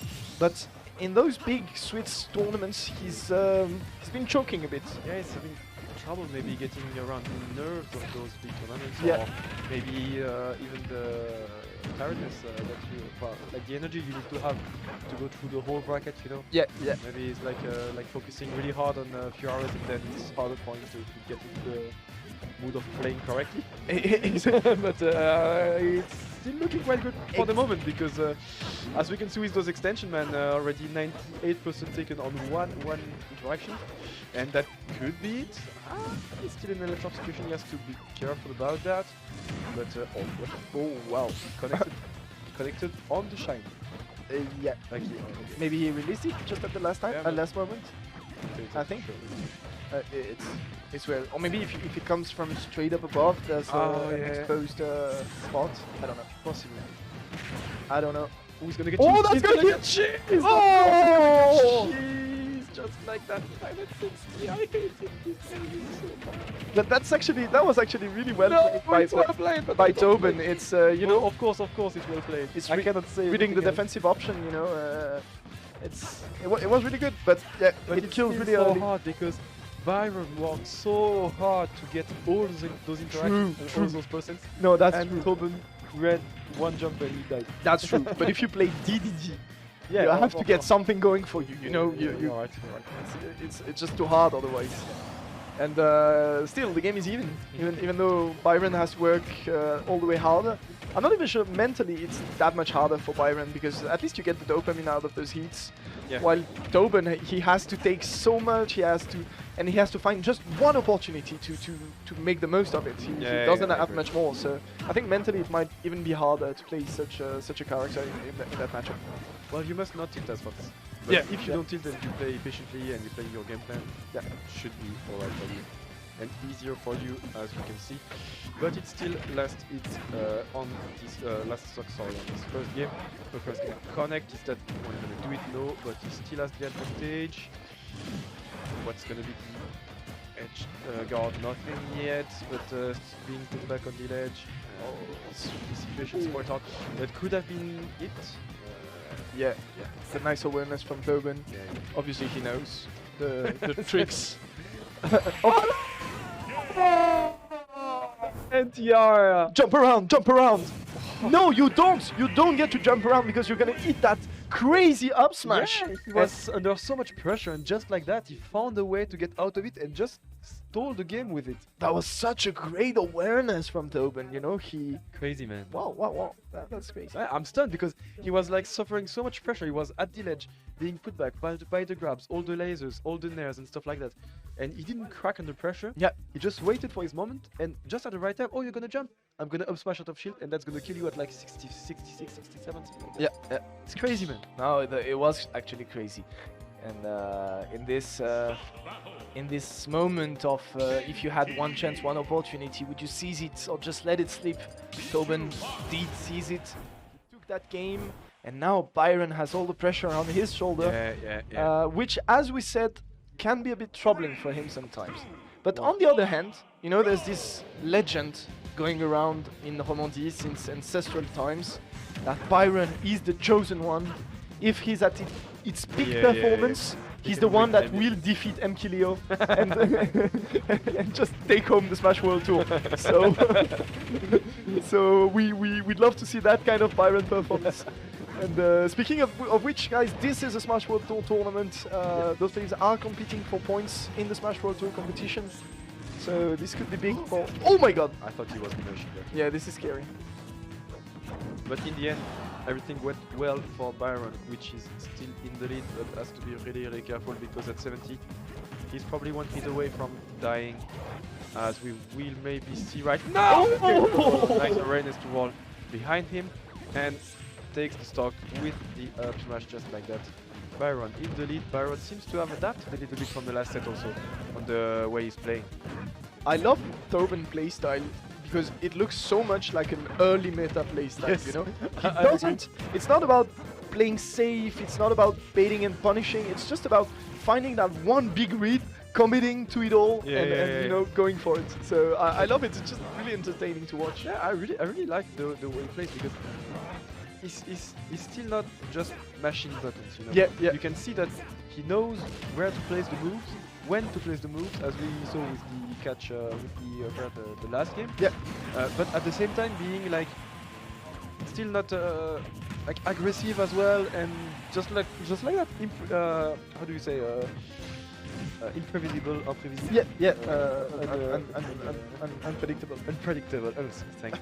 I was trouble with the name today. I don't know why. Sorry about that. But Well, it's been, as you were saying to me earlier, it's been quite a while since you haven't cast in English. yes. So I have to find my words sometimes. So I've been cheating a bit while practicing with Zone Orange in the Super Smash Bros. Tournaments, but it's quite hard casting in English when it's not your native tongue.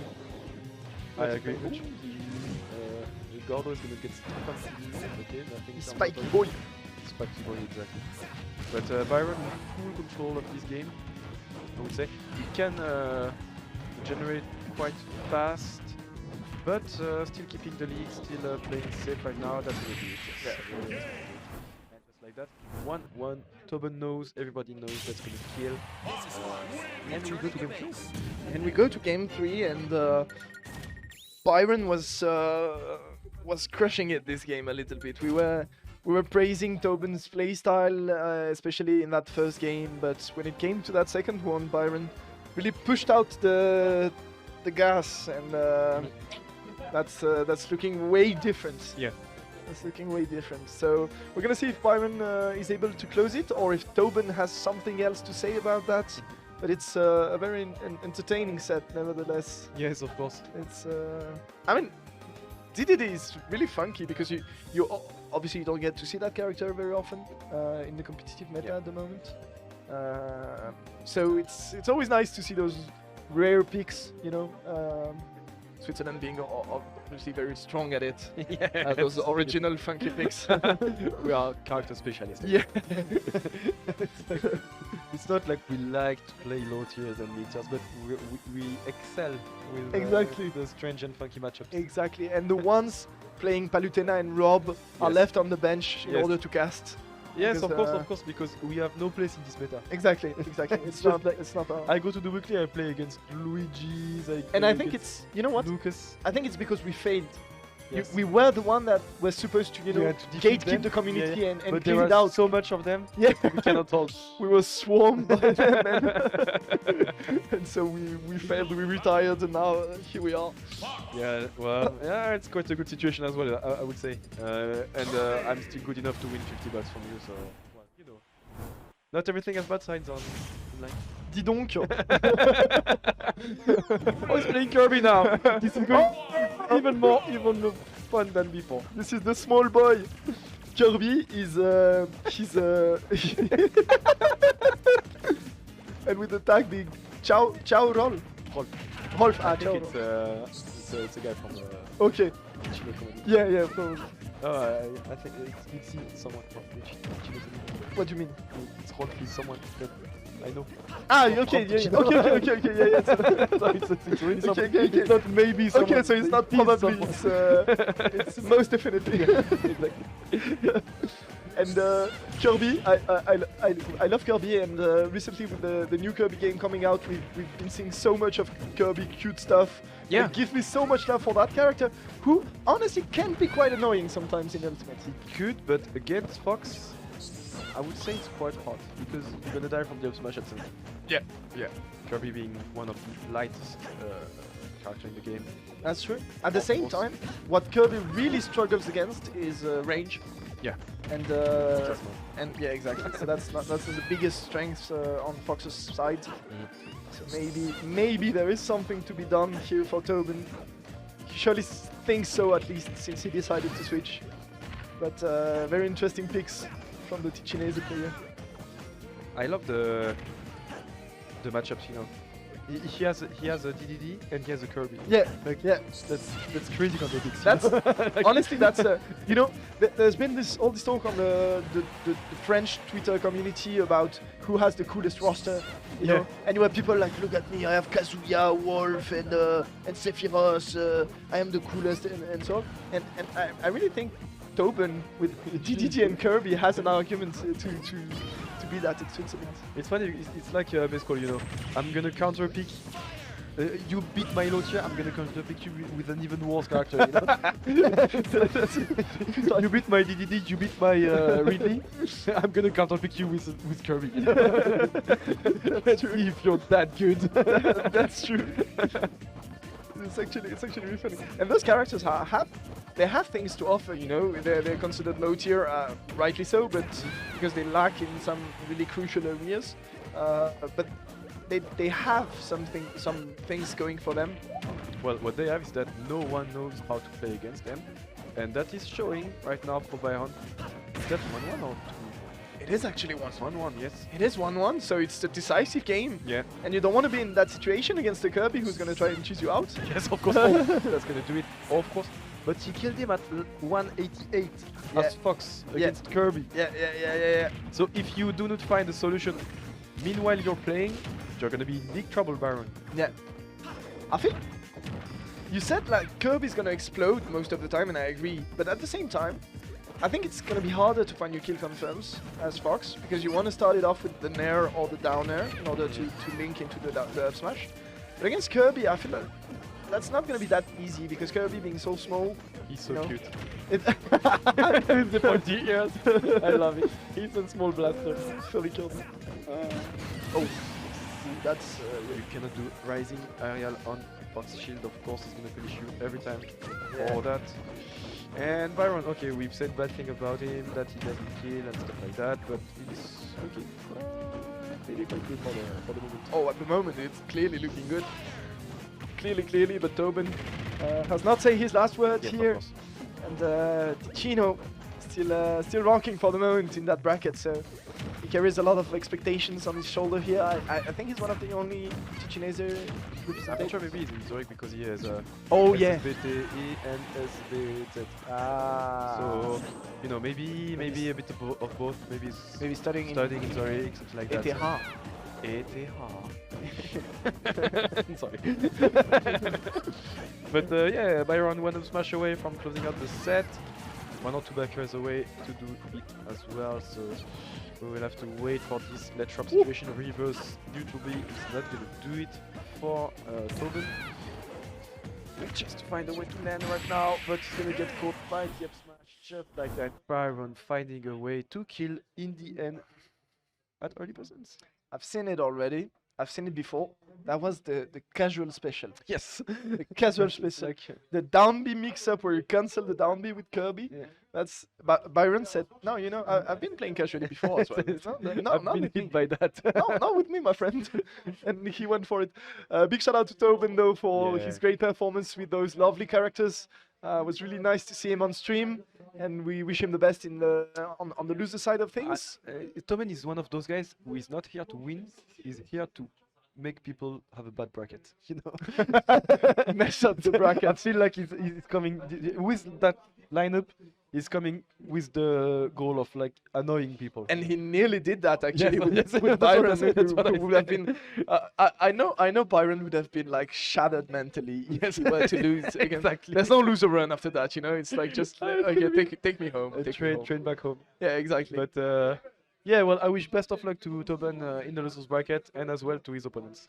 Because that's a nice way to put it. They're gonna need it. They're gonna need it.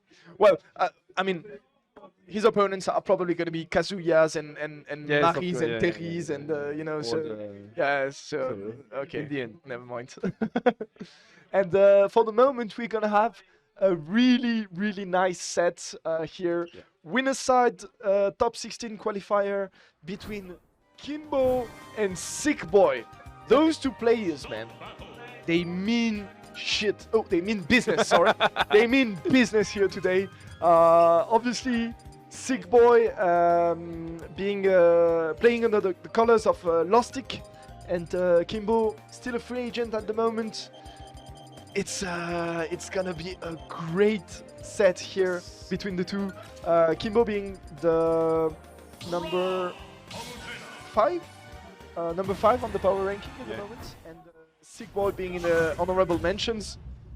So two very good players and a matchup that reminds me of something. They're If you gonna say play- it, Arkivana. They're gonna play a better version of our match. They're gonna play the matchup how we should have played. No, they're gonna play a way cringier option Yeah, version yeah, because yeah. you know, no money, no hype, no whatsoever, only optimal play. That's so boring. Is There- it? Isn't No, it? Just kidding. I think, well, you know, we can say Politen is boring, and I would say yes, that's true. But I would say also that it makes people win. It does And make. as I want Kimbo to win.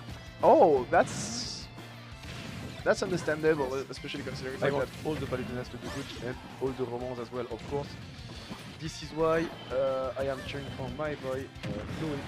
I'm really torn personally because I love Kimbo. He's my boy. I've been I obviously have a very good friendship with him, but on the other hand, you know, Sick Boy. Yeah, he's First of all, such a nice lad. He's like really cool guy, and he plays Rob. So I don't know what to say. It's yeah, I can see the. Okay.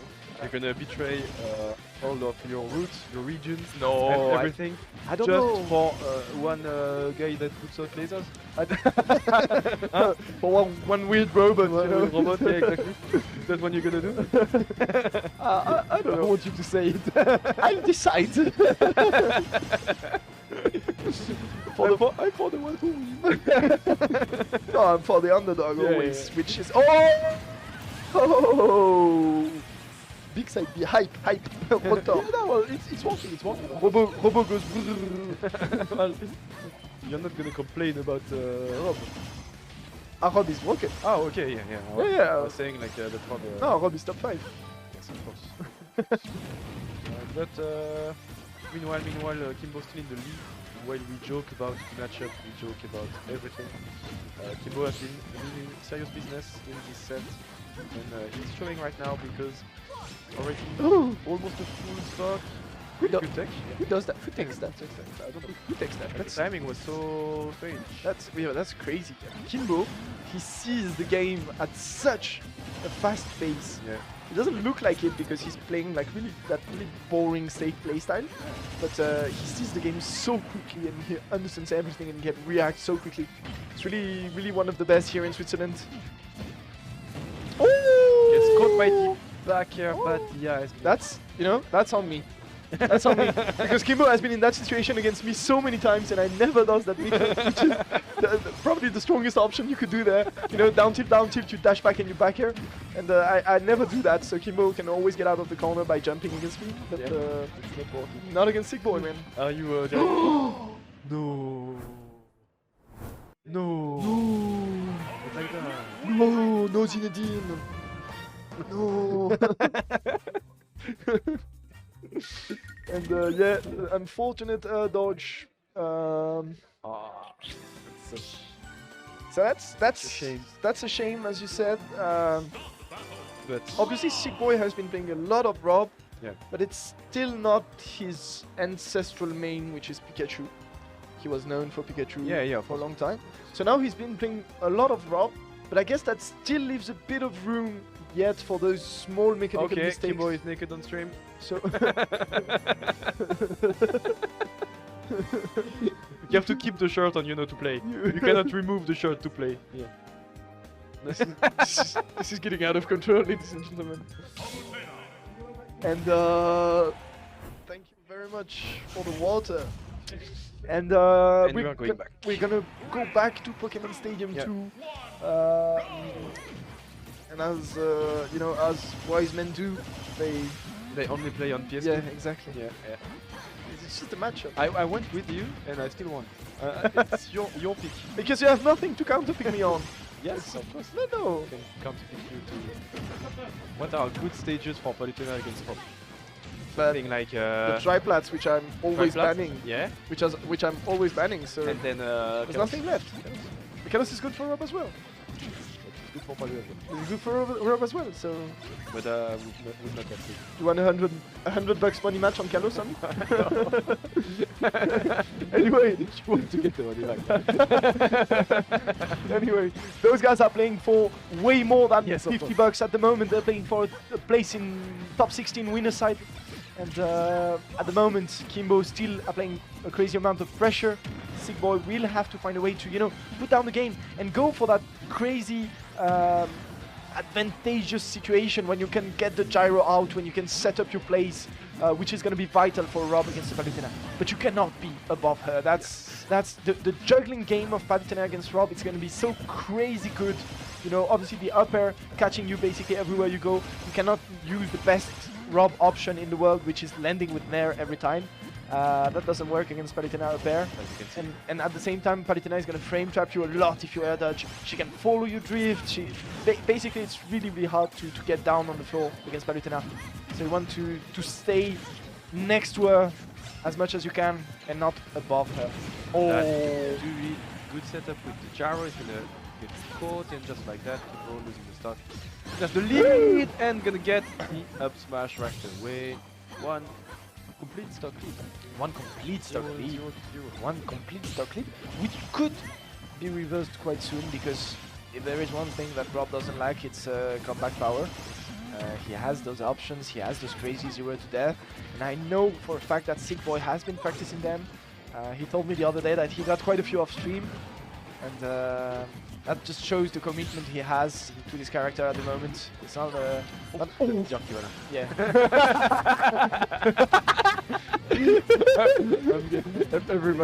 Every family knows that, but then fine. You really are a cheeky bastard. Oh, that's Jerkivana. Oh, look, that's the Benu. Like losing to a Palutena, right? That's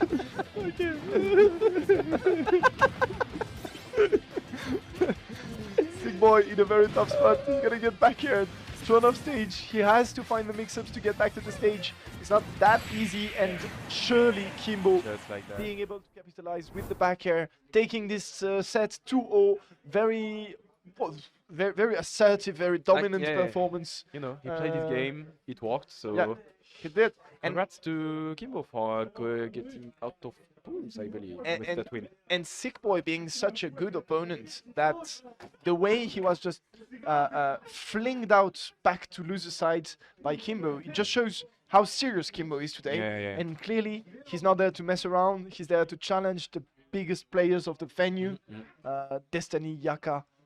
He's coming for you guys. He's coming for you. Watch out. Yeah, well, we are speaking in his place, but I think he's thinking that the same way you do. I don't know if he thinks that. But I think that, and I'm saying that. I have nothing left to lose today, so. Do you want to match your clone? No, I'm joking.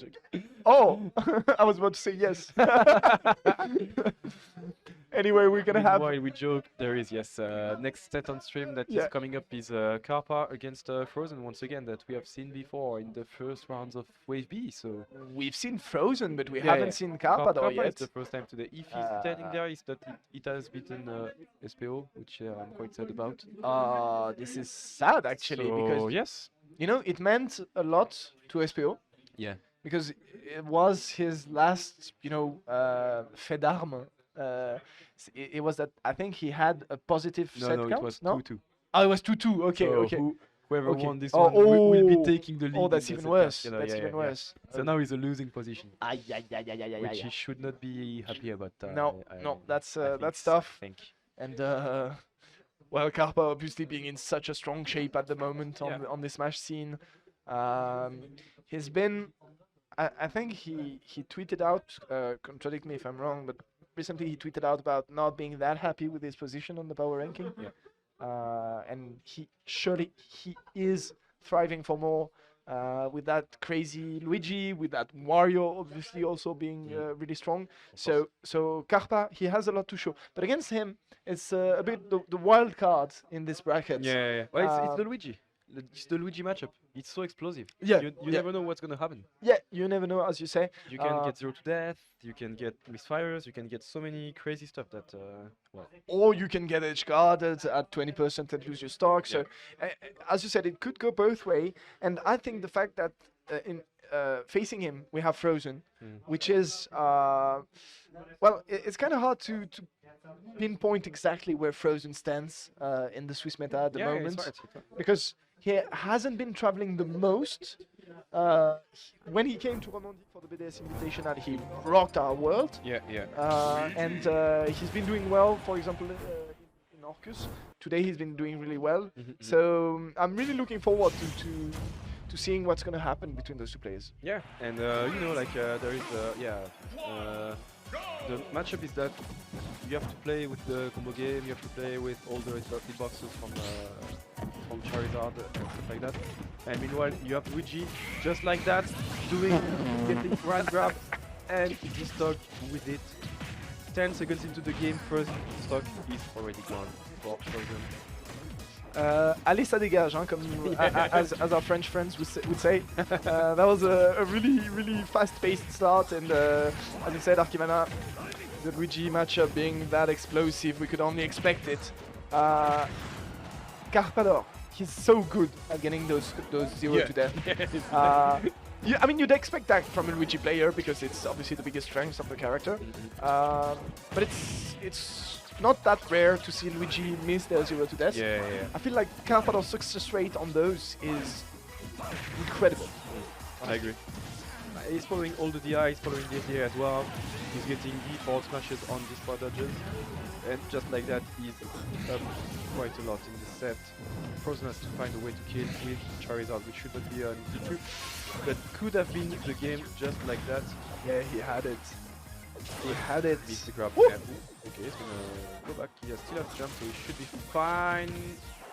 No tech. Misfire. This one, he has no jump. Misfire. Ah, that's gonna do it just like that. Shame. Schade. You're bilingual,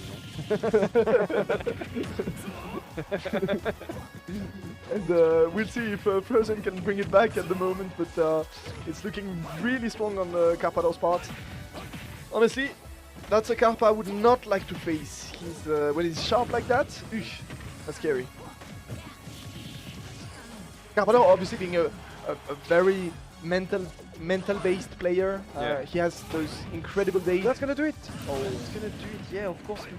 It's not only the edge guard on this side, it's also the edge guard on the up B with the down air, with taking so much space. You just have to hit it once, even not the front hit, but The sour spot, the sweet spot. the sour spot can kill you. Okay, yeah. Like, you do not need the sweet spot. Yeah, clearly, because once you don't have your double jump that's on Luigi, you're just dead. But Frozen actually bringing it back. yeah, could be maybe. He had. I feel like he had the read on the down B, the cyclone. Oh! Tech. Oh! What is he gonna do? What is he gonna do? Oh my God! Yes, he's gonna kill! What a comeback from Oh Frozen. my god! Into the tornado. He traded with the tornado and he won. But that. Yeah, so first of all, that's crazy. Yes. I agree. What the heck? He hit during the tornado and he won. What the heck? So, okay. You know, Ivysaur's forward smash is notoriously strong. Yes. And But it's a very weird move. But still, I agree. It's you barely ever see something trade with the tornado. Yeah, like in a winning fashion. So that's crazy. yeah, it is really crazy because okay, no, you have frames of invincibility at the beginning of the tornado, but I feel those were over. So that's basically what happened. It's Yeah. forward smash hit him after the invincibility frames. But still, a huge comeback by Frozen, and the mental composure to find the reads on those down Bs, Yeah. to know that Kalpa was gonna go for it here on the ledge in this crucial interaction, and find this forward smash. That was like really crazy, and it's a three-star comeback from Frozen. Well, yeah, it's a three-star comeback, and even with that 0 death at 10 seconds into the game, he managed to like get it back. So That's true. That's true, and that was wow. if he gets away, if he manages to play a straightforward game without getting grabbed, without 0 death, well, what can he do? Yeah, and you were talking about an explosive matchup, and surely it is there. Yeah. They just showcased it for us, so really impressive start in this set. But Karpa is looking to start strong once again. Oof, oof, oof, oof. So much pressure right now. Yeah. Already at the start of the game, trying to find his way to the kill, but it's not working really well right now. Barker is not gonna do it yet, but he's only at 39%, so as long as he manages to still stay alive, Frozen is still into the game, you know, like he can kill really early with Charizard with Yeah, I know. Ivysaur, sorry. Yeah. Yeah, I forgot the English name. But okay, near into down smash, never saw that before. And yeah, still lost the stock. Oh, that could be Grab, bad. But Oh no, the match. oh yeah, and we didn't talk about the fact that Pokemon Trainer has a frame one to get out of the combo as well. So if it's That's not really true, That's true. you can get out easily. Yes, absolutely. You have to be totally frame perfect on your combo. And for the moment, even without the combos, Kalpa is like he's doing so good, and I'm really impressed by. Okay, we know Luigi has a very good frame data, that's for sure. But the way Kalpa uses it, use all of his options to cover the defensive moves once he's applying the pressure, like this up smash here after landing straight up on the platform and knowing that he's probably gonna use an offensive out of shield option or jump or roll in or spot dodge, and all of those options are basically covered by that up smash here in this special spot. So Kalpa is really strong at finding those options, but Frozen nevertheless he's still fighting back, and with a whole stock behind he's gonna get into that grab! That's gonna do it. Oh, that's well, on Kappa's behalf, that was good because he knew that he had to go for another variation. I don't know if you saw, he went straight for the up B and he didn't do the up air into run up up B. So that was really good. Because obviously square being really light, that works this way. No, I agree. Like a good adaptation from you in the combo, and also closing out the set with a 2-stock lead. So, you know, when he gets going, it's really hard to stop him. And He's a machine. Yeah, it's a machine. Exactly. Frozen will have to find first a good counter pick to go because Smashville you cannot get away from Luigi. He's gonna grab you at some time. Where would you go if you were him? Carlos, maybe something like that. Carlos might Smashville, be not an option. Smashville. Town and City might be a good option also. Like Pokemon Trainer can kill on the sides. Yeah. And the top platform, blast zone is quite high, so you do not die from the tornado, your death, and stuff like that. Yeah, that's actually interesting. And triplats are probably bad, or I don't know. because Probably. against Ivysaur, Yeah. it's really hard. Yeah, I agree. But they're going to small battlefield. Yeah. He's gonna keep Pokemon Trainer, of course, and Karpa taking a few minutes to breathe, think about his game plan. Yeah, no way he's switching off the Luigi. No, but- no, no, no, keep Luigi. He's Yeah. just taking his time to get to the right mindset before the match. Yeah. And as I said, you know, Karpa's mental being a huge factor.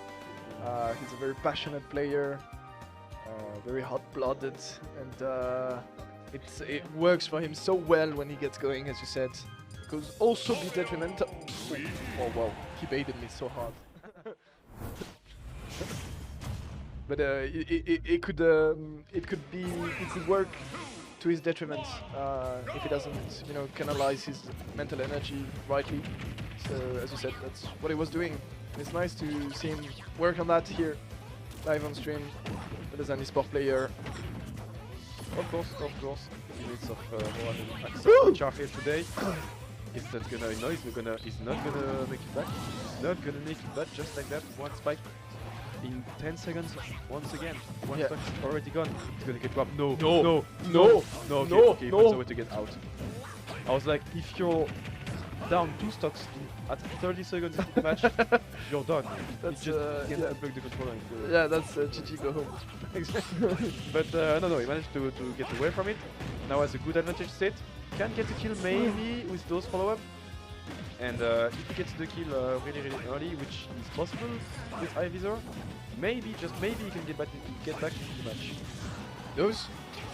That pressure, Yes. that juggling pressure from Frozen is really impressive, yeah, as you said. He's using those, well, the way he's fast falling the uppers at the perfect moment and timing the back airs to frame trap every time. It's really impressive.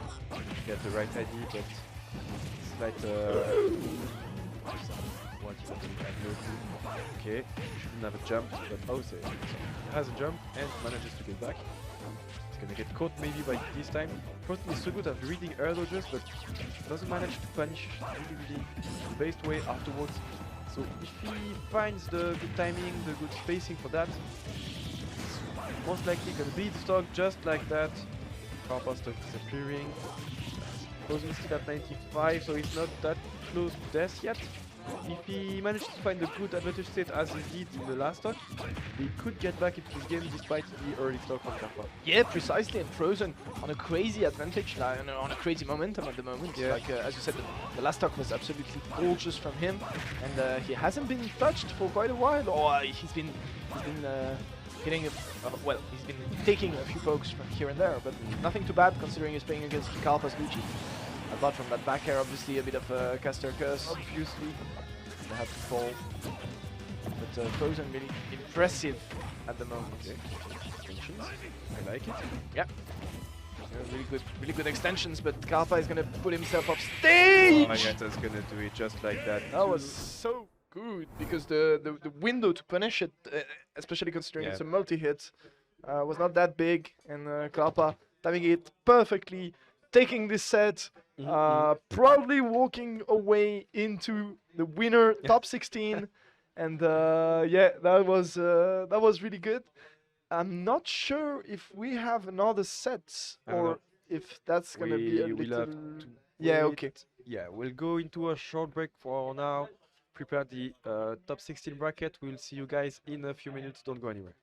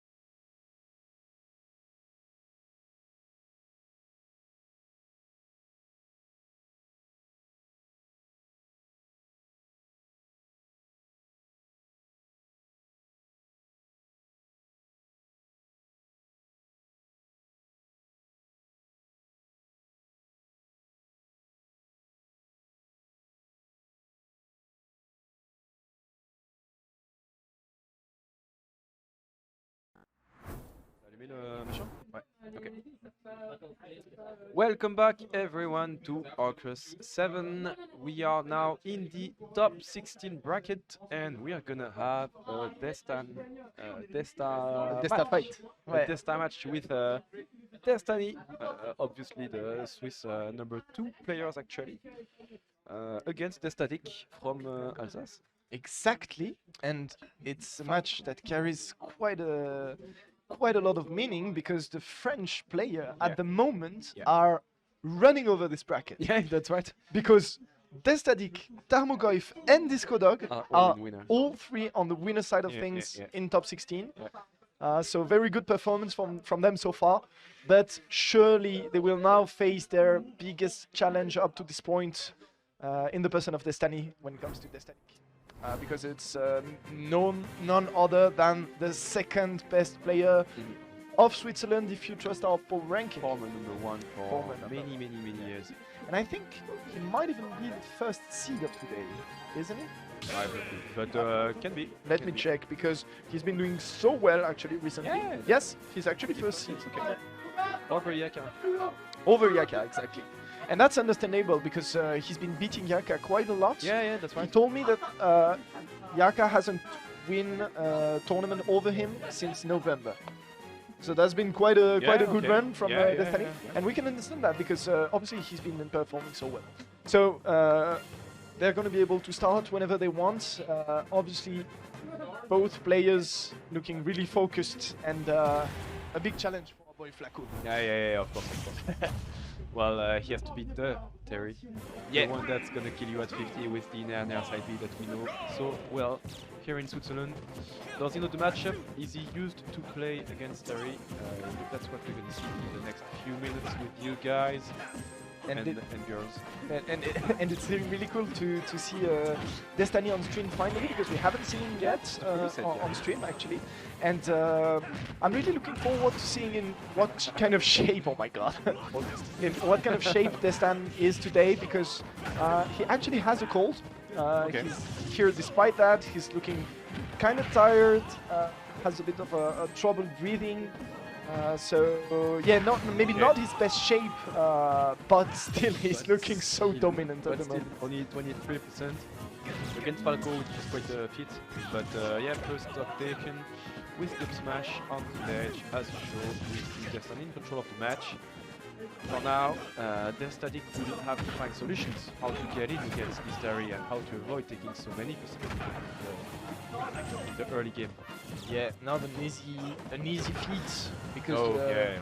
obviously Destiny is he's not like your average cheesy Terry. He has such a great understanding of the game, and he's been showing that years and years over again, because he's been dominating that Swiss scene since Smash 4, obviously, with quite a few different characters.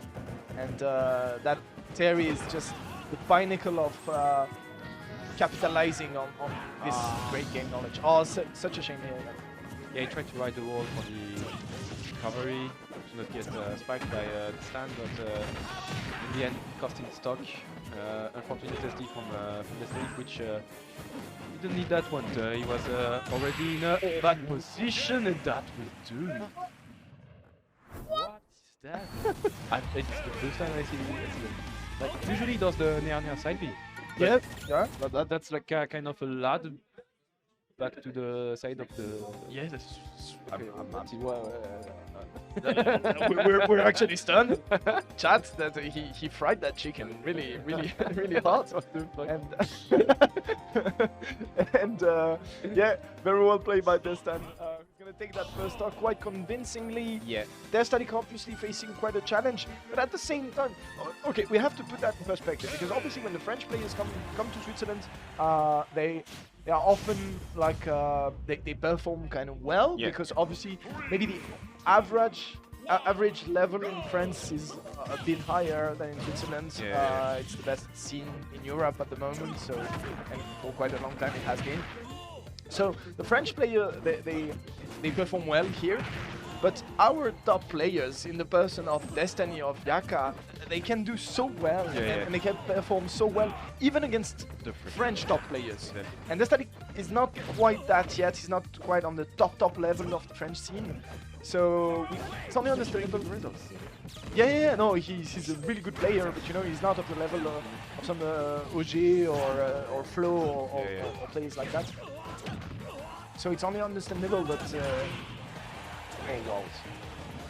How does that cut it? Like, and once again, the smash on the regular get up. He's gonna get stuck for Destiny. How does he do it? Everything is connected. I'm stunned every time I see him doing stuff. I'm like, wow, like how you managed to do that? But that's that top level shit where everything seems so natural and flawless, and you know it's not that didn't work or that no, it's just it does. You go for an option, he knows it would work, and it surely does. And now he has to go, and Static wisely getting rid of it. Good recognition from Static that he could just up tilt back here as usual. Business as usual for Falco, but still works for quite well.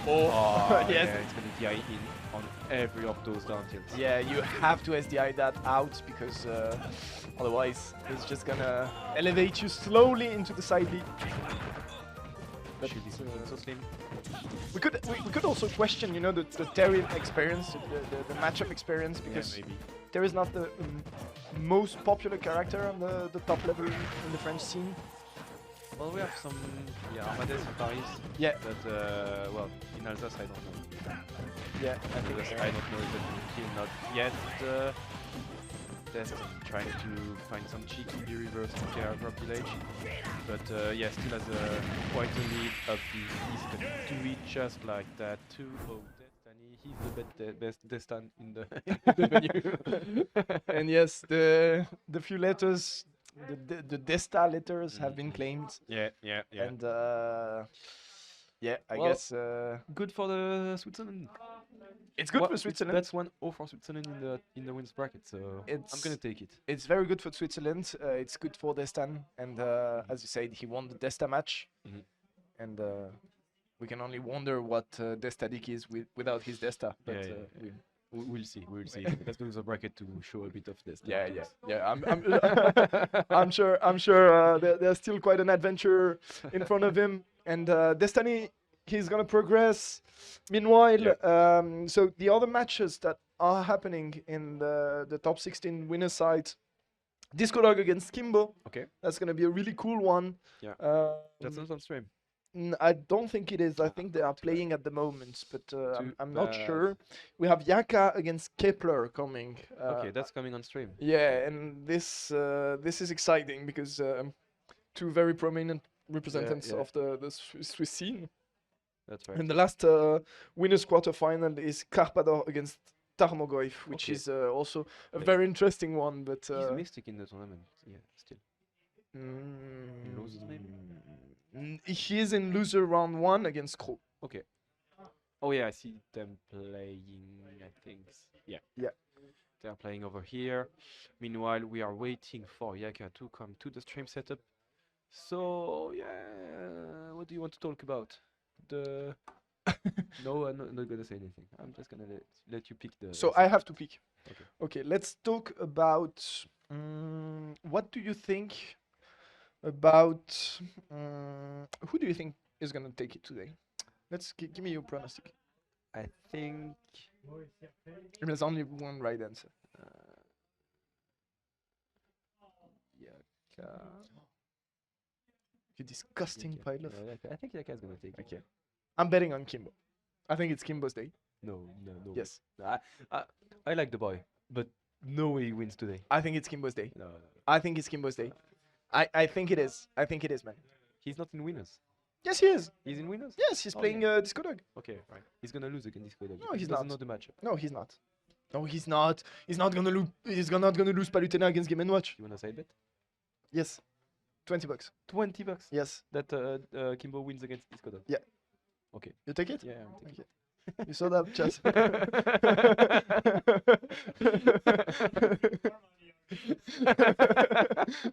Arky is gonna deprive.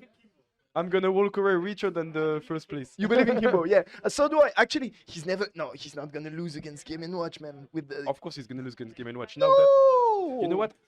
That matchup is free as No, hell. because Fair used to be safe on even against the B, and now it isn't because Palutena has been nerfed. Space it then, like everybody does. You don't need to space it when you play a top tier. that's the principle of playing a top tier. You don't give a shit about spacing. I know, but the range on that fair is actually crazy. You just space it, and that up B becomes nothing, and then I'm joking around, but Palutena obliterates Game and Watch. It should, yes. Yeah. Usually it should. You can even like trade with the down air. Yeah, if yeah, you yeah. catch it from the side Yeah, of the upper. yeah. You just put a burst out there, and it's like, what are you gonna? So this Kodak is quite good. We're gonna, yeah, sure. This catalog is really good, but today is Kimbo's day. Kimbo doesn't know the matchup. We have no Game & Watch in Switzerland except Funky, which uses it only as a secondary. I don't care about rationality. I told you today is Kimbo's day, and I have $20 at stakes now, so I really hope that he doesn't let me down.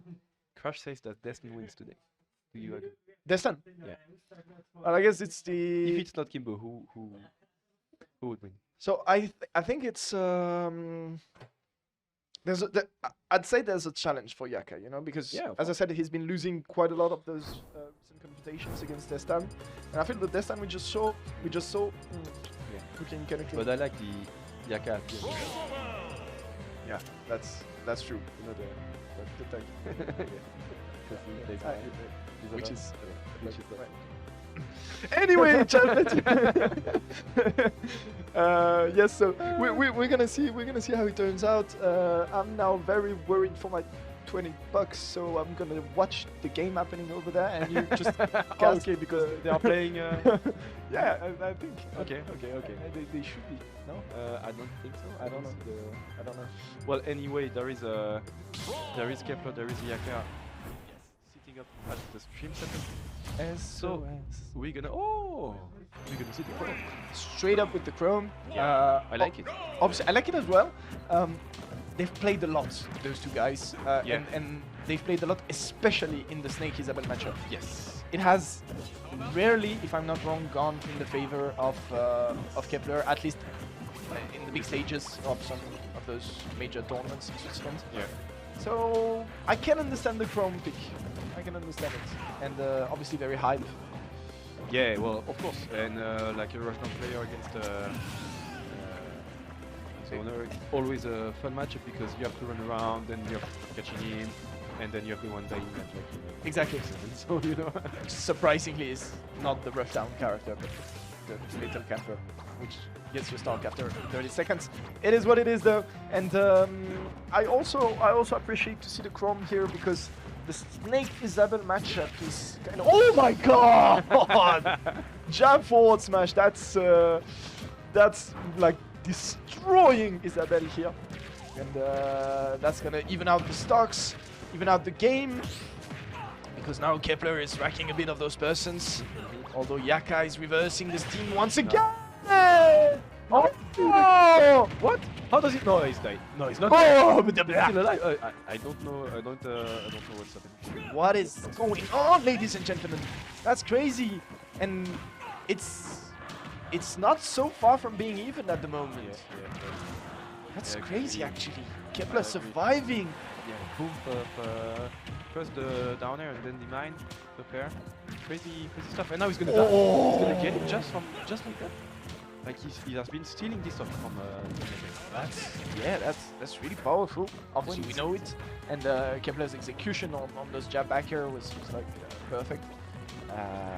Now it's struggle time for Yaka because He took 26% from the Chrome's up is crazy.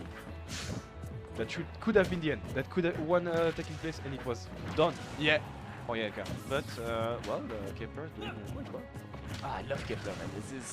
It is so cool. That Chrome is like, I love it because it's really composed, really calm. It's not the old rushy Chrome that your neighbor plays probably. It's a really calm and collected one, and I love to see it. But for now, it's Yaka running the show and bringing it back slowly but steadily. Sword is gonna trade against all of the projectiles. That should be it. Just like that. Kepler takes game 1. Yeah, Kepler's execution being perfect.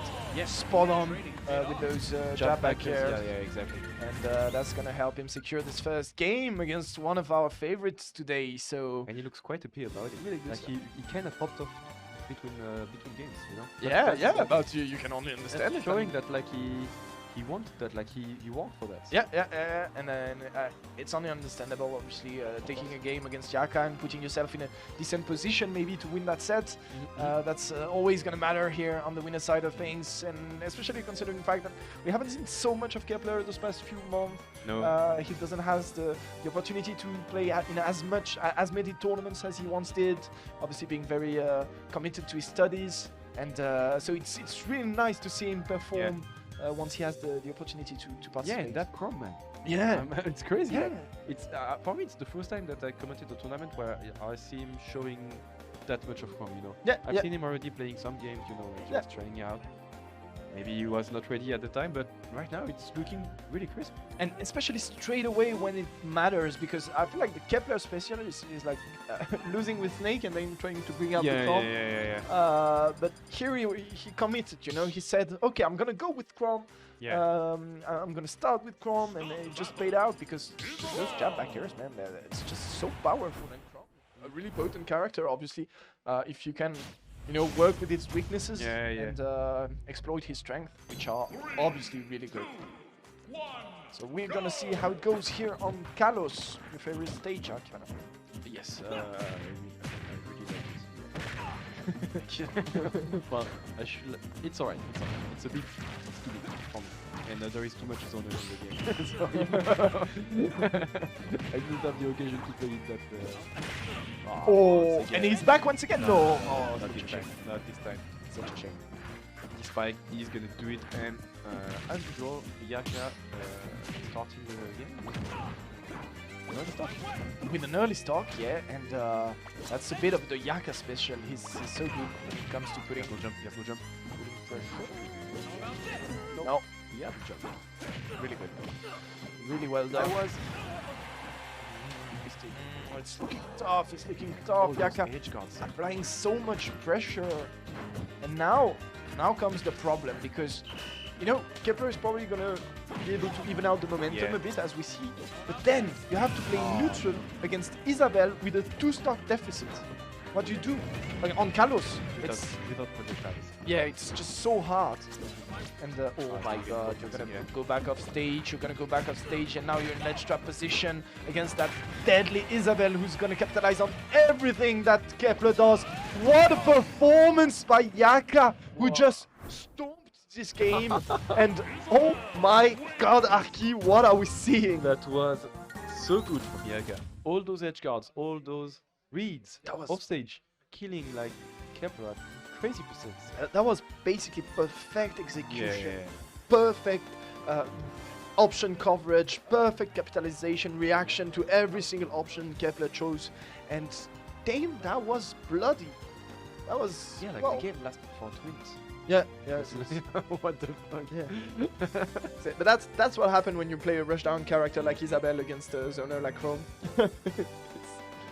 Get it, joke, because it's the opposite. Yeah, it's very funny. Yeah, you're very funny. Thank you, but I think you are very funny too. Your joke, I'm still laughing about your joke with the underdog. Okay. Isabel being the dog. It's really funny. I did like it. Yeah, thank you. All right, ladies and gentlemen.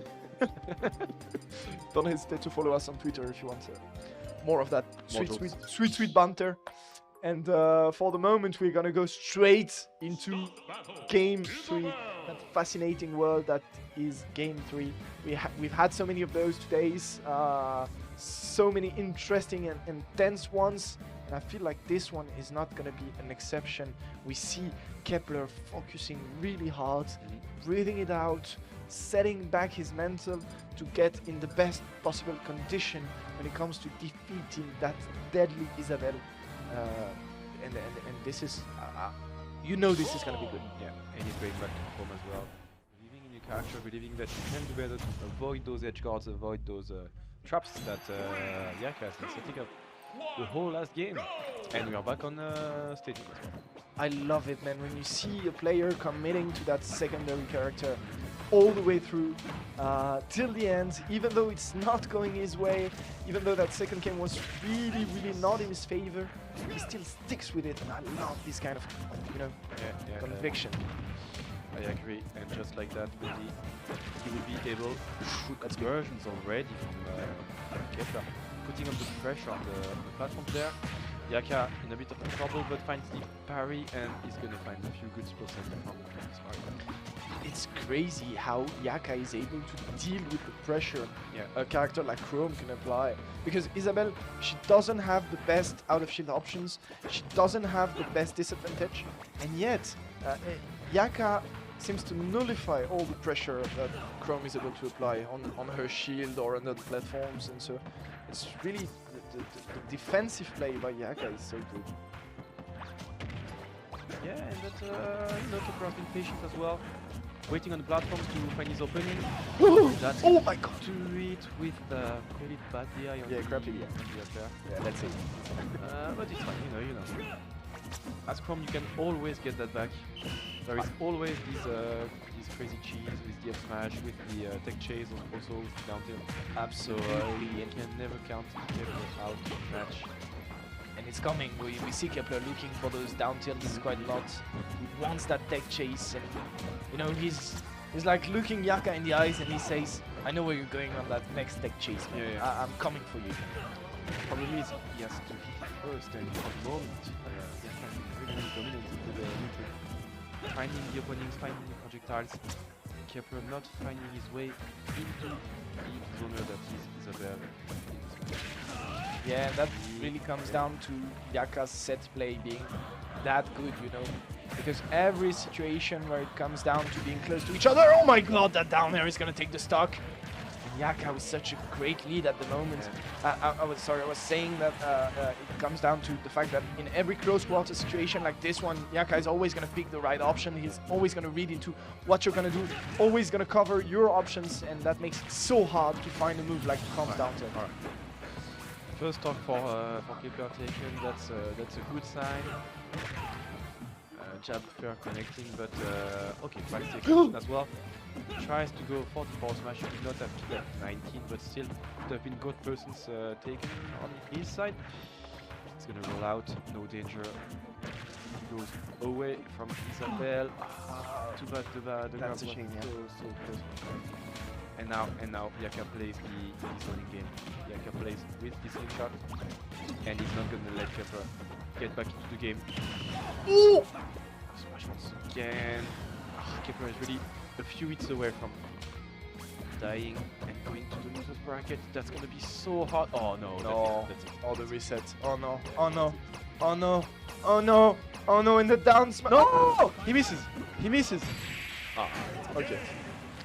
I think he was alive, and we screamed way too hard for what's gonna happen at the end. In the end, I mean, you know, Yaka was a bit greedy with those jabs. Because I feel like he had the down smash. yeah, way earlier. Yeah, and obviously if you go for too many of those jabs, you get an SDI multiplier that allows you to get out of the combo.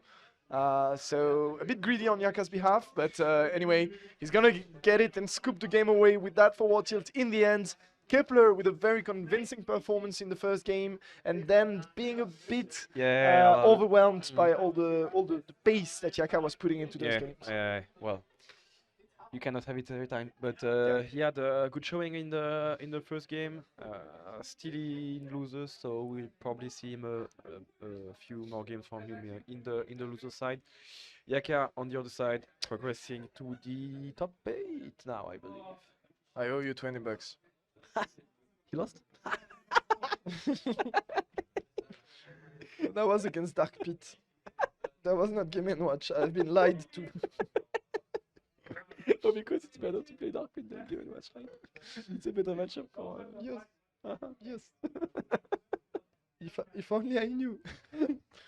Okay, so wait a minute, chat. Go. I'm coming back. J'ai gagné 20 balles encore.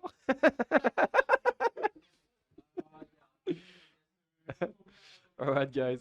While Benu is going to fetch my money. Oh, thank you. That's a bit more money than I take from him today.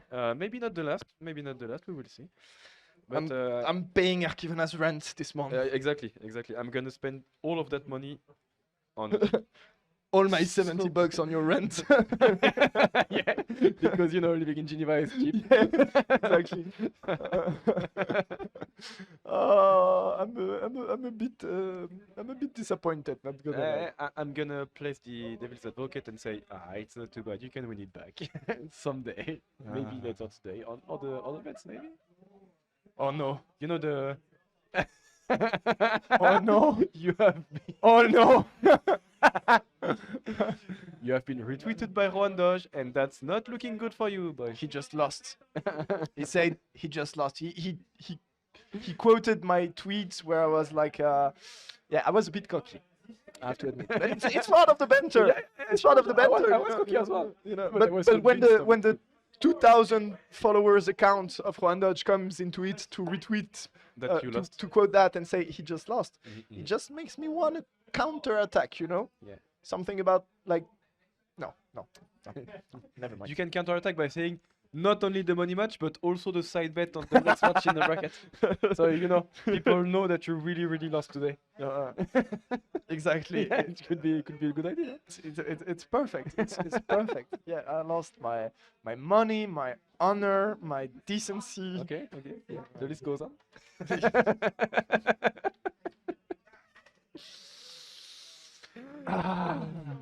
And now.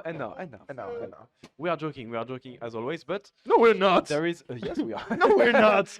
You're Serious going home business. by foot, man. Serious business going down also in the bracket with Disco Dog against Destiny that we just saw before. But it's the first time we see Disco Dog on the stream today. Absolutely, and I really appreciate Disco Dog coming all the way from France. Yeah. And honestly, since he just made me lose 20 bucks, I'm I'm gonna root for him because Okay. you know he's my boy now. okay. So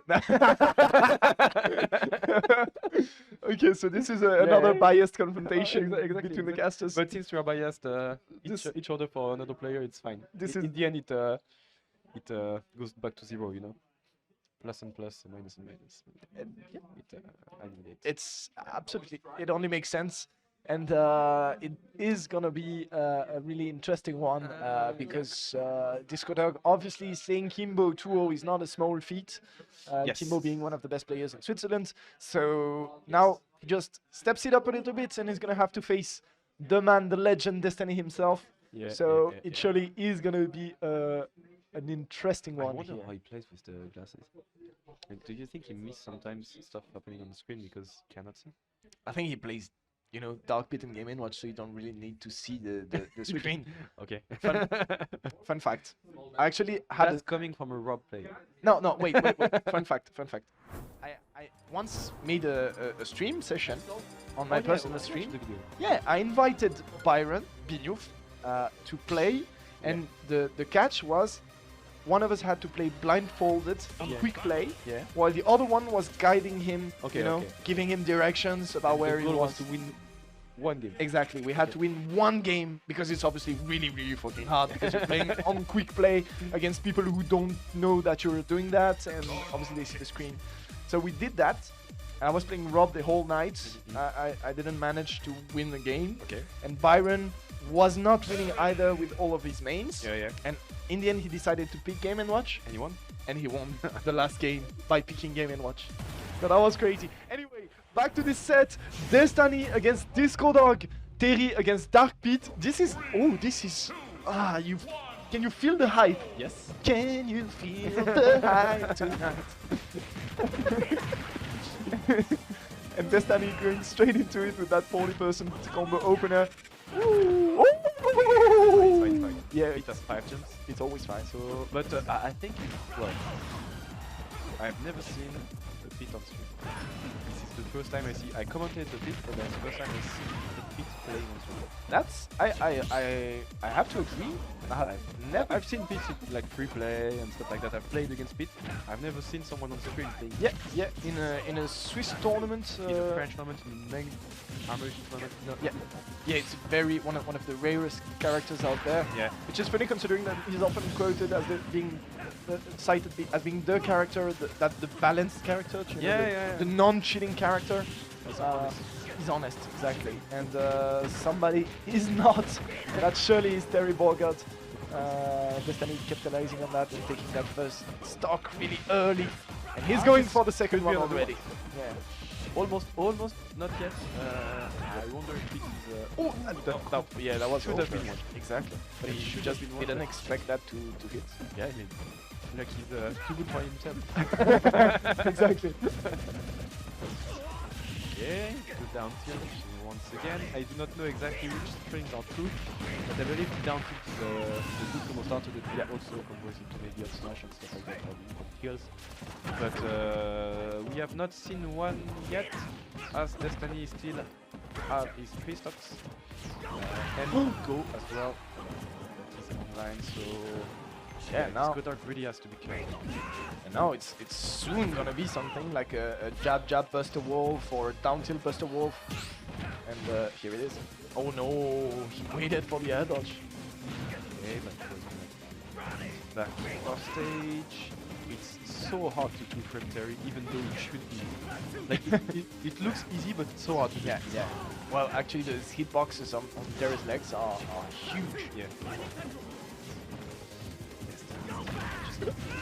Back, force smash. He's gonna do it this time. Yeah. Pit force smash. I think this Deceptively strong. me is hitting on the wall, but yeah, my English came back. And so is Discord coming back in this game at the moment with the sweet edge guards. Trying to go for the down air, does not connect, but good idea still. He has to take a few risks like that to get back into the game, but yeah, it's not done yet. It's not done yet. All those mirrors connecting, taking so much space once again. Down to fair, down God. to fair. Once again, Mystery on the platform. Edge guard as well. I think he has jumped still. Force smash. He's gonna do it just like that. Disco Dog. One stock to one stock. What a stock from Disco Dog. That was nasty. I mean, the way he extended those combos, was able to reset the edge guard. That was really good. But now he's facing a huge deficit, and he's on the edge against distant Terry, and this is over. Maybe no. Very good SDI. Yeah, good SDI to get out. And he will have to find another of those crazy conversions. But now, off stage, Destiny with the air dodge. It's a bit dangerous, but he still has his jump and is able to make it back. But Disco Dog, He's gonna do it. Disco Dog doesn't want to. He has to go for it all. He does not connect, but still. Ah, no, that's gonna do it just like that. It was so close. This was so close to connecting, and this would have been the game for this product. But please not come back. That was indeed really close. But you know what? Pete is honest. Yes. And that makes the whole difference here. That's why he didn't kill. Exactly. That makes the whole difference. The side B not connecting because the hitbox is honest. And Destiny being able in the end to turn it around after what could have been a crazy comeback from Disco Dog. And we the comeback was crazy. it was indeed. It was. Finish it, but Yeah. it was crazy. Truly, you're right. You're right. And we see Disco Dog shaking his head a bit. Yeah, he's he a bit looks disappointed, disappointing, of course. and we Yeah. can only understand. But he has to keep his mental. He has to stay focused on those games because he showed us that he clearly can disturb Destiny's gameplay and overwhelm him at some points. And I think Brian win a semi already, so this should be best of 5. I think it is best of 5. Alright, so we're gonna see a few more games of Terry. Let's see how Disco Dog and Destiny adapt to each of the playstyles. We see a few new things such as those Orcus from Ledge as well. The more the set goes on, the more Disco Dog edge guards Destiny, which is a good sign also as well. Because you should edge guard this. Yeah, clearly, especially when you play Dark Pit, you have to capitalize on those many jumps, this floatiness, which allows you to stay off stage a really long time, and therefore provides you with crazy edge guards opportunities against a character like Terry, who doesn't have that many mix-ups, although he has some with the down B, with the backwards side B. Back B? How do you say I don't know. That's the name. The crack shoot. Crack shoot! Yeah. Crack shoot! But not killing yet. Disco Dog makes it back to stage, but now Go is online and this is just scary for everyone involved. Good grab. Forward throw is not going to do it yet, but probably next one will. I didn't know that forward throw was a really. It actually is, yeah, really strong throw. But we see the jab jab upbeat from Destiny. As always, setup that we have seen quite a lot recently. Still working really well. Disco Dog, dash attack. He's going to get the stock. That's do some damage. Alright. We still have a set. We still indeed have a set, only a 1-0 lead for Destiny, and a very even game for the moment. But once again, it's a good offstage situation for Disco Dog. As you said, capitalizing more and more on those situations. You have to, because Destiny is gonna rule the stage, so you better rule the air. Of course. And manages to do that. Once again, the side mid connecting. Up smash. It's not gonna do it yet. And now has turned to Go! yeah, that's oh. He's so sad. He hears people like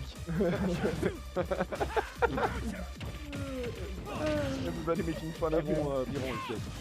Biron is dead.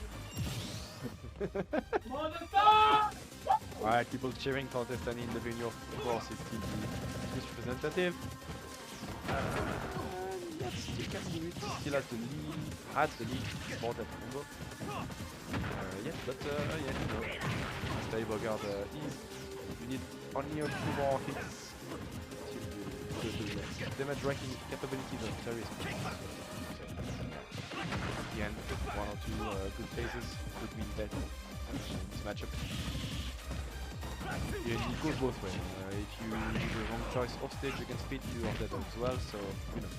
Exactly. Ooh! Wave dash. Virschmoven.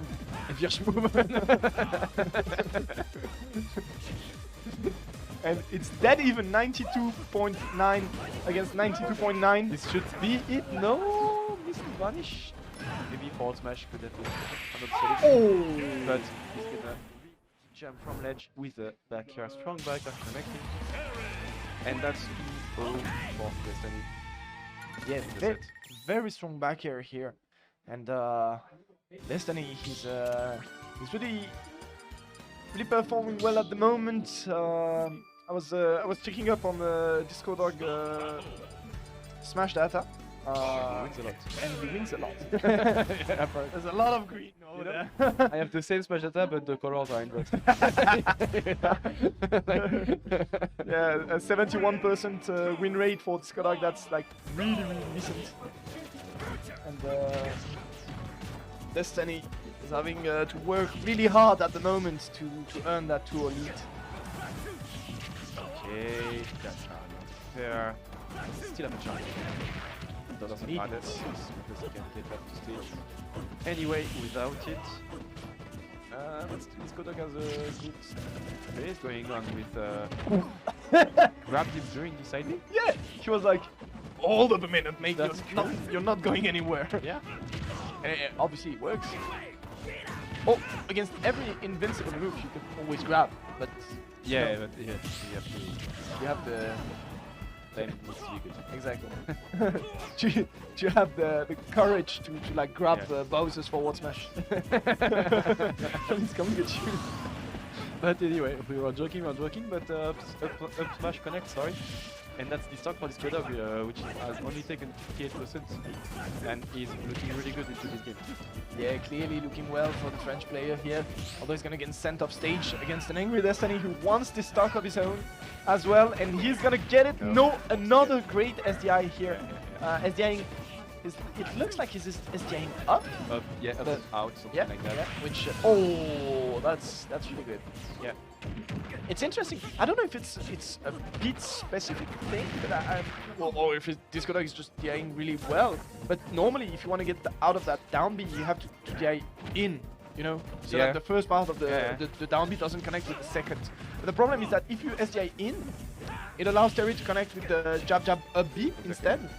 So if the static is able to get out like frequently by SDIing away, up and away, that works for both, and that mostly annihilates the 50. Oh, la la la la. What's That's said? crazy. What's said? Yeah. Just like getting the up smash, and yeah, that's a good lead for this Discodog. That's crazy.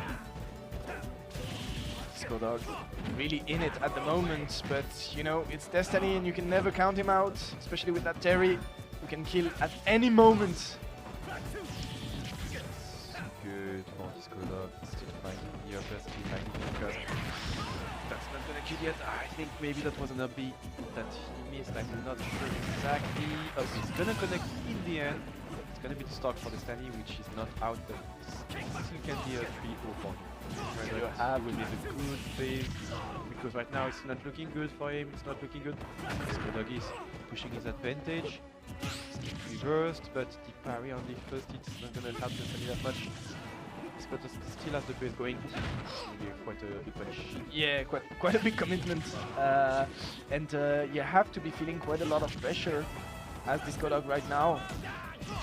Oh my God! He just doesn't get the sweet spot. Okay. And, oh that's my fine. God! The magnet hands, crazy. Good tech, good tech. He has to find a way to kill.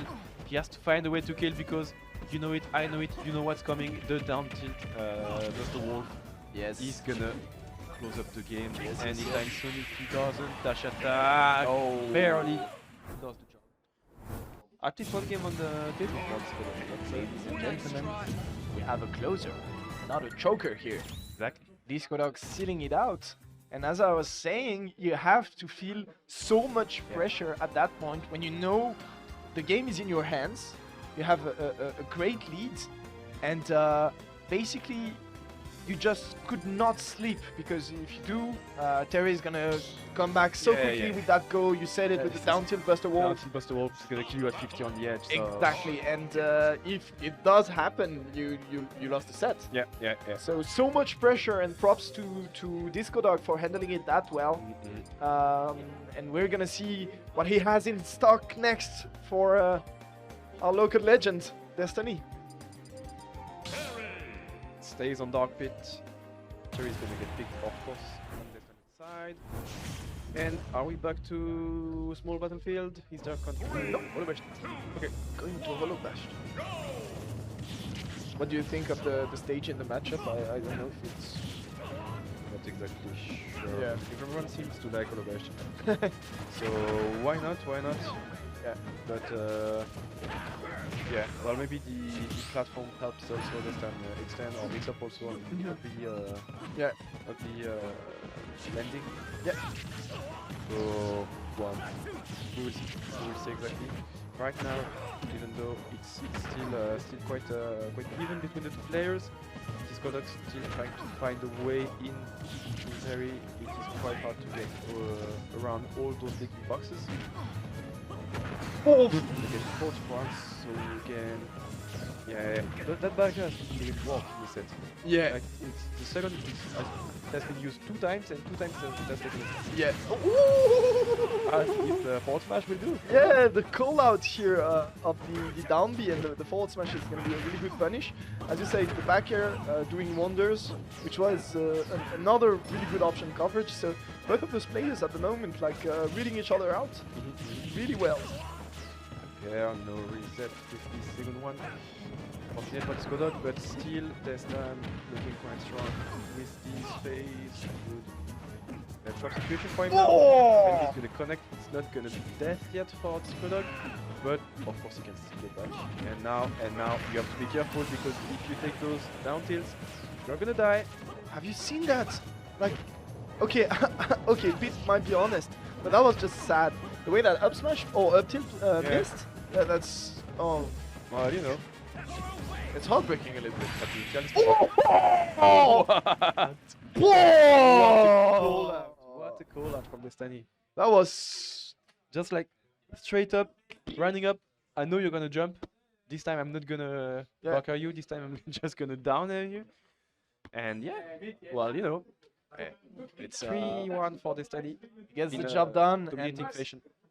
once again, Destiny in winners final. Yeah, as usual. As usual. As usual. As usual. And the crash prophecy might just become true. Yeah, that's right. If he keeps on playing like that. For the moment, at least, he's been like close to perfect, losing that one game against Discolog, but apart from that, that was like really convincing on Destiny's behalf. And Discolog himself is gonna move on, you know, Yeah. in the losers bracket, but I'm sure we're gonna catch a bit more of him because I don't think looking too shabby against. yeah, clearly not. Clearly Destiny not. seed number 1 took a game. All Clearly the not. games were close.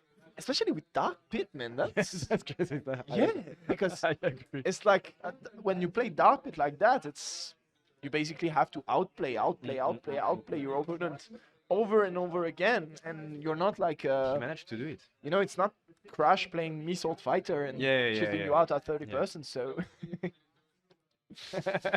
and yeah, so we're gonna see what he does next in this bracket. But for the moment, we have already one name in winners final, and that is Destiny. On the other side of things, we're gonna see a semi-final once again against Yaka and Carpador. Carpador is in semi-final. Carpador That's good. looking. He won against Tarmogoyf. All right. Yeah, wow. Who's in losers? So Kimbo is in losers now. Destatic is in losers, of course. Tarmogoyf in losers.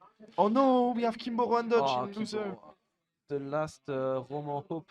Yeah, exactly. Well, it's bad because they have to play each other, but at least we're gonna have one Roman in top 8. Yes. Yes. So it's a win for lose. Yes. Not good enough. No, though. not good. Not good enough, but still. No, it's Let's take away the good things from that. We'll take that. We'll take that dub. And we're gonna have so the winner between Kimbo and Juan is gonna face Destatic. Yeah. While on the other side of the losers bracket, it's me, PG against Kepler. All right. Both of those games are gonna be on streams, yes. And all of the top 8, actually. All of the top 8 is gonna be on stream. yeah, true. So I love the you know the pinch of despair in our voice. We're like all of the top 8. That's a lot of sets. That's a lot of sets. We woke up Well, at 6 this morning. of It's- course, but we are used to it. clearly. We're gonna be sleeping by the end because we are too tired, but you know. But it's our job. It's our job, nevertheless. But before that, exactly. No, not before that. This is already top 8. This is already top 8. We have Yep. the other semi-final, as you said, between Yaka and Carpador, which is starting right now. Randage won. Randage won against Kimbo. Yeah. That's nice. That's nice. So my boy Kimbo. Okay. You said he's gonna win the tournament. He's gonna win top 8. I might have said it. Yeah. I might have said it. Mais le général de Gaulle n'a-t-il pas dit que tous les Français avaient été résistants? Il l'a dit. Il l'a dit. Anyway, so we're gonna have only top 8 matches for the moment. Let me rewind it for you guys. The top 8 is as follows: Destiny, Disco Dog, Yaka, Carpador, PG, Kepler, Rohan Dodge, and Destatic. Yes. 2 French players, I want to see Randage Destatic so bad. 1 Roman. Yeah, it's coming. It's coming, don't worry. 1 Roman and a whole lot of Swiss German. Yes. Rusty domination here in Basel today. Exactly. What will we see next? But Juan and Destatic has to play each other, so even the French-speaking people are eliminating each other. Yeah, So unfortunate. it's quite unfortunate indeed. Disco Dog is on the other side of the losers bracket, so Still alive. still a bit of hope for the Galactic Republic of French-speaking people. Why is he making me? Are we gonna see the me brawler? Oh no. Oh no. Yeah, we're gonna see the me brawler. Oh no. Oh no. Yaka's reaction with the hammer. Well, guys, Not to me. why not? It's gonna be funny. I'm me-phobic, you know. You're me phobic. Yeah. You're afraid of me? No, I hate them. I despise them. Oh yeah. Oh, I'm in both. you don't have me phobia. No, I'm me-phobic. Which is better? I don't know. What? He made the me in order to have a counter pick if he needs it. Maybe you just made a me because he wanted to. Why would he want to make a me? This is winner's semi-final of the Swiss Major here in Basel. So no. Okay. Here we go. And for the moment, you know the script. Yaka finding his opening combo. I think I've practically never seen Yaka getting hit first in a game of competitive Smash. He's so good at finding those early conversions. Oh my god, and the down air is nearly gonna take it. Just a few pixels away from dying here. But he's finally gonna survive in the end with that really good Isabel recovery. Well, it's not the best recovery, but it goes back on the stage from really far.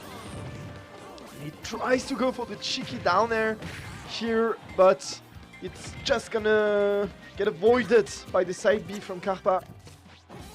It's still looking quite even, honestly, considering that Yaka has been dominating the space most of the times, but by slipping in a few trades, Karpador was able to win another person!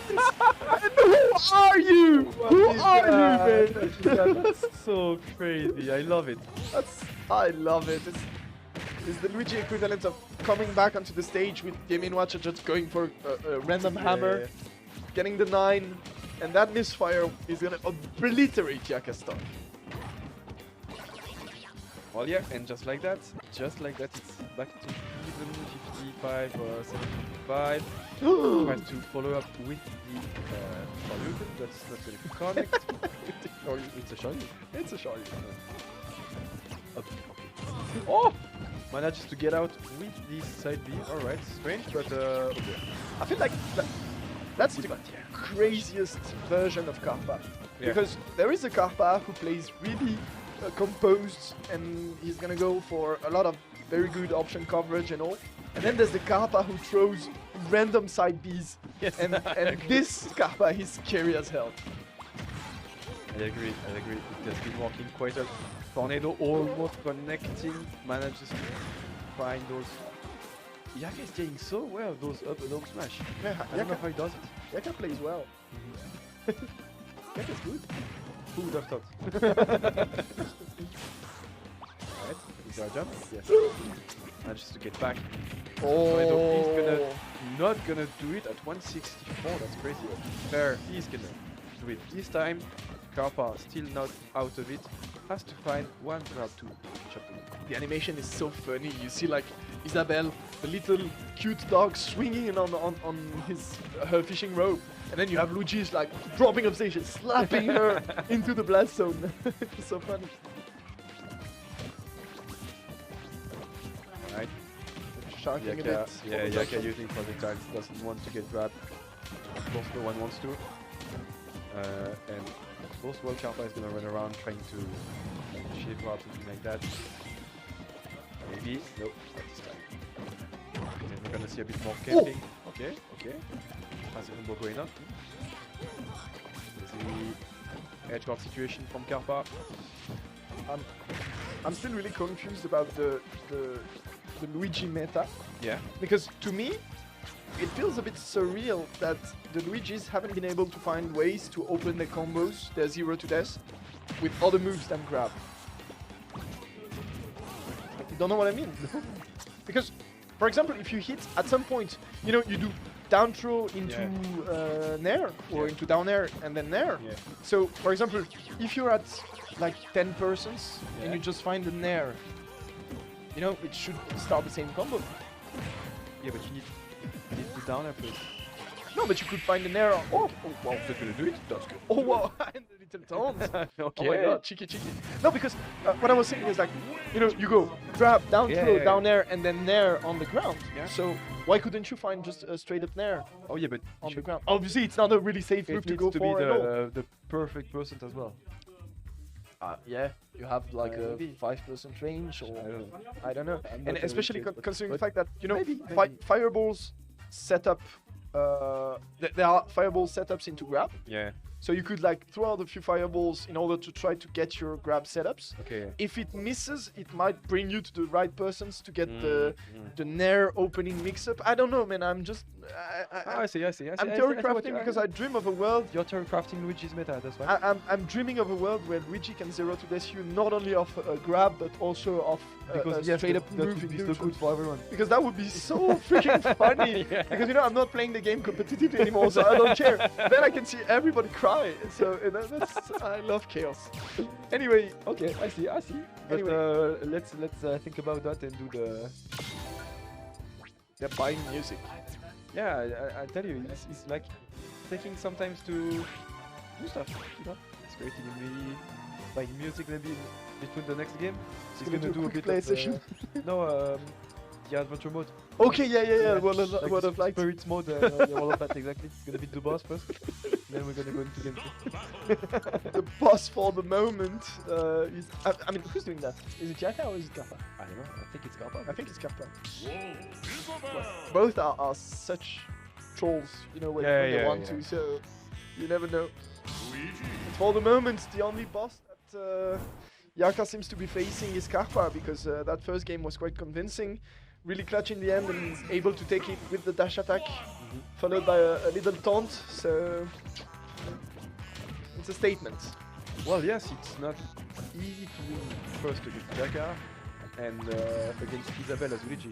Yeah. Because Isabelle has so many ways to keep you away from her, so that you cannot grab her usually.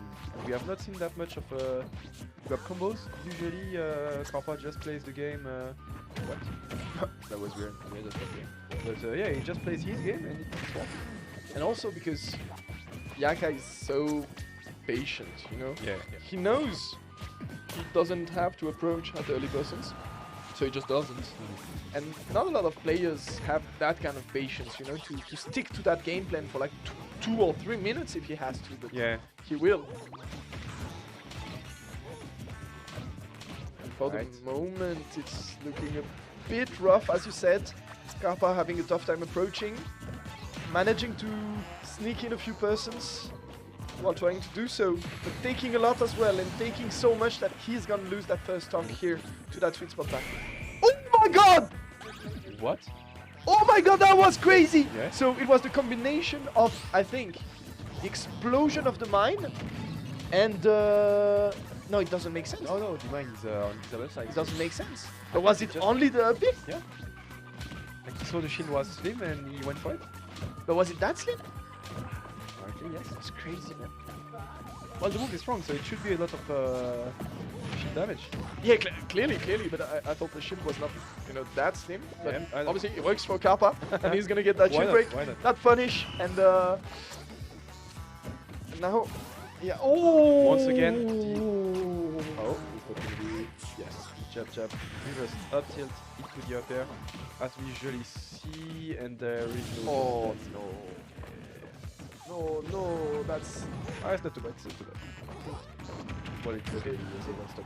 It's a bit But bad. Yeah. Yes, it was not as usual. He has not lost the game yet. Yes, voilà. It's not looking good for Karpa, but he didn't die at 20%. And now, Let's see the good things in the match. and now, speaking of good things, Yaka's dead. Look, it's coming. It's coming. What are you saying? It's coming. What the fuck? Okay, no, okay, you're right. This is I was wrong, you were right. This is a bit of there's a bit of a psychic vibe going on Okay, today in the casting booth. Yeah, Anyway, those players are fighting it out until the last stock here in this second game of that best of 5. There is a place in winners final against Destiny to be won here, so the stakes are really big, especially for Karpa, who has the lead and who hasn't defeated Yaka in an official tournament since. Yes. Oh! Kutia is gonna let him lead, but that was so close. That was because of Town and City. Maybe Karpa is regretting his pick right now because Town and City. Oh, it's not the Karpa's pick, so that's why. Yeah. Chose Town Yeah. and City. To survive, obviously, with the high ceiling, and there is a mine on the stage. Karpa knows it. He avoids it. Oh! The up smash connecting on the down smash. She should have released it a bit earlier, and that should have been the start. Karpa loved him because he knows he had it. Yeah, He had it. that was some deep mind game between the two players. Obviously, Karpa, as you said, holding the down smash, and Yaka said, "I'll call you bluff." You want to hold? That one as well. And yeah, they're laughing it off. It's gonna be 1-1 between the two giants of the Swiss German scene. And I have to say, it's really nice to see Karpa challenging Yaka like this. Yeah, I like it. It's really nice to see the Lausanne Sport player doing so well here. He's been playing very strongly those past few months, but to that level, I mean, where he's able to challenge the best in Switzerland for a place in winners final, that's quite something. Yeah, it's So, looking quite good. yeah, we'll see how it turns out. Yaka on his side of things, he is looking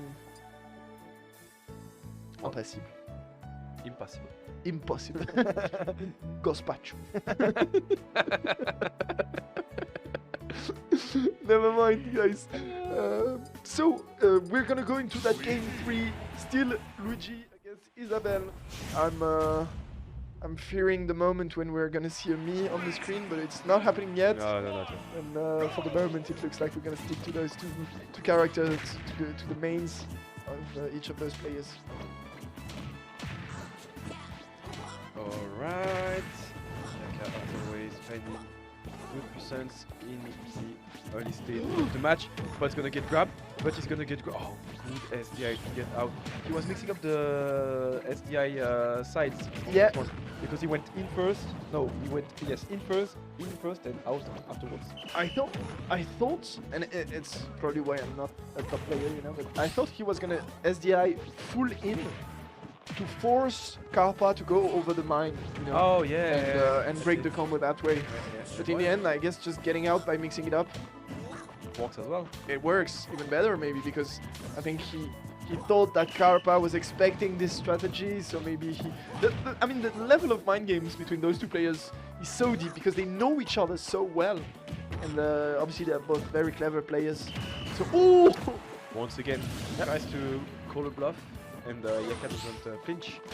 That's Goes straight for the up smash. That's crazy because, you know, there are those fast-paced characters when you know these are for highly quick reaction players, like I don't know, Roy or Joker, Wolf. Yaka plays Isabel, but he has one of the fastest reaction time I've ever seen. I agree. It's crazy. You saw the speed at which he reacted here with that up smash. He knew straight away. He saw, oh, that's a tomahawk. Yeah. Get away. I'm gonna anti-air hit. And it worked for him. And honestly, that's some cola reaction time speed. Yeah, you know? I It's, agree. it's crazy. No, well, as usual, Yaka is here because of something, you know. He's not looking out every bracket that he plays in. No, clearly. Clearly. But Yaka's gonna do it. Okay. Isabel at 0. Oh, once again, the mind games, you know.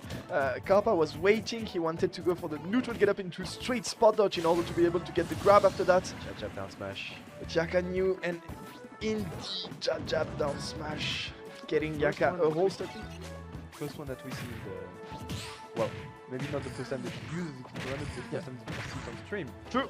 And I've been missing it since the last time we commentated because... No, you have. Yes, we're quite used to it. I like the combo. Good. And speaking of liking the combo, let's go Luigi 0 to death. Why do you like that so much? I don't. It's just, you know, it's my job. I have to hype things up. But what do you want me to say? Do you want me to say, oh my god, he grabbed him, he's dead? Yeah. Ah, okay. Oh my god, he grabbed him, he said. Okay, Like let's... in a neutral way. Wait, is it gonna... Ah, no, it's No, not. it's not gonna happen. Yeah, see, that's fair. Well, Yaka was covering every option. Yeah. Well, Yeah, he did. It's really nice on his part. And that little cheeky umbrella is gonna get the job done. Little cheeky umbrella. Okay. Okay. Are we gonna see the me? No. Just made the me for fun. The meme. Do you think? No, I'm not gonna say. What? Say it. No, no. I was like thinking, if you have a bad mini secondary, could you say that you have a mini? All right, ladies and gentlemen, that's it for us today. We're gonna leave it from there. Thank you for following us today. I'm joking, obviously. You're memeing. But we're gonna have game 4 going on. Yeah, with A few seconds. Karpa is always taking his time just to reload between the games. honestly, we're joking, but yeah, it's only understandable that Karpa has to refocus. He has been dominating the first game, and then it's been harder as game went by, and he has to find something here against the best in Switzerland. So quite a lot at stakes, and we're gonna see what he can find. A grab maybe at some point. I think that was a second pair that didn't connect, didn't went away as planned. But we have people cheering for Karpa in the. I was going to say the chat, but instead the chat is in the venue. But yeah. Well, as usual, Yaka's looking strong and playing his own style, keeping the stage, playing with projectiles, and it is so hard to get away that playstyle, not that playstyle, but that game plan. Sorry. Yeah. And this is like the worst situation you could possibly be in, but Karpa reacting really swiftly with the jump. Oh my god! Look at that! This was good. Once again, the deepness of those mind games. Yeah. And many times Yaka was able to call out Karpa with the ups. Oh my god! Oh my god! Heroic balloon? No. Still there. Oh, that's crappy, but that's so tense, so crazy. Yes. And Karpa is gonna find a great conversion. The grab into the back air. Oh my god, Karpa is playing so well at the moment. Okay, dash attack is gonna connect. 76% taken already. Yaka, he has to be really careful. He has to take the stock right now. He wants to get back into this game. Take! Good tech from Karpa, which manages to get back. Once again, this power dodge up B is gonna take it. That's such a lead for Karpa, which 27% from random smash. 27%. Yeah, that's crazy. And at this fire, bringing it up to 41. He has a lot of rage as well. That could be big. He's gonna die to that fishing rod, sorry. But what a game we're seeing from Karpa here. That's so incredibly strong, such a strong display from his part. And you love to see it. I mean, I think we're going to game 5, Arki. I hope so, at least, because that's so hype to see those players battling it out like this. Are we gonna get happy? Yes, we are! Karpa bringing us to game 5. Oh my god! That's hype. Crazy follow-up on the down throw. That's hype, man. He read the DI, he went for it. Just like that. 3 up Bs to seal out the game. And we are into game 5. Crazy stuff from Karpa. And as I was saying, you know, the deepness of the mind games between those players is just, it's shocking me so much. It's shocking me so much because you have a crazy game around those up smash from Yaka. He's been calling out, as I was saying, he's been calling out Karpa quite a few times with it. And this time, like, Karpa knew. So, and we're not speaking of an up smash in neutral. We're speaking of an up smash on like the second phases of set play. And because it did that because of the order the games. Exactly. So he went like on the third phase of set play. So he was like, I'm not gonna win RPS 1, I'm not gonna win RPS 2, I'm gonna win RPS 3. And that's just how deep those guys are thinking at the moment, and it's quite crazy to watch. Oh, and we're in for a long time because we're on Kalos, and I think Yaka's game plan is to stay as much away as possible from Karpador, and that is showing right away with the platform camp starting in this match, and of course he should do that because we do not want to get grabbed by Luigi at 0. And have a bit of a side bet going on, I think. Yeah, $5 on Yaka. On Yaka, while Juan Dodge is trusting in his teammate. He's a betting man, but I won every one of my bet today, so you know. We'll see if Karpa breaks your your good run of Pretty bets. crazy. I would like that as well, you know. Yeah, like yeah. To have Carpa in winners final, so both outcomes of the match are good for me now. Now, honestly, if Kappa takes this, I'm getting naked, man. It's so hype, and he's been working so hard towards that big win, you know, in one of those great Swiss tournaments. He's always been up there, always in top 8, top 4, top 3 sometimes. But that's, you know, that first spot or those two first spots. He's been having a really hard time contesting Yaka and Destiny on those. So that would be really huge for the Lausanne Sport player. Of course. And even though he's from Swiss German part of Switzerland, he still plays for a Roman organization. So we could support him also in a way that, you know, he's not that far from us. That dose of copium was huge.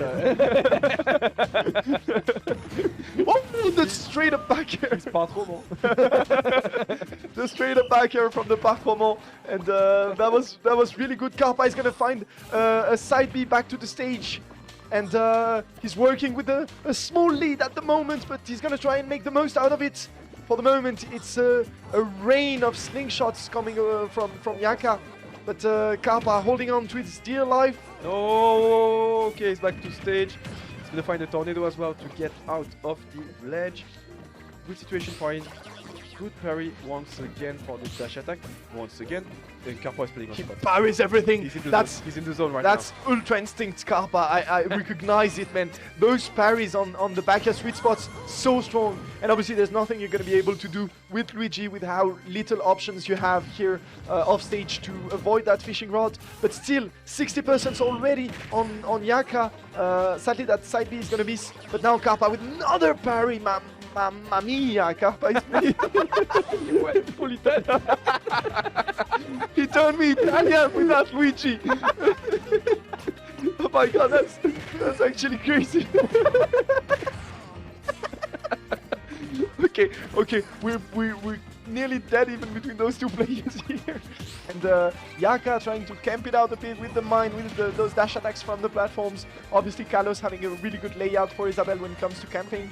But you know, Karpa still in it with a great air dodge, a really good mix-up, and he finds the dash attack in, and now he has a good situation. He's gonna go for it. Not gonna connect once again. Oh, he tries to go for the up smash, but it misses. This one touches, but good DI from Yaka. Gonna make him leap into the stage. Manages to get back, and now it's The patience, down. It's a stare down. the patience, man, between those two. Ah, the guy from Karpa is gonna, just like that, gets back off, and the mine, did damage to Yaka. It did hit it? Yeah. Wasn't it the up smash? No, the up smash popped the mine. It did damage. Maybe when you pop it, it Yeah, damages yeah, Isabel, yeah. which would explain why the Why- shield broke exactly, last time. Yeah, exactly, that would be. exactly. Oh my god, we're such great detectives. While we speak, Yaka is playing the game, and he's almost finishing up the game. That's gonna connect. Okay, he's back on stage. That was crazy, but it cost him a lot. Now he has to find a way to kill Yaka first and then kill him the second time while having 100% on him. He's gonna play the projectile game as well. Dash attack is gonna connect, not gonna kill yet. That's a shame. He was so close from dying. He's not gonna do it. No, what's happening? She's gonna do. Oh, Yup, smash him. And just like that, he was so close. He was so close. You're winning everything, Aki, today, and props to you. $75 already. Shut up.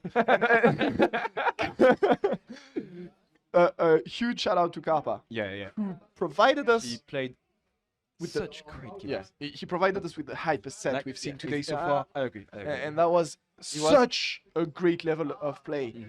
This is European top level shit. Let us remind you, if you're watching us, guys, that Yaka, he's placing 5th, 4th in the European tournament. yeah, and I think he's 19 Yeah. in Europe. So he's really all the way up there on the European scene. Such a good player. and the level at which Kappa was interacting with him today was really crazy. He pushed Yaka to its limits, to his limits, and that was crazy good. So glad that we were able to see that, and we're gonna see more of those guys because obviously there's a lot of top 8 coming still, and I think we will now have. Let me check. Do we have the loser round 3? Yeah, I think we're gonna play. PG Kepler. We're probably gonna play indeed PG Kepler. Yeah. The winner of that game is gonna fight it off in order to be able to confront Disco Dog in losers quarterfinal. And on the other side of the losers bracket, we have Rondage against Destalik. Okay.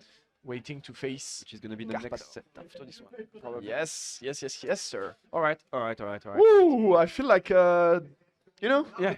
tournament is on its way. Yeah. I like it. Yeah, it's really hype as always. We have we have a crazy bracket left in front of us. It's gonna be really interesting watching all of this, and yeah, what a chance we have to be able to take a part in this incredible Orcus tournament. Yeah. Once again, Well, shout out of course, shout out to to side of Orcus. Seraph. Yes, for organizing. Yeah. For everything they do and for inviting us to commentate as well. Yeah. Of course. Yeah, very nice. Thank of you them. guys. We are missing Kepler, I believe, for the next set. And we are missing Kepler indeed. While PG awaits, there is a non-zero probability that we see a Snake Ditto. No. Non-zero. It's Okay. I think it's slow, Okay. but it's non-zero. I think it's gonna become Pyro. Yes. Yeah. Probably. I agree with you. And, And the first one to lose is gonna count Big Snake. This is a good. Yeah. I'm not betting with you, Arky. But,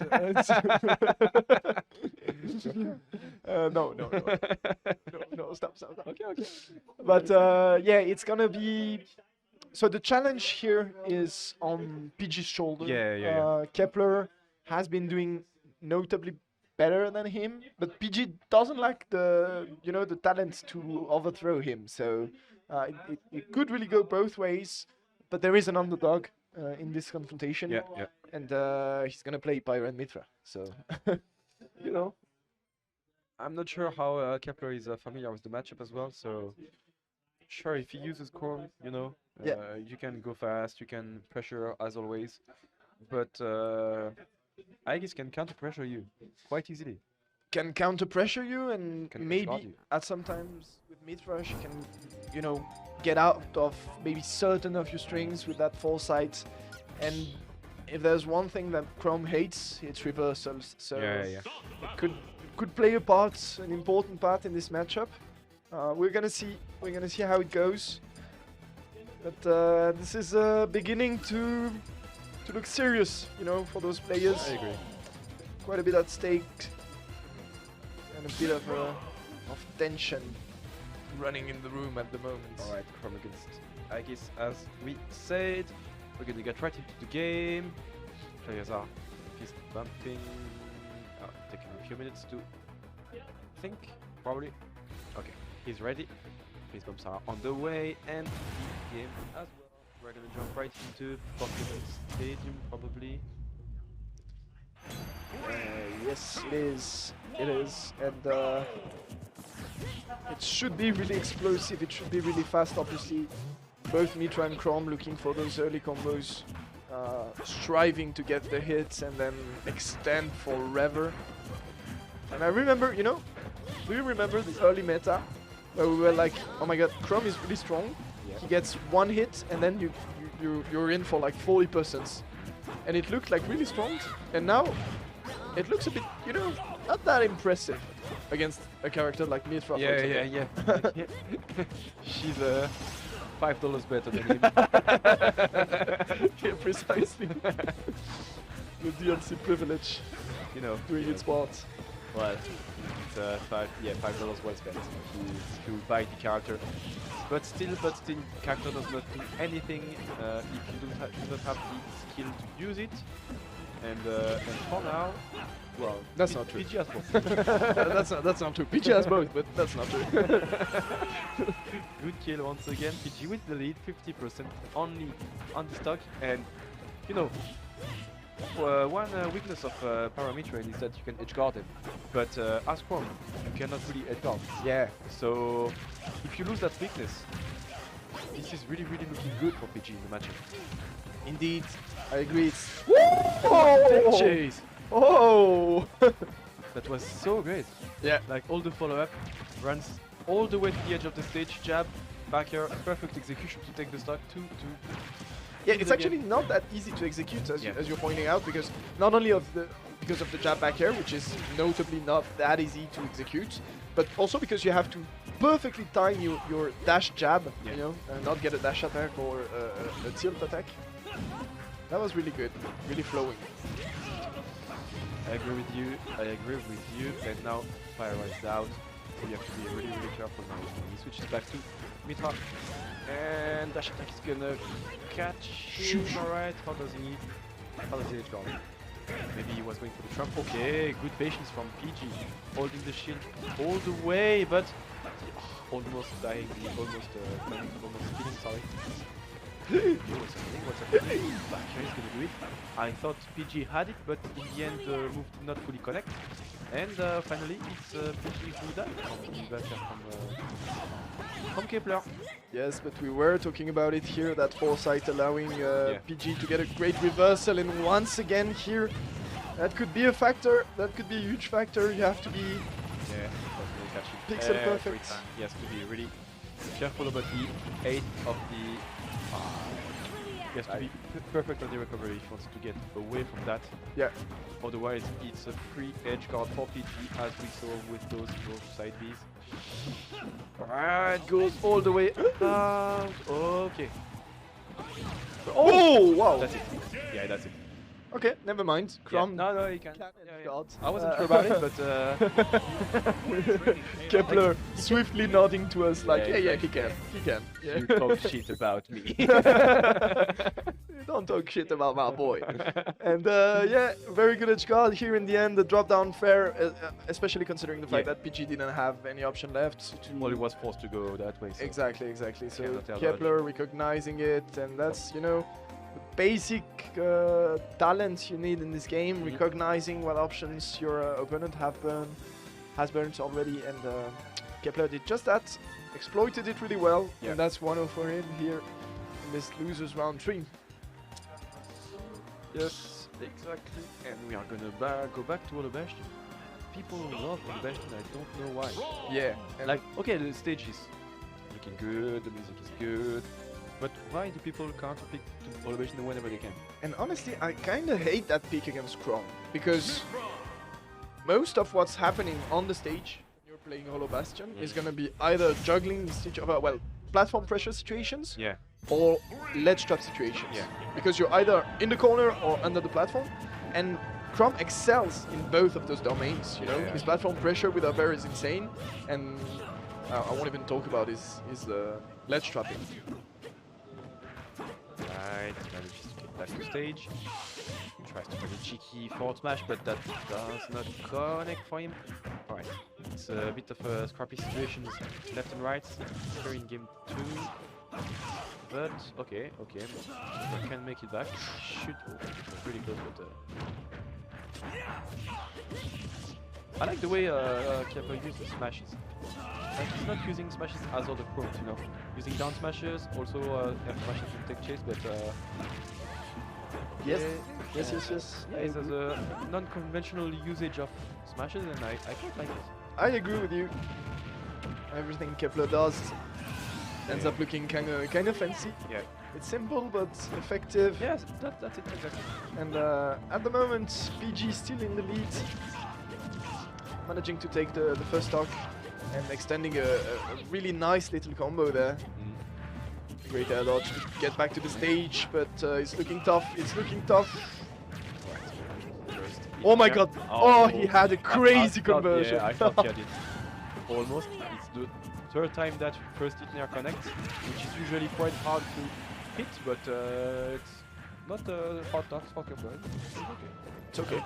I'm gonna do it 3 times now. And it ends up working. And here a very good reverse grab. Another one.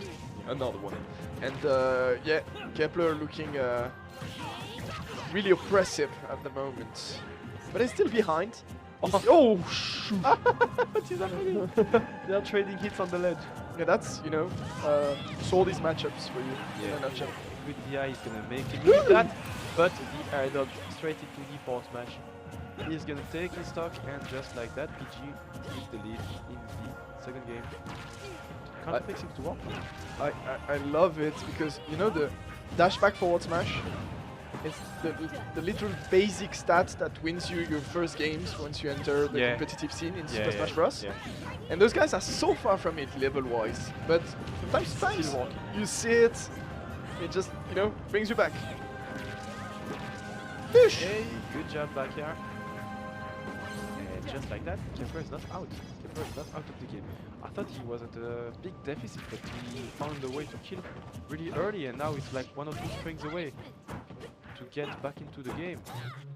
Yeah, and that might be one if he finds the right extension, sadly missing the upper after that down throw. And now he is the one getting juggled. That could be a big punish. No, he just has the time to find an air dodge, a spot dodge, sorry. And now it's big pressure, big pressure coming from the Pyre and Mithra. And could we find something here to get back on Kepler's side? Okay, Fartro is played well. The situation. That. Eesh! Ah, that's gonna do it. He has been called 3 times by that, and every time it's gonna work. Well played to PG for sticking the landing and being able to close out that game. 1-1 between the two players. It's actually really close. It was quite a bet because if he missed that, he could have beat forward smash and died. I think he has the time to react. Yeah. Because if he sees the first part connecting, Oh yeah. he holds in to end up on the stage. Otherwise he goes back to stage. Yeah, exactly. So, yeah, Back to ledge. yeah, okay. Not as risky as I thought, but still, it seems to be working quite well. Let's see how Kepler adapts into the third game, which is gonna happen on Small Battlefield. Small Battlefield. He went on Snake for a second and then went back to Chrome. So He's messing with us a bit. You know, we will see. he's teasing us. He's just showing the upper part of the leg, and he's like, "You want to see the snake?" No, not yet, ladies and gentlemen. That was a weird metaphor. Well, the sorry. Chrome is looking good as well, so you know, I'm not disappointed if I don't see the snake. Okay, so that's good. But it's true that the Chrome is looking really sexy, and honestly, this matchup is kind of fun, really fast paced, and PG Spyro and Mithra are not too shabby as well. So very interesting to see the meta evolve, peaks of our best players evolve in Switzerland. And one of those guys is gonna have to defend that peak against Disco Dog. Yes. On the next round.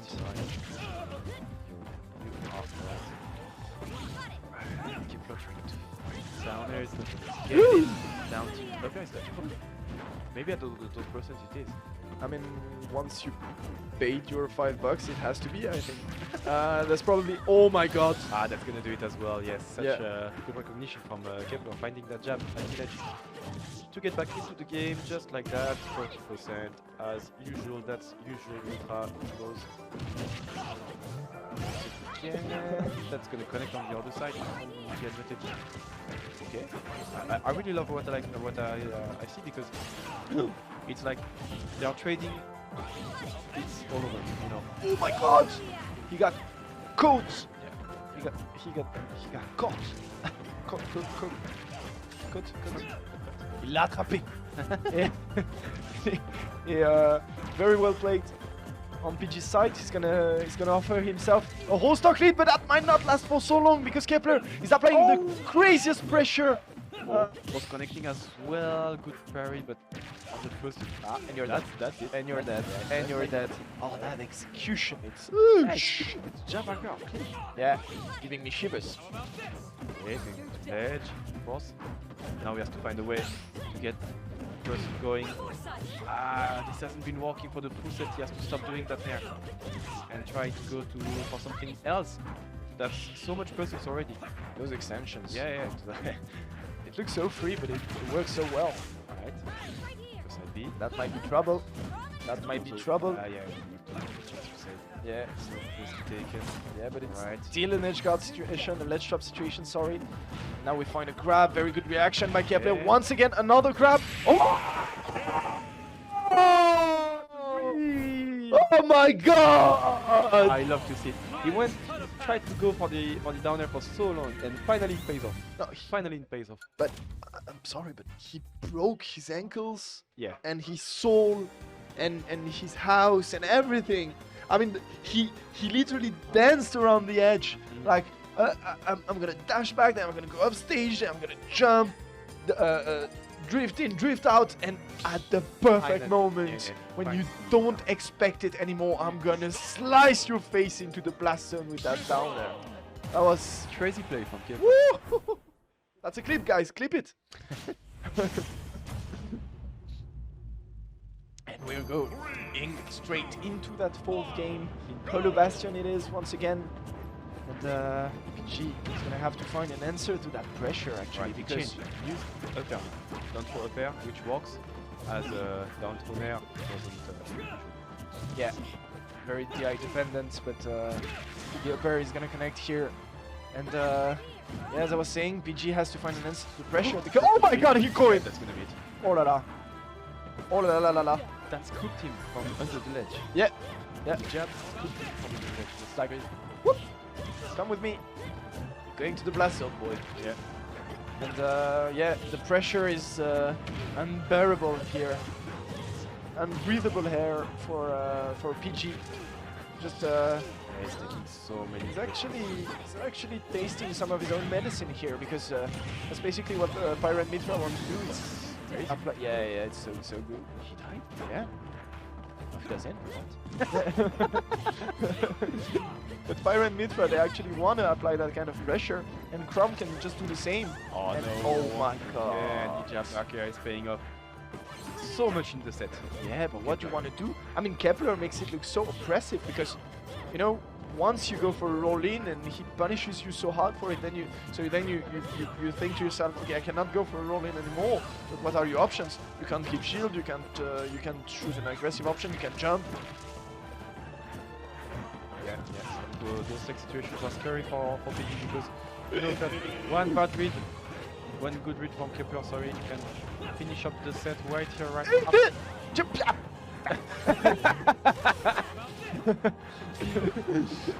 It was nearly You're it. taking a lot of languages today.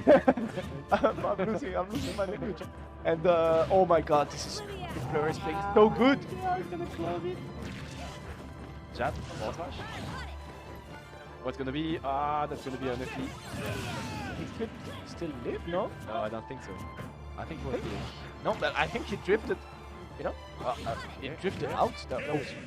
Oh, such a shame to end it this way. Yeah. Yeah, those players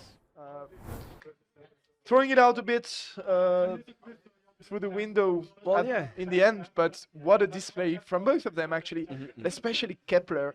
And now there is something that we're gonna see later in the bracket that is gonna be really hype. It's a Kepler Disco Dog matchup That's gonna be funny. with a dark pit against Chrome with two very clever players in explosive matchups. It's that is gonna be hype. I'm hyped for that. Actually, it's looking forward to it. But before we're gonna have one. I think. Before that, we have Rohan Dodge against Destiny, probably. Probably. And Juan, c'est toi, non? yes, it is. Okay. Here he comes. Destiny already getting ready. Yeah. And a lot of pressure on Rohan Dodge's shoulders. On Rohan Dodge little frail shoulders. It's the whole of Ramondi who's actually cheering for him at the moment. Well, of course. Our last hope. Of course. And People want to see Rohan doing well. People want to see Rohan doing well. No. Not only me. no, he quote-tweeted me saying I lost, and that's something I cannot forgive. Okay, I see. Well, too bad for you. You should have won. I love this situation where I can flex.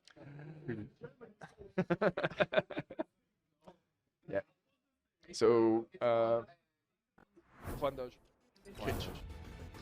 Cringe. Not cringe, very hype, very Meta Knight based player. Cringe. I believe he's gonna use against the aesthetic. Cringe. Not Very gonna Sora see based. Cringe. I agree, the Sora is not the most hype character.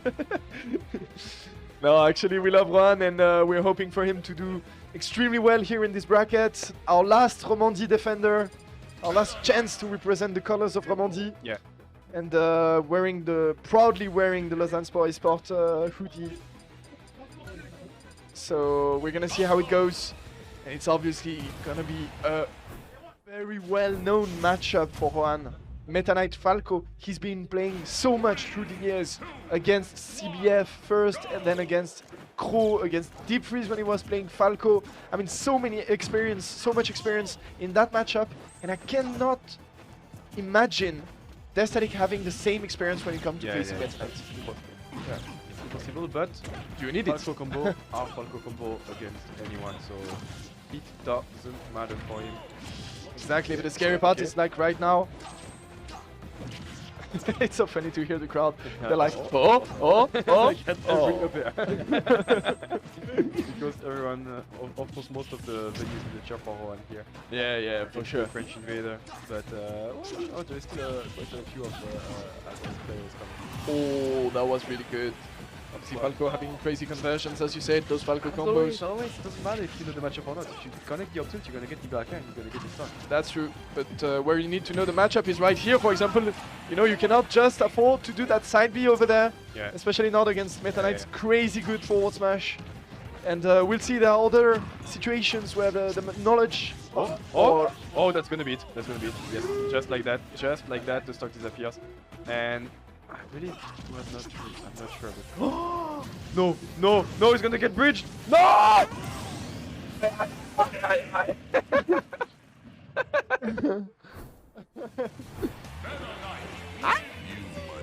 Let's go! And full Mexican. and that's because he's our sombrero. Okay, sorry. I'm not casting ever again. No, so let's get back to the serious business. There are a few instances where matchup knowledge against Meta Knight is really important. Recovering as Falco is clearly one of them. You have to know every options that Meta Knight has when it comes to edge guarding and in ledge trapping. It's obviously really key in the matchup. You also have to know the setups that will get you into those bridges. So the persons at where you must avoid dash attacks, how you should DI on grabs as well. So let's see, for example, here he DIs out, I think, but he still gets called. He DIs out dash attack, which is good. Yeah, precisely. The thing is that he picked Yoshi's Story, which is a really really good stage for Falco, because you can also get extension on the platform and early kills because of the low ceiling and the close platforms on the side. But on the other hand, you can die at 30 on all the that Meta Knight has, and just like that, and gets the force smash and gets the burst stock as well. Now that I'm thinking of it, you know, speaking of matchup knowledge, I think the Static might not, you know, play such high-level Meta Knights quite often. I mean, Han is the best Meta Knight in Europe, arguably, or one of. Yeah. And it's there is also something that we have to factor in, is that Asif, you know, the video creator from France, he's been doing a series that is called Arrêtez de me faire douiller. Yeah. And he's done one on Meta Knight, where Juan Dutch actually provided some of the information. So there is some content in the French community explaining how to fight Meta Knight. But still, if you do not have the experience on hand, it can be quite hard for you to just apply what you know. Yeah, clearly, especially considering how fast he can go with that character. Okay, he's gonna get the edge guard once again. Backer should be easy there, no. Not this time, he's not gonna make it back still. The edge guard was clean for one, which took still a few percents. Oh, that's bad. You do not have a jump. Oh! That's gonna do it. He's going for the side B. No. Good tech.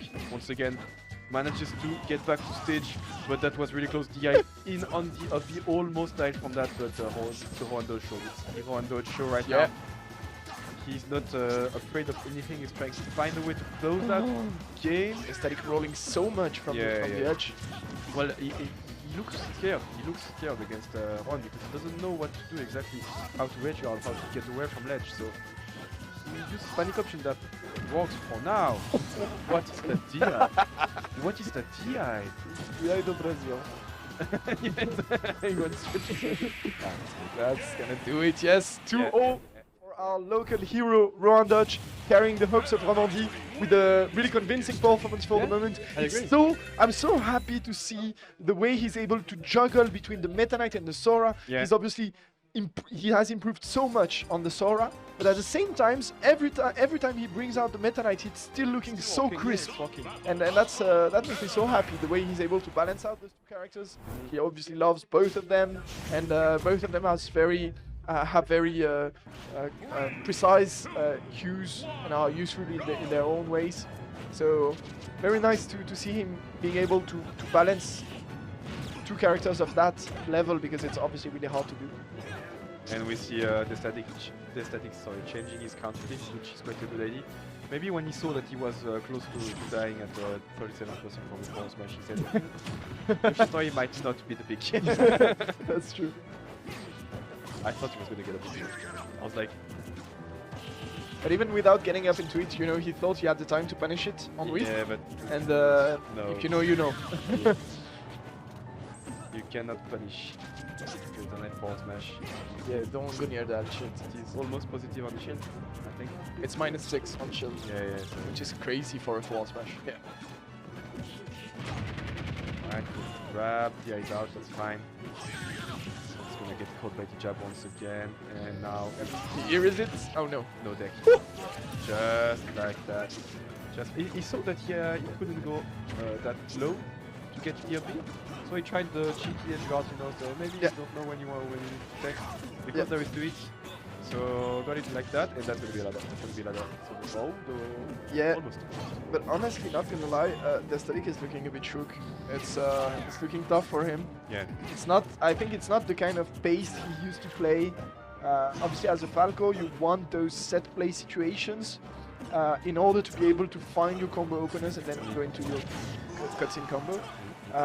And Juan is not offering him those situations. It's only when Juan is on Falco, it's only to start a big advantage situation himself, and you don't have those messy set play situations that Falco benefits so much from, apart from the one we just saw here. I agree. Well, still, Destiny manages to find ways to get the kill, get a few results as well. It's the panic options that he uses, and well, the offstage situations where he lacks the most, because he gets edge guarded, he uses double jump, get too early, and every time it costs him a lot. Really. You can see right now, once again, that one is in full control at his ledge. He's taken already like almost 100% while not getting hit on his side. That's so beautiful, actually. Ron's ledge trapping has been immaculate in that game. Down smash. Alright. Now you have bad angle. What you're gonna do? Get back to ledge, but how do you get back to stage now? Speechless. It's gonna make me go into ASMR mode. It's so sexy. Right, lands with a down smash, which is working. No tech possible. Untakeable, and both players going into the last resources there. Obviously with the huge mental lead, momentum lead for Rohan Dodge. He's playing so well at the moment. It's pixel precise, and it's gonna be a ladder! No! Almost. He didn't want to go for the up because he was a bit too low for the kill. Yeah. Tried to go for the fair, but he didn't work in the end. Still in a really good position. He took 54% from that ladder. So, you know, a few hits away from closing out the set 3-0 in innovation. Destiny can still come back, but I do not believe it. Yeah, he can, for sure. It's only 74%, but the way Rohan has been playing for now, it looks really tough. Yeah. Destiny looking a bit shook, as I said earlier, and yeah, I'm with you on that one, Archie. It's looking really tough for the French player here. Unfortunately, because he has been showing so much good stuff in the rest of the tournament, and just because of what seems to be matchup inexperience, he's gonna go out 3-0, you know. Well, it's not done, That's gonna do it. That's gonna do it. That's Oh! gonna do it. My What? God! I've been shit talking him for so long, and just like that, he proves me wrong. Oh my What God! a string! That was absolutely crazy. Yeah. I've never seen that. Yeah, neither have I. That was crazy good from Destadik, and he's gonna bring 1 point on the board for himself Yeah. and for his French teammates who are obviously cheering really loudly from the back of the room. Of There's a course. crazy ambience today here in Manabar, Basel, and yeah, it's just so fun to be there. We have a game 4 between Rohan Dodge and Destadik. It's actually, I don't understand how Destadik managed to win that game, because Juan was playing so well, so patiently. The ledge shot was pixel perfect. The advantage state was crazy good, and Destadik still managed to take it. So. Almost gets the last time. As we go into game 4 on Pokemon Stadium, we managed to get out at the end, and just like that, the Static is back into the match. There is a huge momentum shift from last game. That string gave him so much confidence to his play, and it shows, He chose, as you say. And Juan will have to find an answer of his own if he wants to finally close this set. Juan Dodge has been in the past kind of our French slayer, you know. He's been performing Right. quite well. It's too far. I think the windbox made him go all the way Yeah. under the stage. Yeah, it messed him up. Yeah, and just like that, I think you're right. had well teamed. Oh my God, that was a great. Oh! And you get the foot, and you get the stool, and you get the foot, the stool. Just like that. Well, that's a shame for the Static because he has been playing so well and adapting so well into the set, and just like that one cheesy stock taken by Rohan Dodge. I'm not gonna complain too much because you know Rohan Dodge is my homeboy, so I'm quite happy about it, but Yeah. still, I want him to win the classic way, the regular way. I understand you, and although we have to give props to Destatic for adapting on the fly here, learning the matchup on the fly.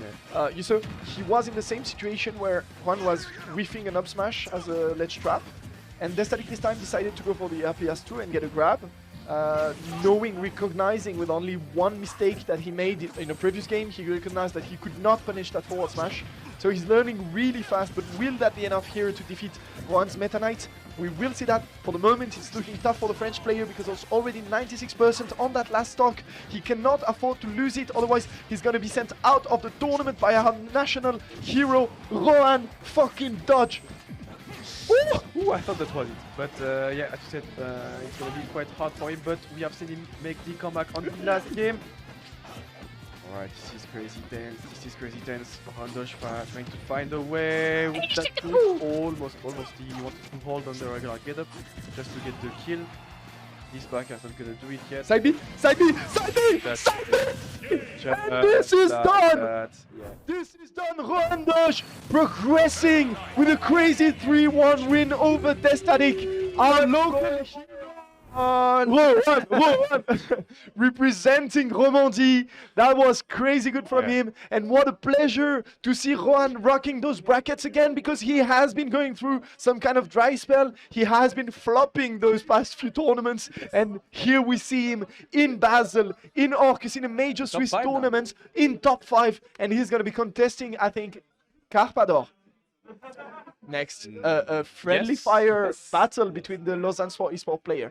Before we move into that, we have to give a huge shout out to Destadik, representing the Swiss, the French scene. Sorry, very nice to see those players traveling all the way from Colmar, from Strasbourg to fight it off here in Basel.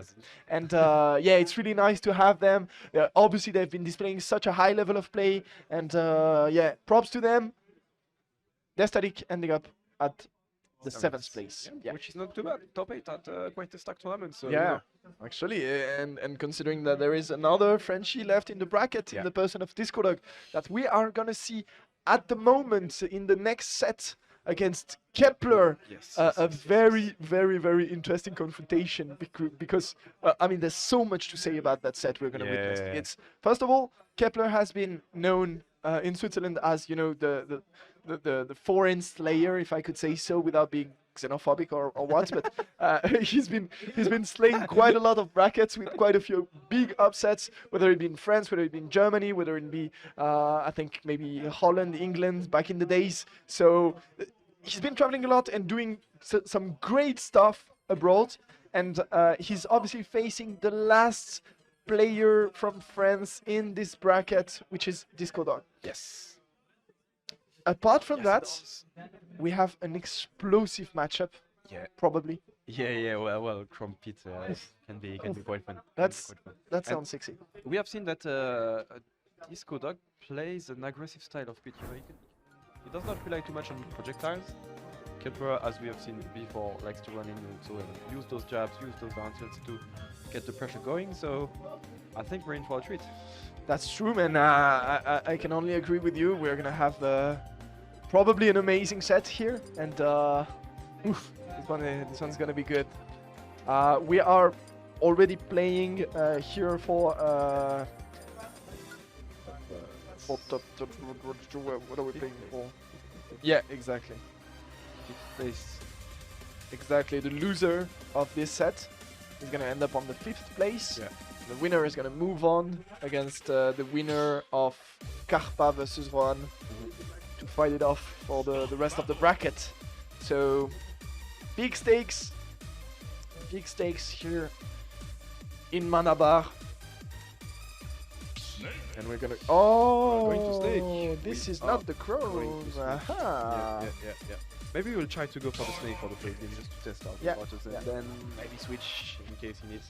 Yeah, well, as you said, Disco Dog likes to play a pushy offensive playstyle with his Dark Pit, and obviously Snake is one of the best characters when it comes to dealing with those kind of playstyles. Yeah. Because you know, just hold on to that grenade on shield, and you cannot do anything.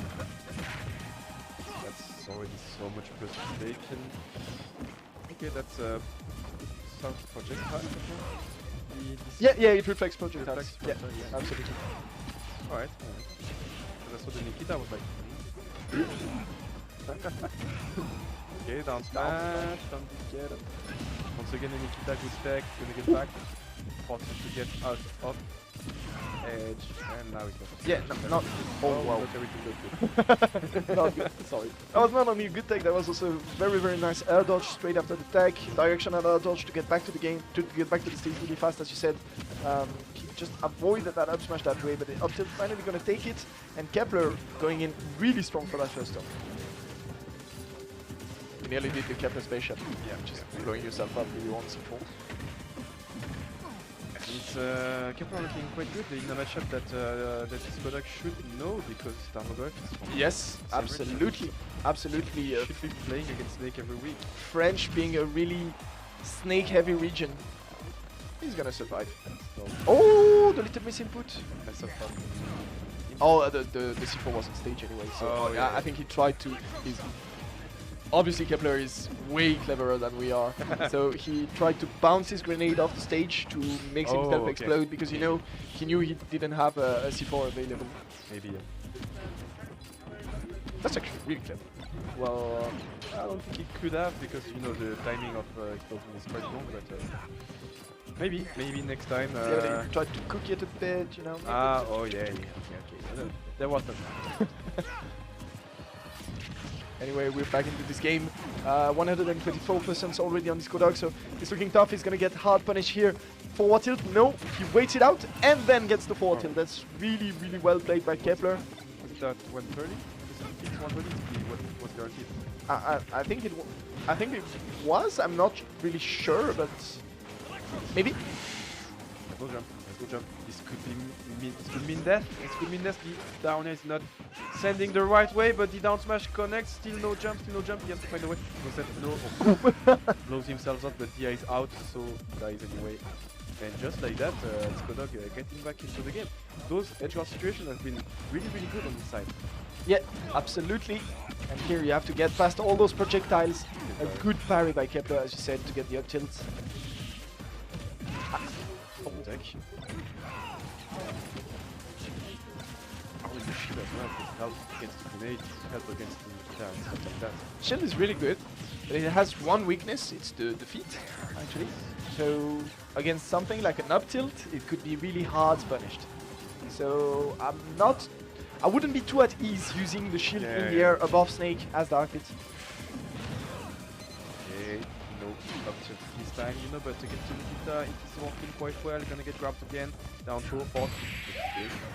Why doesn't he go for the... So I think, and we're gonna have to check with Kepler, but I think the forward tilt does not always connect on characters that lay low on the stage. So he has to go for other options, and he confirms it. So that's why he mixed it up, and twice actually in a really good way, because in both cases, even though he didn't have a true conversion, he managed to take the stocks twice. So really well played on Kepler. I mean, it's such a deep knowledge about his character. Well, of course, it's the Snake specialist in Switzerland for so long. Yeah, as long as there has been Snake in Switzerland. Like that, Le serpentologue. Serpent, exactly. Le serpentin. Alright, and then we're going back to game 2, back to smaller feet as well.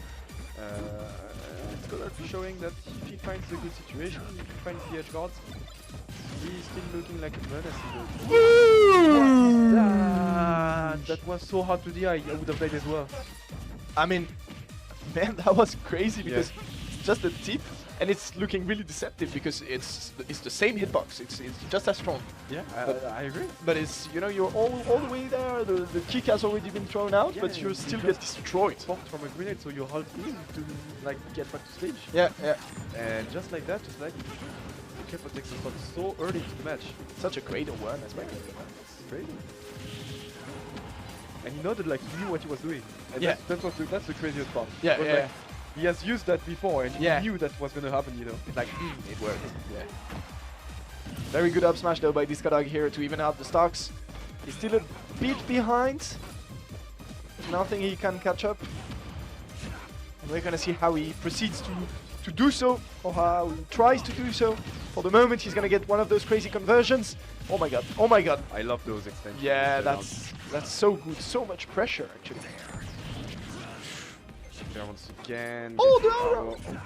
Tries to get down smash to connect in the end. Does not make it, but still, Kepler is back to stage. Lays out EC for on the platform as usual. And now has to find a way that's gonna connect as well. No kill yet. Nikita. Oh! He killed himself! He set up the perfect angle. And he was, I think he was still in the lag from the arrow.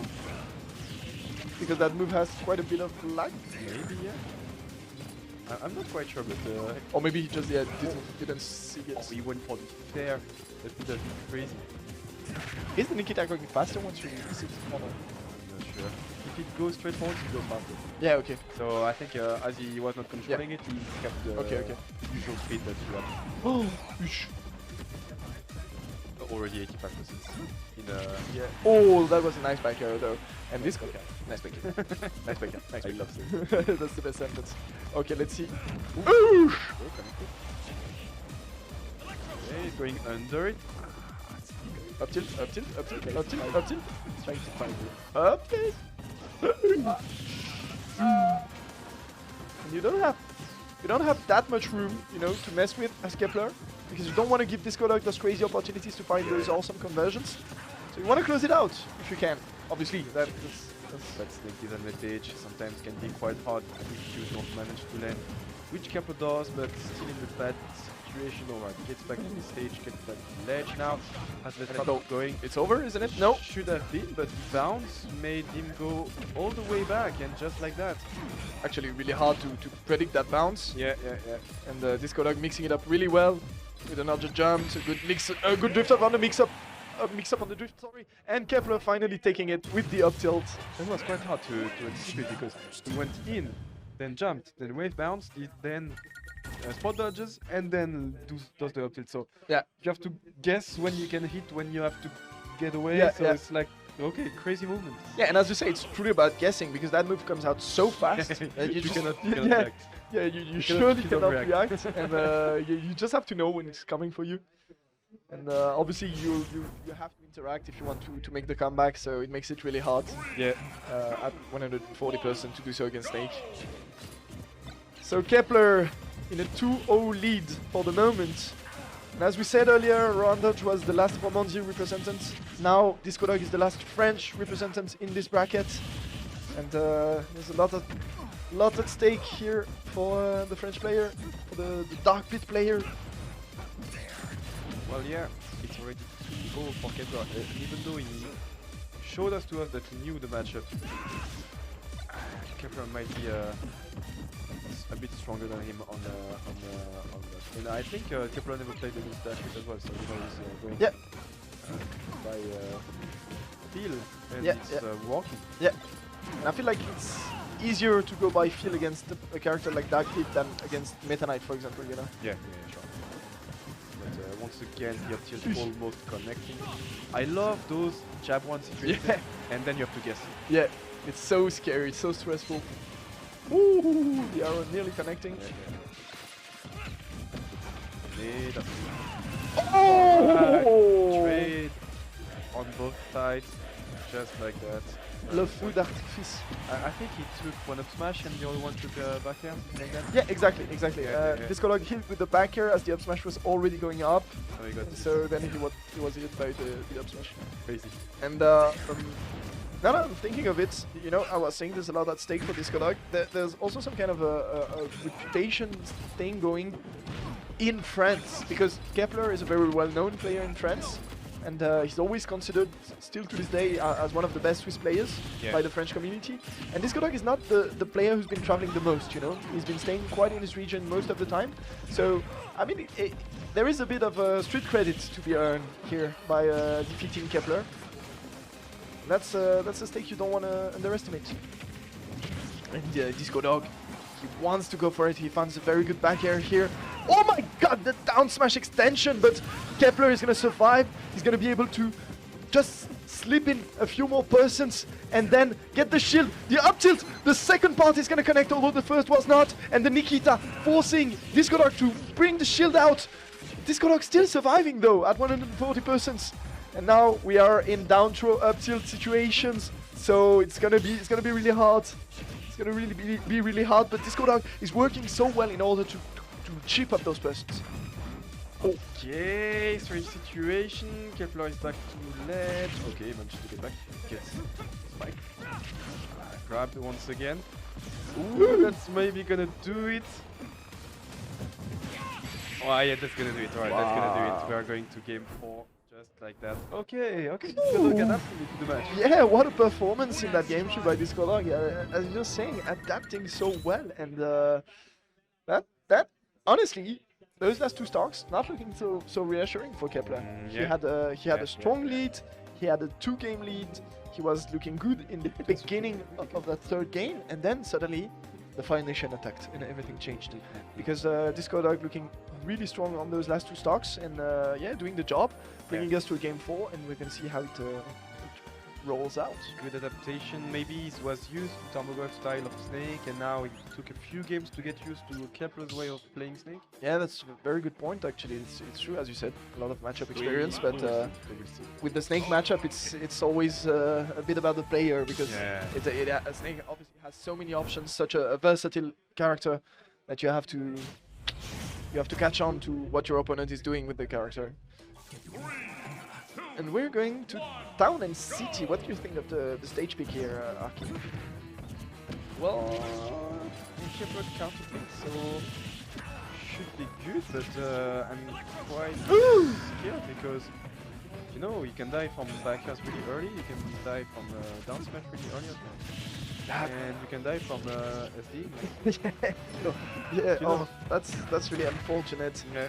Especially considering, while hearing your answer, I was like, okay, probably that he wants to slow the pace down a little bit. Maybe, yeah. He wants to go into that more campy style that Snakes can also capitalize on.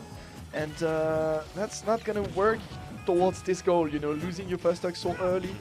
It's gonna force you to approach That's a bit sad for Kepler. Oh my god! But Disruptivity is gonna do it once again. Gets a good, like, strange trap situation where you have to guess the DI, and if you don't, you die. That move, man, yeah, it's just crazy, man. Yeah. Oh wow, what a conversion. What a confirm. It's just not gonna kill here on Town and City, but the up smash will. And yeah, it's looking tough for Kepler. That first SD is still hurting him a bit in this game, in this fourth game. But he has the resources. He has a stock deficit, and that's because he died at 20 at the start of the game. Exactly. Otherwise, it would have been close. And just because of that, he might go to game 5, where he was in such a lead at the start of the set. Yeah, absolutely, Akibana. But if anyone can come back from this, probably about Kepler, you know, very composed player, very cerebral player as well, who can really get back into those games using those. Oh, he stuck him! I like that. I love that. I love that. Oh, that was. This is just like he put the C4 and he didn't grab straight away. He first jab. Oh, first he jab just to make you guess like you have to stay in shield. That was right afterwards the grab he done. Crazy. Incredible actually. And now it's back to even. That trap. I thought that was it. Back throw once again. Nikita on the wrong side. That's bad. And there's 2 grenades out there. 2 grenades. Oh my god. Oh my god. It's the down throw. Oh! Once again. Yeah. Oh! Get it, and just like that, with such a read, manages to get back the game. That was like crazy comeback from Kepler once again. Like, what a comeback! Yeah. He has did at 20 at the start of the game. Amazing. That comeback was crazy. As I was saying, if anyone can, it's him. Yeah. Such a composure displayed by Kepler. But that comeback, man, he had a whole start deficit from the beginning of the game, and he managed to did it. Props to Disco Dog for going so far in this bracket. Yeah. That was a very stacked tournament, Yes, and it's so cool to see those French players competing here with us. We are so glad to welcome you guys. And you know, if you're from France and you want to play cool tournaments with really good players that are gonna walk all over you, come to Switzerland. It's Try to win against Yaka. yeah, come try your luck. come. We have something to settle with Flo, because Flo, you know, he played Yaka at VCA. Yeah. And I think Yaka just defeated the OG. Okay. And he played against Flo in a very, very tense set. Okay. And there was a huge Swiss crowd behind Yaka, because obviously, you know, VCA being in Austria, thank you. I was about to say Österreich. VCA being in Österreich, it's quite close for us Swiss players. So there was a huge crowd cheering behind Yaka against Flo. And the set was really, really tense. Yeah. Obviously, really annoying when you're a Roy player and all you want to do is, you know, burst flames all over the stage and put your sword through your opponents. And you have this little dog like snipping slingshots at you. And Flo managed to win in a very tense way, and he popped off on the Swiss crowd. not because he win, not because he won, not against Yaka, but against he Swiss. turned against the Swiss crowd, and he was like, Yakwa! So we have something to settle. Okay. We have something to settle. Okay, I see. Don't hesitate if you're part of the French community coming here in Switzerland. We are obviously going to have a few other big tournaments coming soon. You saw that there is a crazy Icaribana Invitational coming with qualifiers, so don't hesitate to register for those qualifiers. A few top players from France already have, so don't hesitate to join in, and a lot more is coming. Stick to the Twitter scene if you want to see what's coming next. Don't hesitate to follow us, and Of course. and there's gonna be some crazy stuff in Switzerland happening. And now, the Lausanne Esport Grand Duel. One dodge against Carpador. That sounds Both looking quite hot today in the bracket. We have seen both last sets actually were really close, really explosive from both players. So now it's gonna be who is the most in the zone into this match. Yeah, and It's Luigi against Lucas. exactly. Oh, that was so close. Oh my god! Oh, that's gonna be it. Just like 2 hits. That's it. Well, it's Luigi, so Yeah. deserve. No, just kidding. Indeed. And Karpa, maybe. Ooh, very good patience by Juan.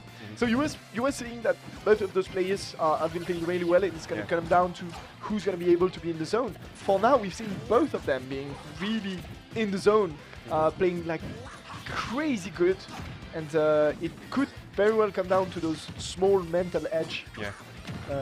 This small mental edge. Tornado is gonna make him break the combo, but still. What is that? It's a bait. Obviously. I don't know. Yeah.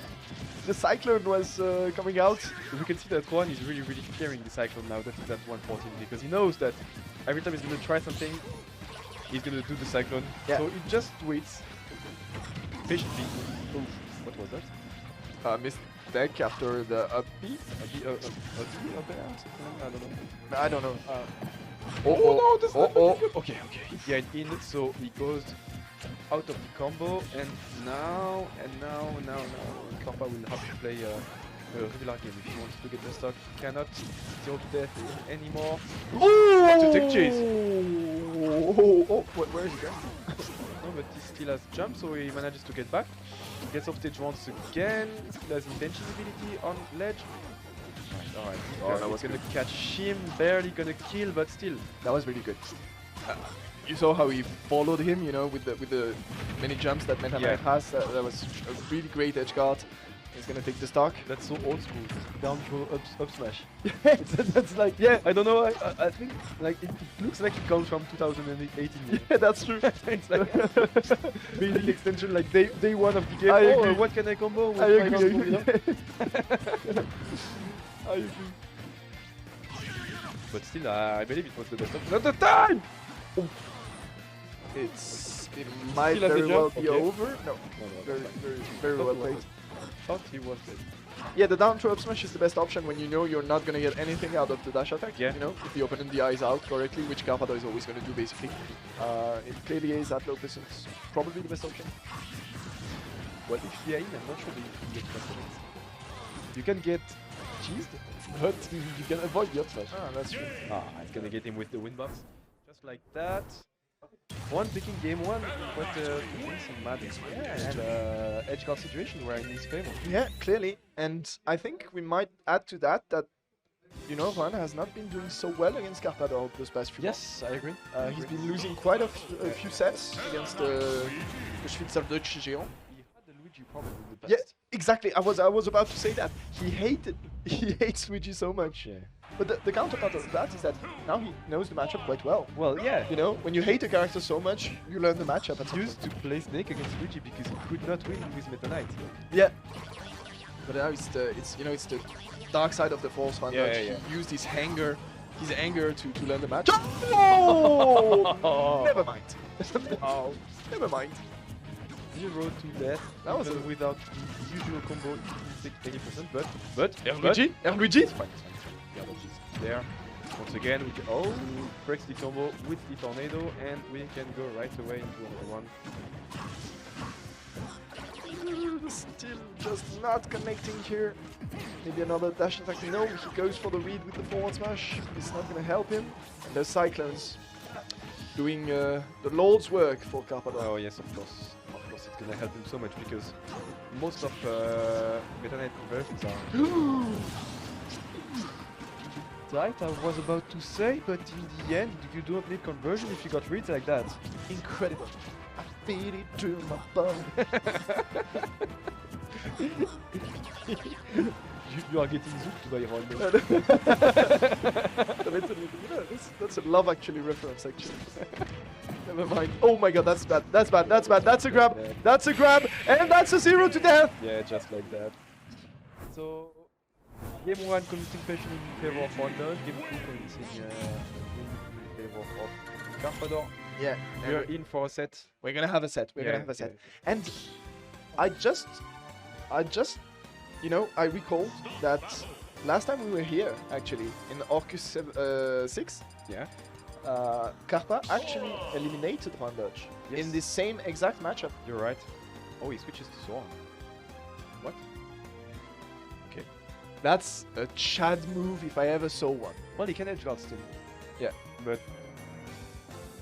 yeah, he can float around in the air, so not the problem as well. But Yeah, well, I think, you know, avoiding the grab is going to be way easier with Sora. yeah, So that's for sure. yeah, yeah. The problem, it's going to be, I feel like it's going to be dealing with the kill power that Luigi has at higher persons. Yeah.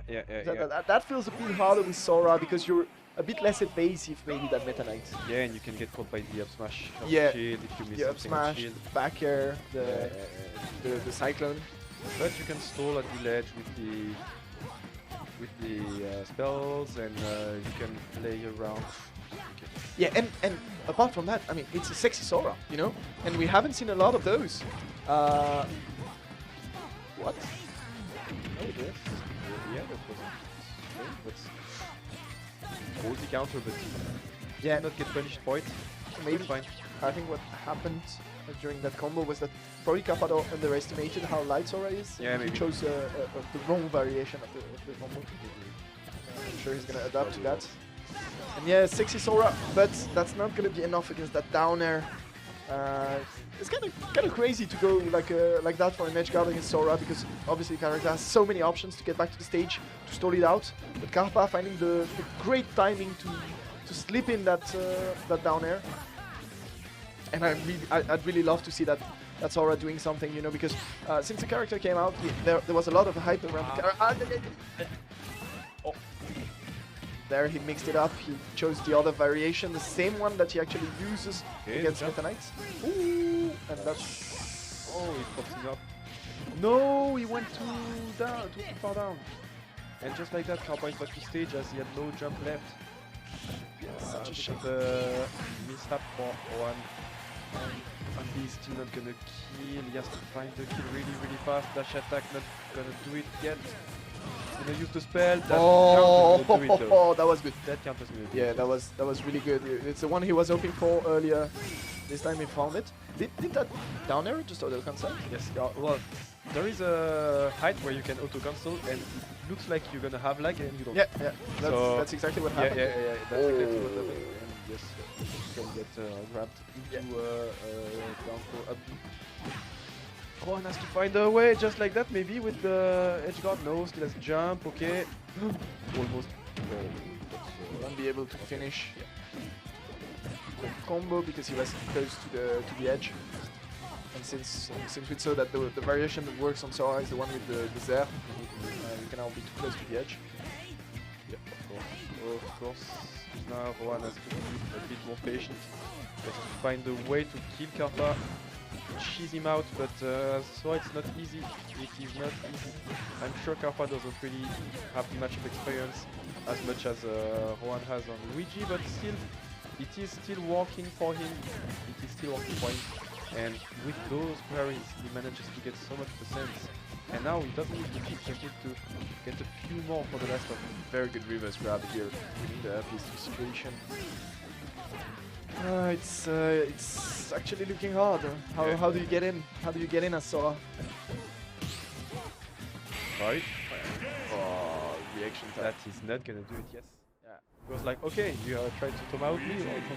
Yeah, no, I don't care. you're trying to tomahawk me with the floatiest character in the game, really. So it's like, okay, let me grab my coffee, then I'm gonna check my mails, and after that I'm gonna punish you because you have so much time to react to that thing, and Karpa is just not gonna miss this opportunity to punish Juan. Yeah. So what is it? Do we trust the Sora? Do we go back to the Meta Knight? I think it's there's a big dilemma here for Juan. Well, yeah, he has to take a few minutes to think about it. Maybe he's reading notes on his phone. I'm not exactly sure now. He's just like thinking. He's going back to Sora. Yeah, Back to Well, Sora. maybe he has a few things to adapt, but he still can make it. Honestly, chat move. I love it. Yeah. I love to see the Sora. Love to see Juan sticking to it, and I think, as you said, he has the ability to do it. He had quite a few good edge guard situations in that first game. Just has to be careful about those grabs because those uppies, he died so early. Yeah. True. That's really what the matchup is all about. But, once again, you have to find you have to bring out your patience and to really wait it out. Okay. which is really hard to do. Alright, reverse repairs connect as well. One is really taking his time in the neutral right now. He doesn't want to go too hard into Kappa. Cannot punish the RP, but forward smash will, and just like that takes the lead. And at 78, he's not close to dying yet, and cannot get Joe to death. So he's in a really good position just to get a few more percents. Yeah, really good stock, as good spot as you said for Juan. It was also a really good edge guard to take that ledge trap. Sorry, to take that that first stock. Yeah. That's gonna connect. Yeah, that's gonna take the stock right away. It took 46%. That's not too bad. That's good. That's good. Oh, that could have been big.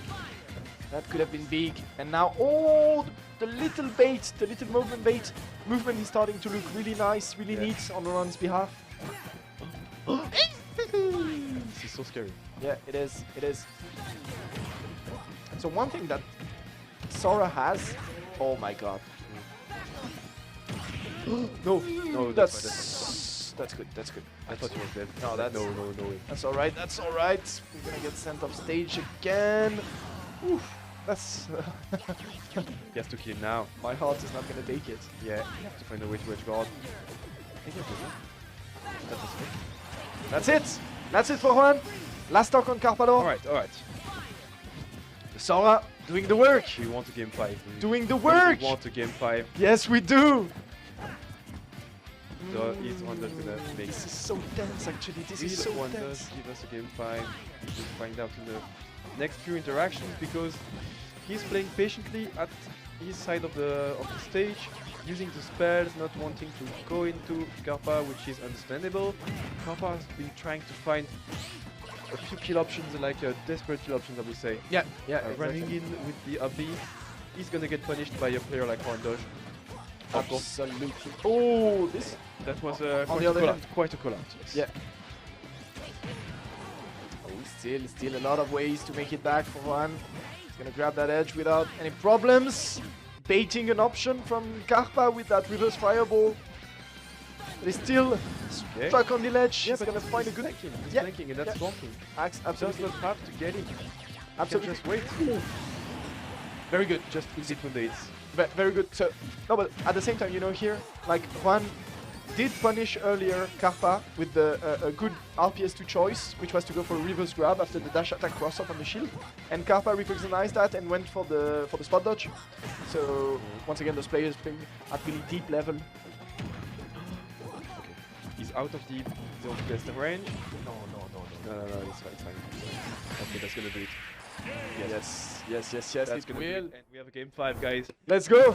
Game 5 between the two Ilozan esport players. I was going to say Ilozan.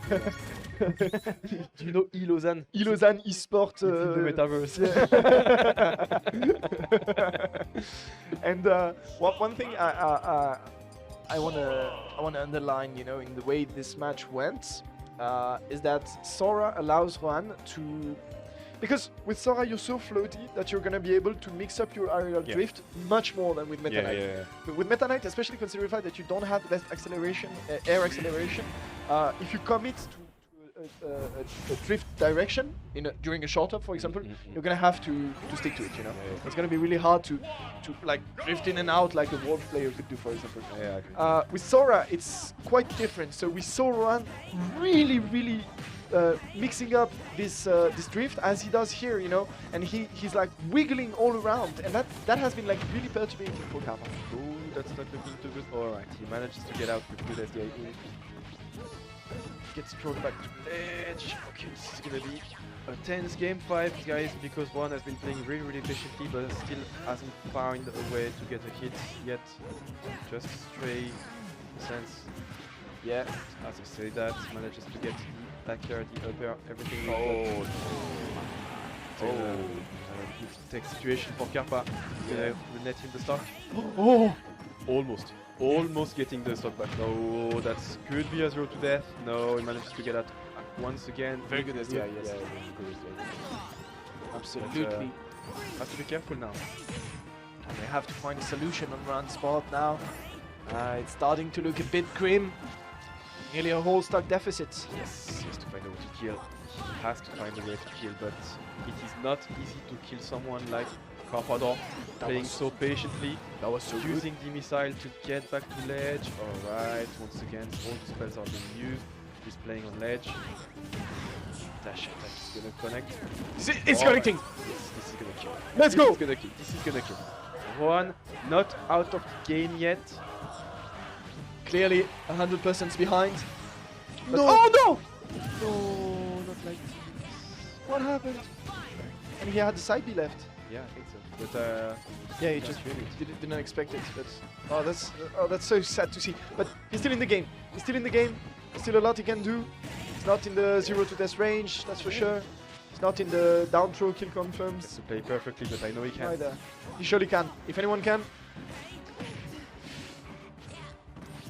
This is tense.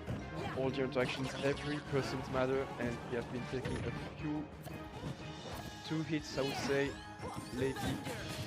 He's gonna flank. He went for the down taunt. Did you see that? He went for the down taunt, which Yeah. could spike if you grab, obviously, but that's cheeky last time. Okay. Okay, tries to get the back here, does not connect.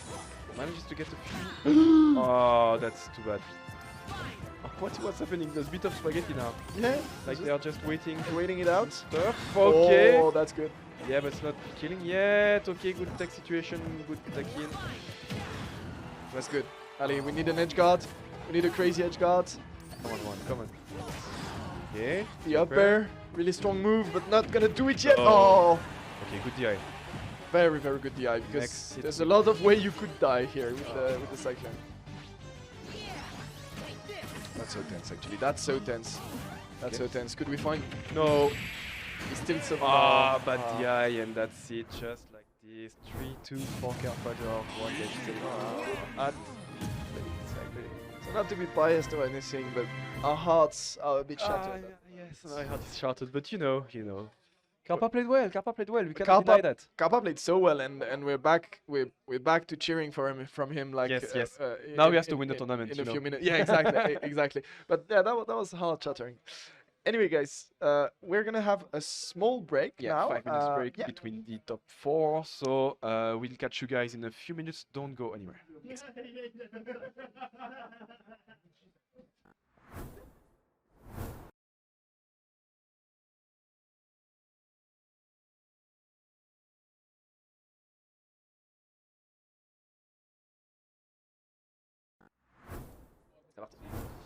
We are back, ladies and gentlemen, to Orcus number 7.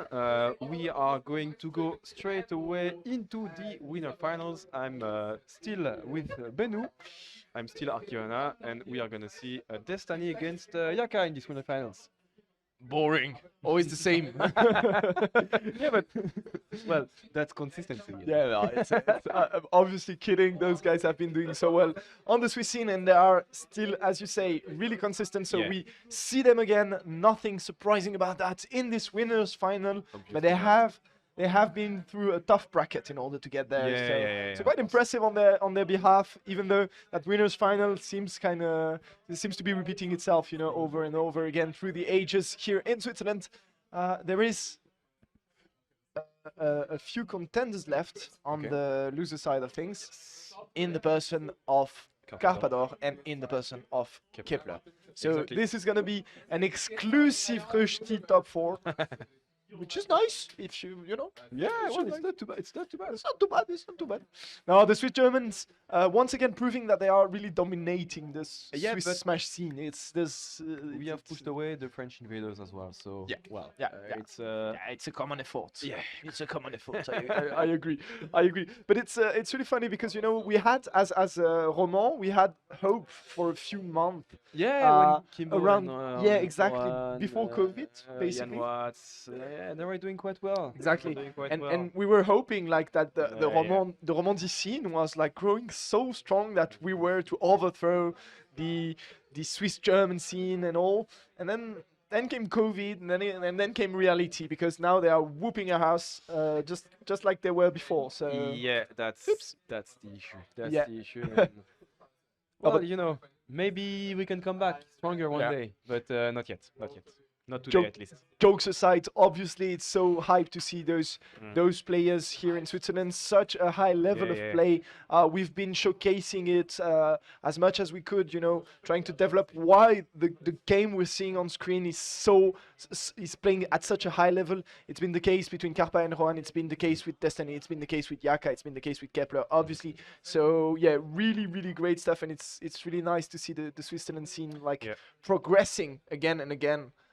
Never stopping actually, because those guys, they might still be sitting on the top, but it's not at the same level that they were like 6 months ago. They're still progressing, always progressing. and it's- Timita evolve between their sets, you know. Yeah. Like every time we cast them, every time we see them play, there is always new stuff that is coming up.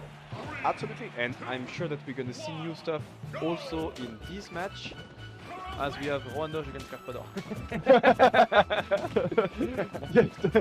The tags. Obviously it's a Destiny against Yaka, but it's gonna change in a few seconds. Exactly, Destiny on the red side and Yaka rocking the Isabel, as you know. And it's so this confrontation has been, as I was saying earlier in the bracket, has been Destiny favored those past few months. So yeah, the challenge here is on Yaka. Destiny might be the second best player behind Yaka when it comes to power rankings, but he's the first seed today. He's been performing outstandingly well those past few months, and he really hasn't lost to Yaka that much. So pressure on Isabel here to turn the tides around. Yes, of course. But you know, Go is there. 67 is a nice person to die at. When you're all that said. Just like that. And the Yaka problem, starts appearing. I would say the problem is less dying. It's rather than when you have to face that Terry at precisely 104 persons, you know, your own persons are going to go high so quickly. And you have to find that exact option, that killing blow that will allow you to reset the stocks and play a more even fight. I agree. Alright.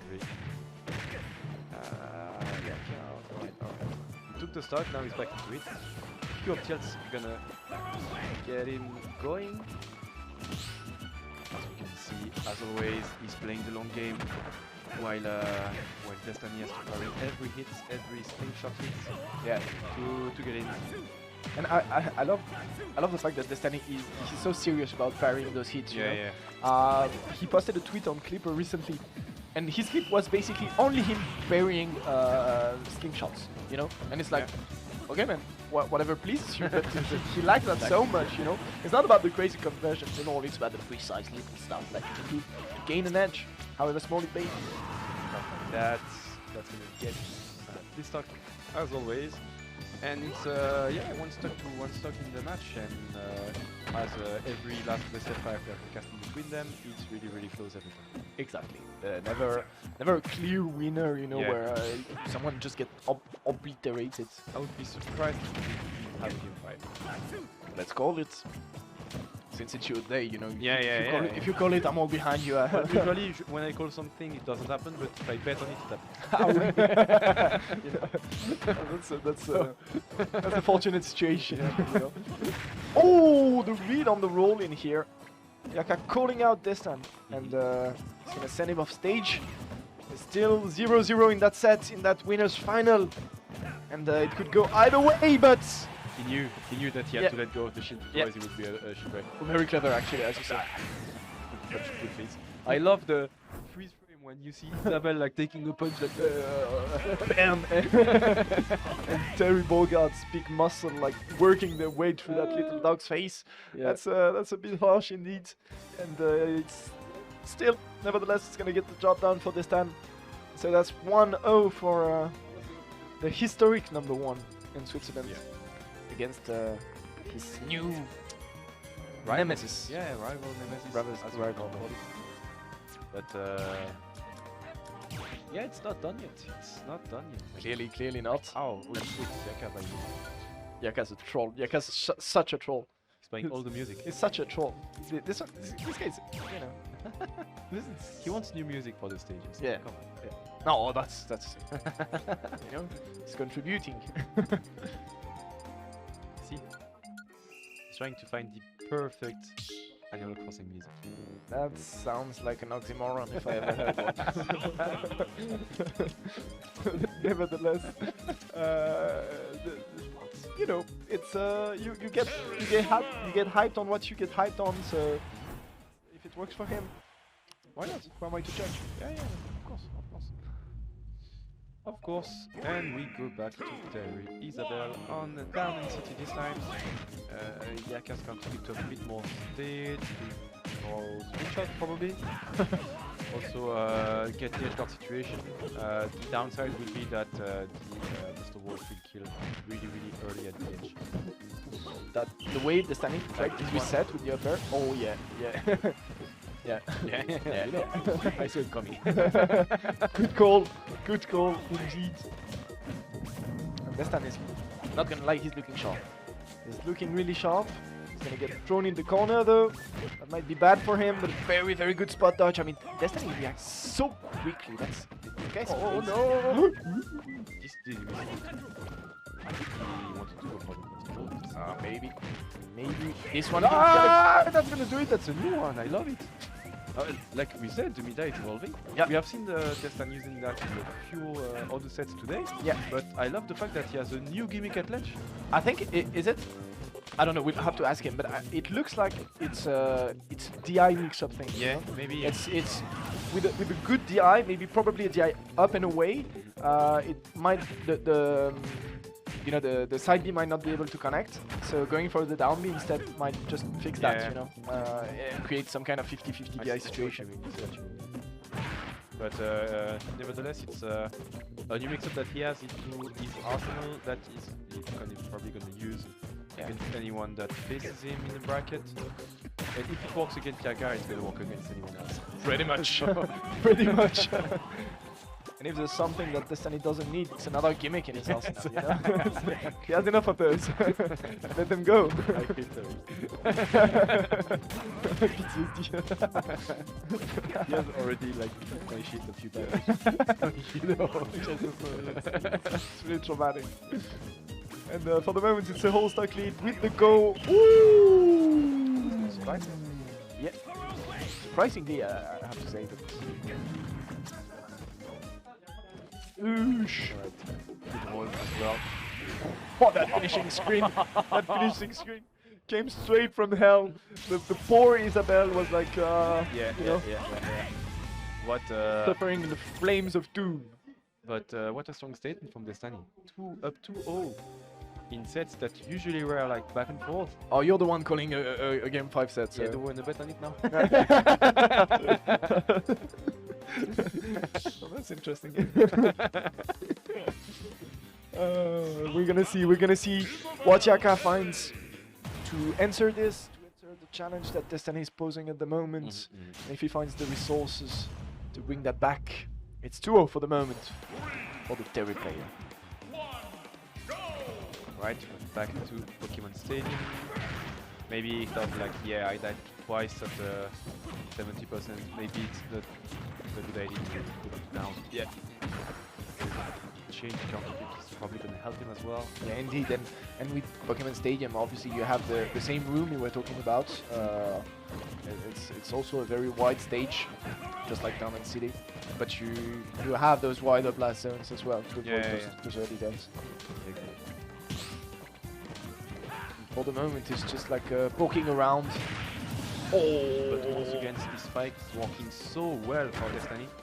Managing to get early stocks as always. He's always finding. Oh, what? You know, there's something really weird about Destiny. It's like when he plays Terry, it looks like Terry has range. Yeah. You know what I mean? Yeah. It's like he always finds those really precise moves, like the down air, the nair, that are very close hitbox, close to his body, but he makes them look like they are like swords. You know, it's crazy. He just moves that good. And also guesses right Yeah. the ledge to get all of those early kills, because it is not guaranteed. You have to find the hit first, and so it's that it's not easy. What? Is that no tech twice? Oh, and the slingshot not connecting. Yes, that's gonna do it so easily for Destiny. Look at that precision. Yeah. You know, he makes it look so easy. And if you go out there and you try to down air Mary, Oh, yeah, Isabelle, it's it's just not gonna happen. No, there's no way. There is only one person who can do it in the venue right now, and it is Destan, which has so much mix-up with... Oh, what is doing? Just like that. So dominating. That's a yeah, stomp. like... yeah, okay. That's a stomp. Well, 3-0. Yeah. 2 stocks every So- time. Game 5? No. No. Okay. No, it's okay. No game 5. Yeah, that's a clear and proper stomp, Yeah, ladies and gentlemen. That was really dominant by Destiny. As we were saying, he's been winning most of the direct confrontations that they had those past few months. But that kind of domination, I don't think we've seen. Yeah, We've seen it that was much. You know? really good. Really Yeah. good from Destan. Well, so we know who's going to be waiting in grand final, and Yes. we know that Yaka, on his part, is going to go straight to losers final, where he'll be facing against the winner of the Next set that match. you're about to watch, Kepler against Carpador. What can you Exactly. say about that confrontation, Arkivana? Well, I can say that Kappa is gonna be, as always, looking for grabs, because UG, you know. Because Grab. But on the other hand, he's facing Kepler, which will be playing either Chrome or Snake, and it is not easy to grab those characters. Yeah. And even though you grab them, well, Snake has the frame one option to get out of combos. With Chrome, while you move around, jump, dash, shield, all the stuff that you can do really quickly, so it's really hard to catch you. And with Chrome, I would even say that it's you don't really matter getting 0 to death, you know, because it's how the character is designed. Yeah, You're yeah. designed to lose your stock early, Yeah. you know, in edge guards most of the time. But if it's a 0 to death, so whatever, because then you're gonna take the stock yourself like really quickly Yeah. with those jab back airs and tech chases with down tilts and Yeah, all. I agree. So yeah, it's probably going to be very interesting, very explosive, and we can also say that I don't know for you, but I'm so happy for both of these guys, you know, because Karpa, as we were saying, he's been struggling to get past those late stages in those tournaments, and now he looks like he's in a great spot to do so. He's been in the zone, and he surely wants to face Yaka in this losers final. Well, yeah, and he's like one match away from losers final. Yeah. And we know from today that he can win against Yaka. Yeah, absolutely. So there's a really great momentum going on Karpa's side. Yeah. And as for Kepler, I mean, as we were saying, he's been away quite a few months. He has been working a lot for his studies, and so we haven't seen that much of him those past few months. And it's so good to see him at that level, you know, when coming back. And obviously he looks thrived. I mean, you cannot see it at the moment, but the guy is smiling, he's chatting. He plays without headphones, so he's like chatting with everyone, and really those two guys, they look very happy about what they're accomplishing at the moment today. Obviously, one of them is gonna be looking a bit grimmer in a few games, but you know. Well, you know, it's the competition is like that, so you have to be prepared to lose as well. Yeah. But well, anyway, Kepler taking a few notes before he starts.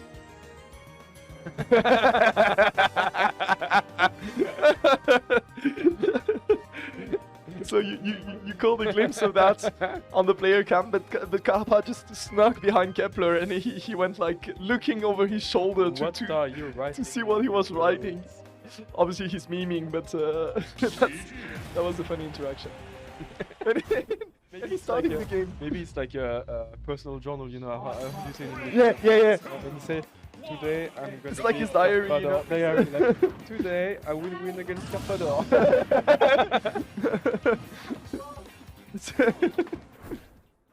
Okay, what are they doing? Is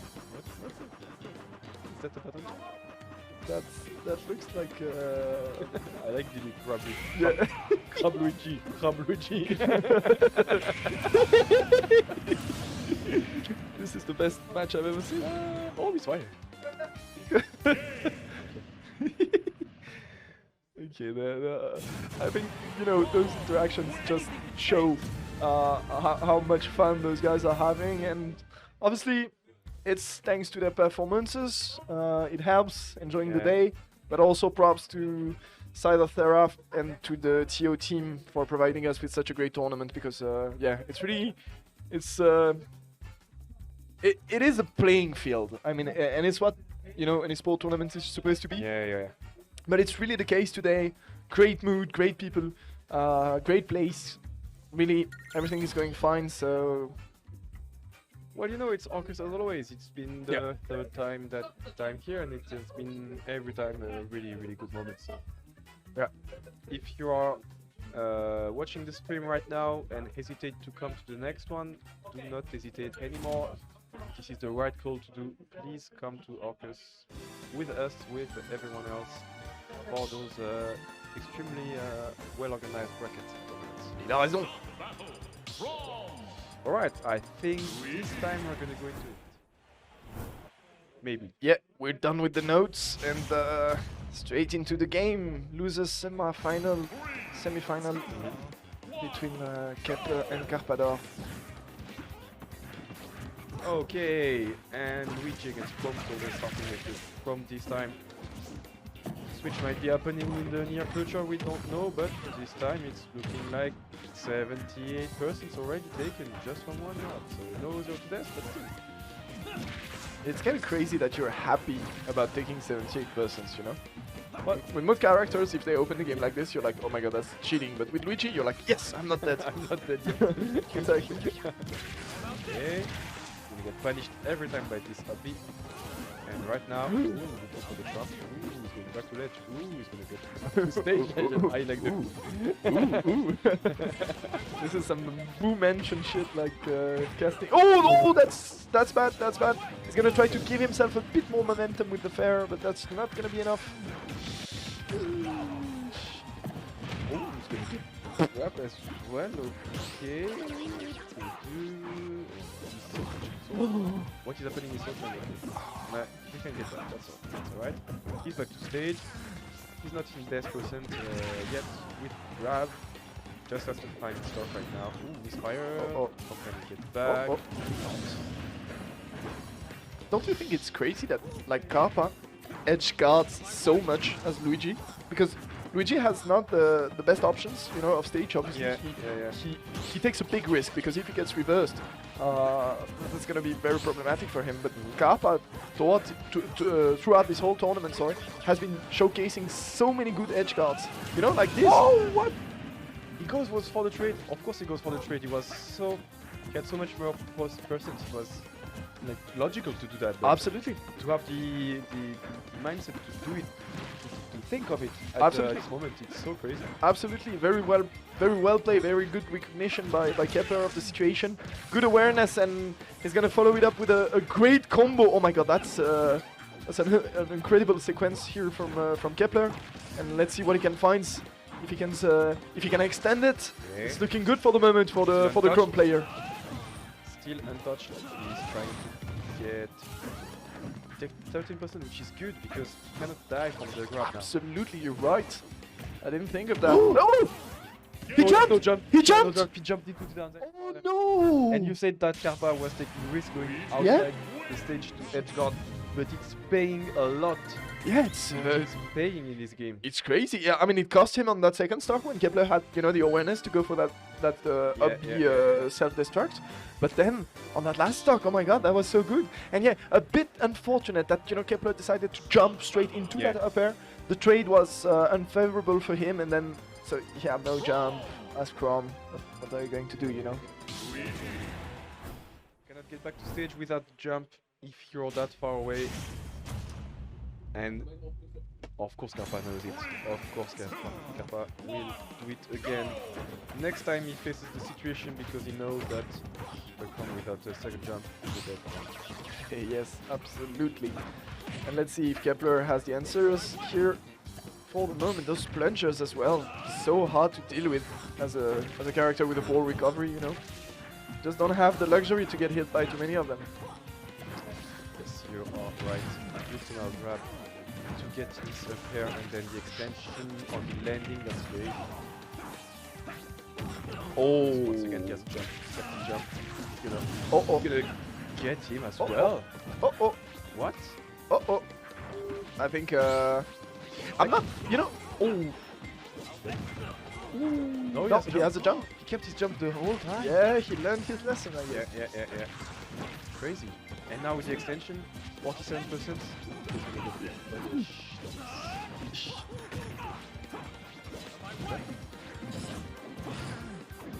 Grab. That's a dangerous situation for Carpador. Oh, wow. Okay. Well, just like straight forward slash. Yeah, that was roll, no. you know. How do you like your forward smash? Roll. And now the party game begins. Will you get grabbed? Oh, that was good. Very good dash shield. Bait out the cyclone and punish it afterwards. The Phantom made the fair last longer, so he got hit by it on the way down from the platform. That's strange interactions that only happen in this matchup. Yeah, it's true. That is true. And now we're gonna see a down air maybe? Nope, not yet. Back air sending Carpa off stage on the other side of the stage. Ooh, that could be bad because that's a good conversion. Yeah, so Carpa, he's fearless. yeah.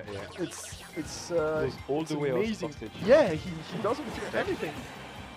Very good taking it. No, gets up into tornado. No, he gets protect by tornado, which is good. And now has to find a way to kill with that forward tilt. That's gonna do it just like that. Yeah, keep going. Yeah. And there was about a 1 in 10 chance that the trade would have gone the other way around. You know, if it were a misfire, and forward tilt would have been able to hit. This looks so. Kepler looks so threatening just by moving around. You know, by just moving in, and he waits a bit. He has those very weird timings. He's very aware about timings, I feel like, and that's really scary. Oh, no jump. That's it. Well, he was at 140. Yeah. So Yeah. I would say no, it's not too bad, but that's bad. That's bad. Okay. Good smash DI. He resets it. But that's Once too much again. grabs. Oh, he wanted to go for the cheeky waveland reset.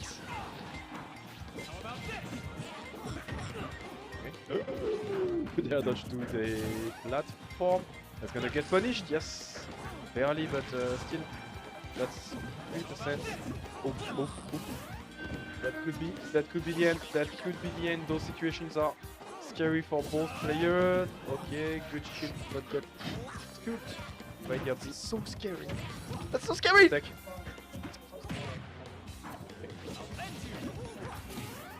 Oh. That's gonna do it. No, that's not gonna do it. But DI as well. It's not gonna die yet, but still. Okay, he lands with 2 That's a kill. Yeah.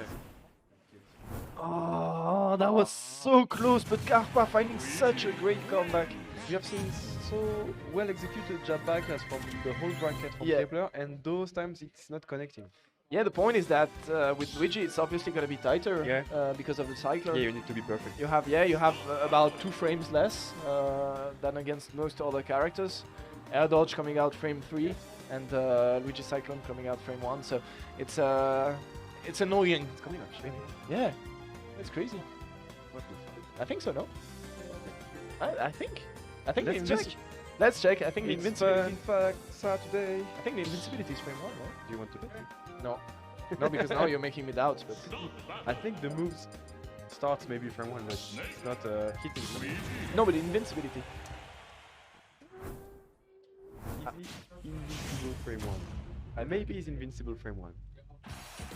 Maybe just maybe down, right down B. Invincible on frame 48. Oh, no, not on at all. the ground.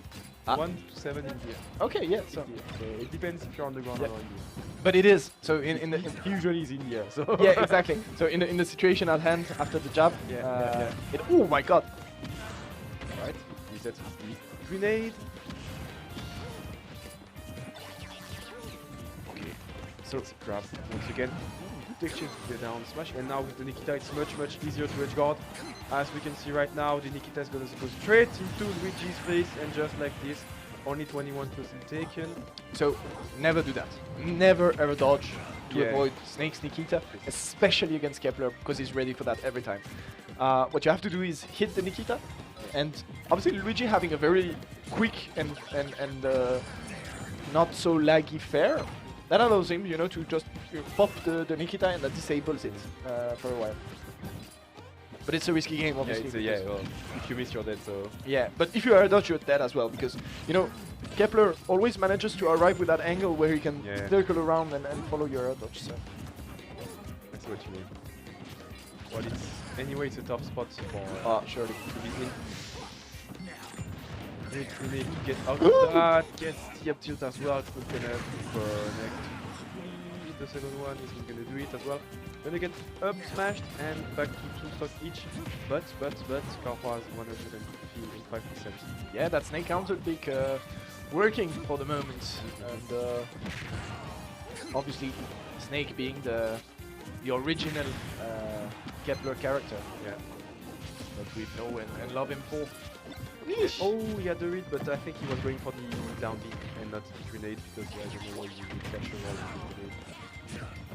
Unfortunate situation for Kepler. But still, he can do this, of course. Okay. Dash attack is not gonna connect. But how do you kill 78 RPG? I think you're gonna have to find a grab and read the TI on the down throw. But that's gonna be hard. Is that poke? Do you think? That poke defeats. I think there was an explosion all around the stage, so might have floated. Oh, that was good. That was good. He dashed into the shore.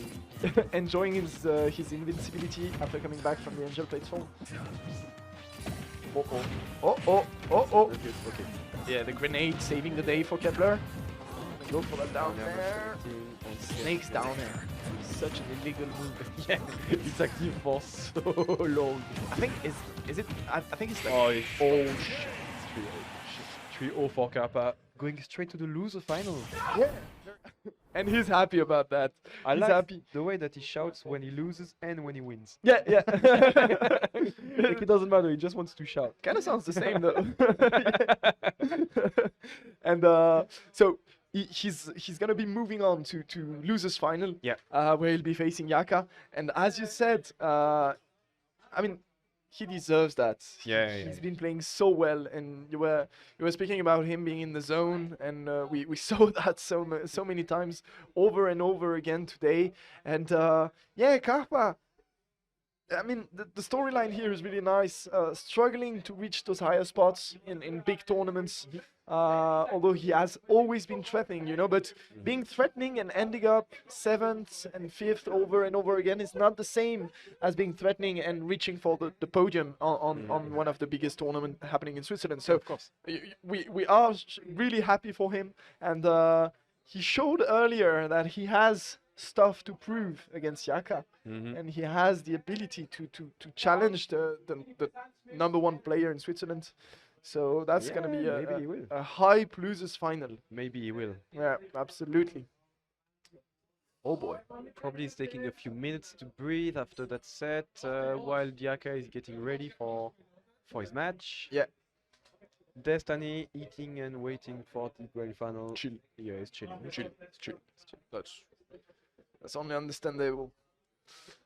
But yeah, what a performance by Karpa for the moment. Yeah, and, the trio. Kepler, he showed Kepler like it looked easy.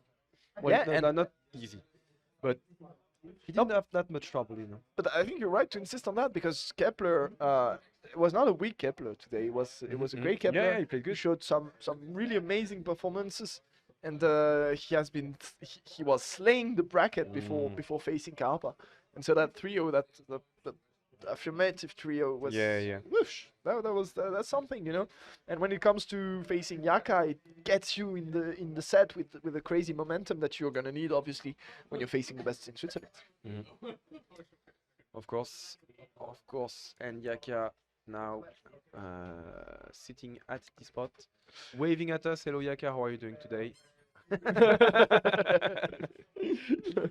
With the squeaky hammer as always. Yeah, Yaka, he's been going full squeaky recently. That's becoming his main way of communicating. He has gimmicks in game and outside game as well. But you know, he's expressing himself so much throughout that hammer. Sure. So yeah, that's you love to see it. And that hammer has been traveling. He will be traveling more, surely, because because we're looking forward to seeing Yaka going a bit around Europe, maybe. What's your next big tournament, Yaka?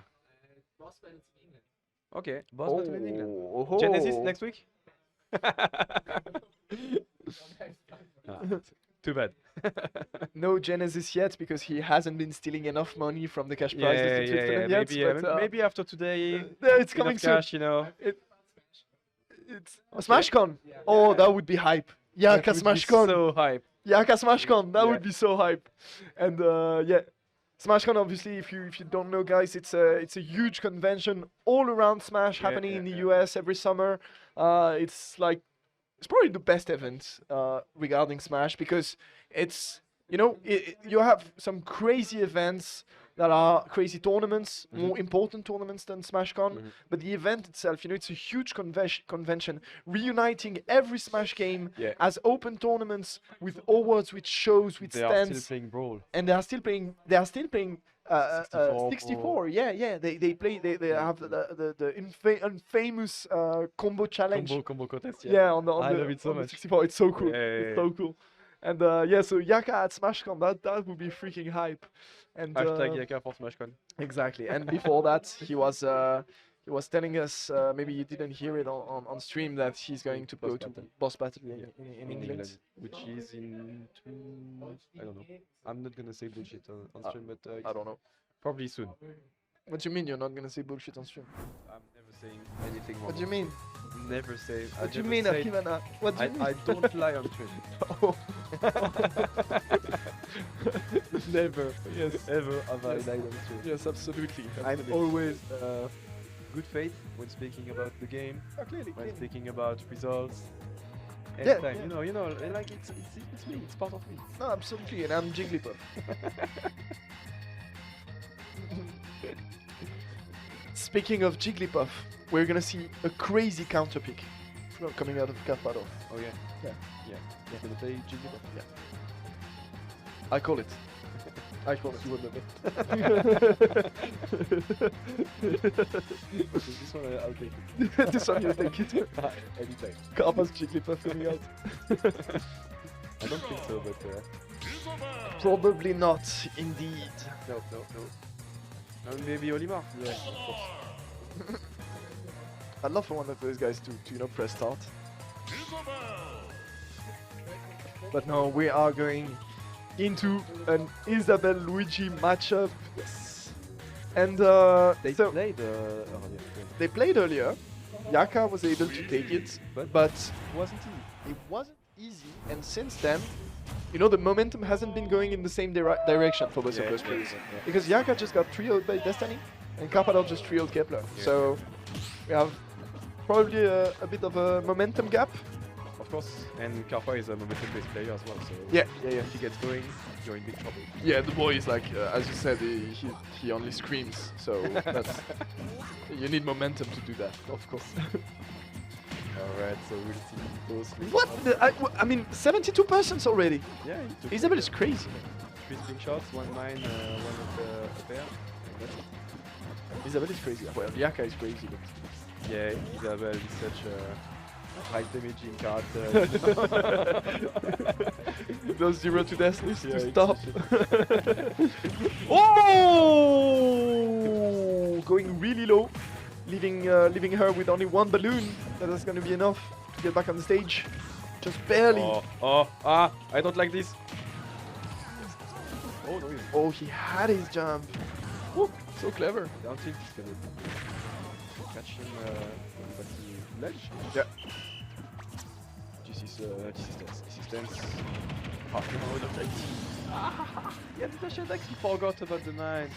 Yeah, that's the thing. You don't have much room for mistakes against Yaka. Oh! That's a day 1 air dodge. Okay, he That's a day 1 air dodge. he went for the reset. He Yeah, was like, said like, okay, never mind. Stop. I did a mistake. stop. You stop. No. Yaka, you stop bullying me now. I want to go into the next game. We reset it all, and we're gonna see how it turns out. I have my 0 to death on my own also, so let's see. But for this game, it's over. I give it to you. You said something about momentum before.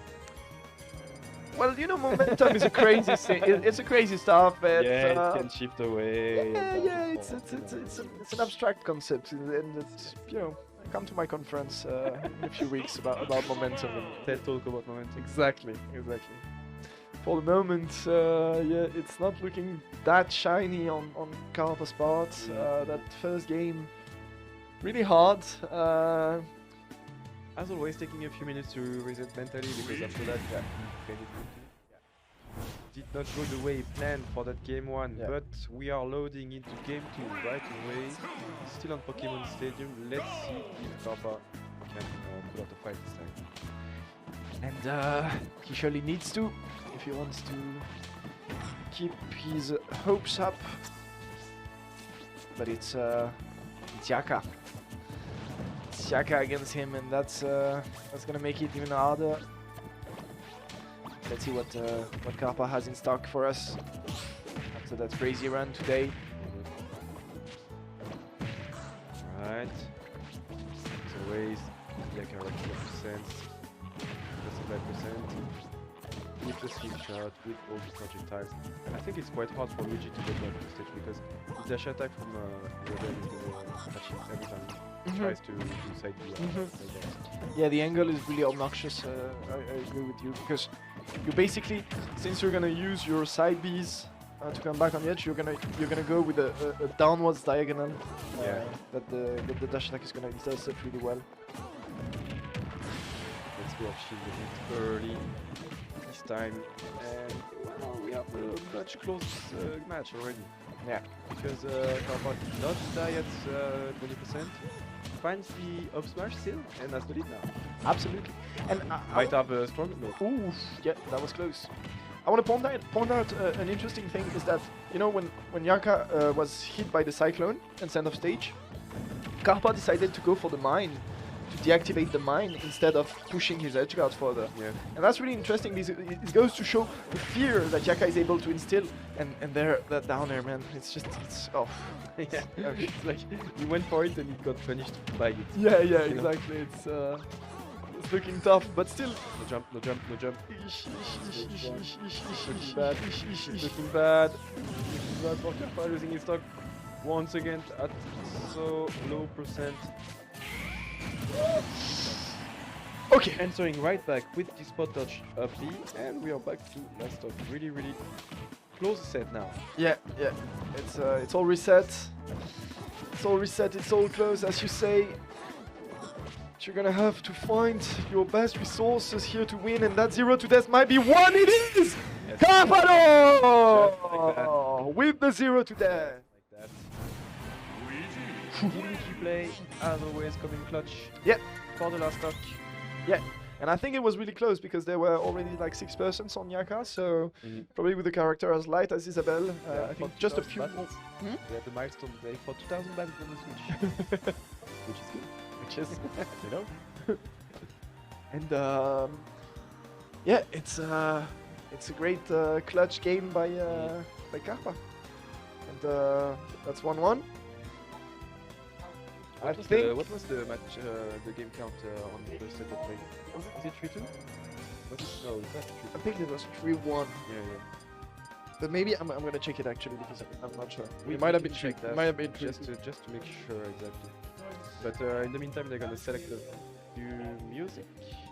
Oh no, it was 3-2 actually. 3-2. Yeah, it was 3-2. 3-2. Okay. Yeah. So Carpa wants the revenge now. Absolutely, and rightly so. Going to Hamlin City as Yaka's counter pick, which is quite good for Isabelle, I would say, because you're gonna die on both sides always. Yeah, and especially considering the fact that Luigi is gonna kill from the top most of the time. It really is probably one of the best counter pick you could dream of. And I feel like it might be bad the next game. But we'll see. If maybe Kappa can win on this one as well. Yeah, no. So if Kappa win, I think he might ban it because even though he win, I think he might struggle. Oh with it yeah. I because see. Well, the thing is, you have to ban Battlefield, you have to ban Yoshi's as well. So you're not, you don't have that much. Yeah, that's true. Plan left, you know. That's true. Oh! No, not yet. Oh! I see she's coming back. I thought she was dead, but she could reset Yeah, that's weird. reset the LP. Okay. Shots, that's useful. Dash attack, yeah, that's going to get finished as well. Dash attack is working so well for Yaka on those edge situation. Yeah, as you pointed out, deadly option. And it's not only the dash attack, it's also every option that is covered afterwards. You know, as here, if he jumps, there's a slingshot waiting for you. He gets shield poked by that. We saw his head and feet poking out of the shield. Yaka knew as well that he was going to hit on the way back, but just like this. One uppy on the platform and the match is back to you. Absolutely, and like in a few seconds, there are not going to be platforms anymore, so try avoiding that grab now. Yeah, it's like really bad timing to come back at 0%. Exactly. It's fine, he took 15 now. He's out of it, but he can still take many percent. Yeah, to get grabbed, as we saw right now. as we saw with the... He's about to hit the platform fighting. Oh. Okay. Yeah, both of those players like dancing around each other a bit. And this is you can feel it's really tense. We're not that, you know, we're not that verbal about it, but it's because the mood here in the venue is like really tense, and you feel like those players are really going at it. Down as a fast smash and now he's off stage without a jump, with a jump, sorry, but as his ability is so easy to get out, and just without a slingshot to interrupt you into those side Bs. Absolutely. And it's now Karpa's turn to find a way to kill. Oh, be careful. Nice. I like the dash back, dash in. Absolutely. Like, really mixing you up, like I'm gonna give you space, but in fact no, I don't. There's no time to turn back to kill. Absolutely, and I'd say it's a newer level of conditioning, because what Yaka has always been doing and succeeding at doing is, you know, that jab, dash back, and then back air to cover a jump off the edge. Yeah. And so most of those players are getting used to that, so they tend to keep their shield more, because they know that when he dashes out, it's most of the time it's to get a back air. Then he decides to just come back, get the grab. So yeah, so many layers here. Once again.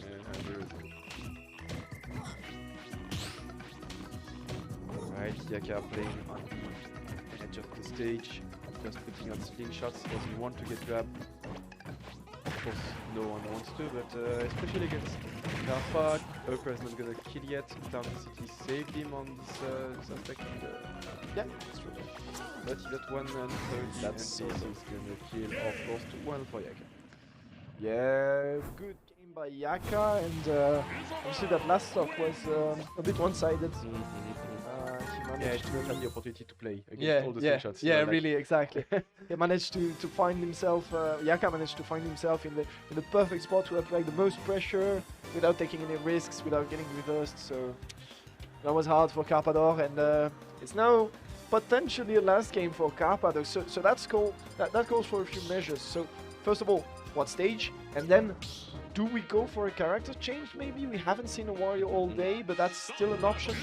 I think that we're gonna stay on Luigi, but you know, you have to think what can you do, what can you find. Yeah. It is the Luigi. What are the plans? What are the plans? What are the options?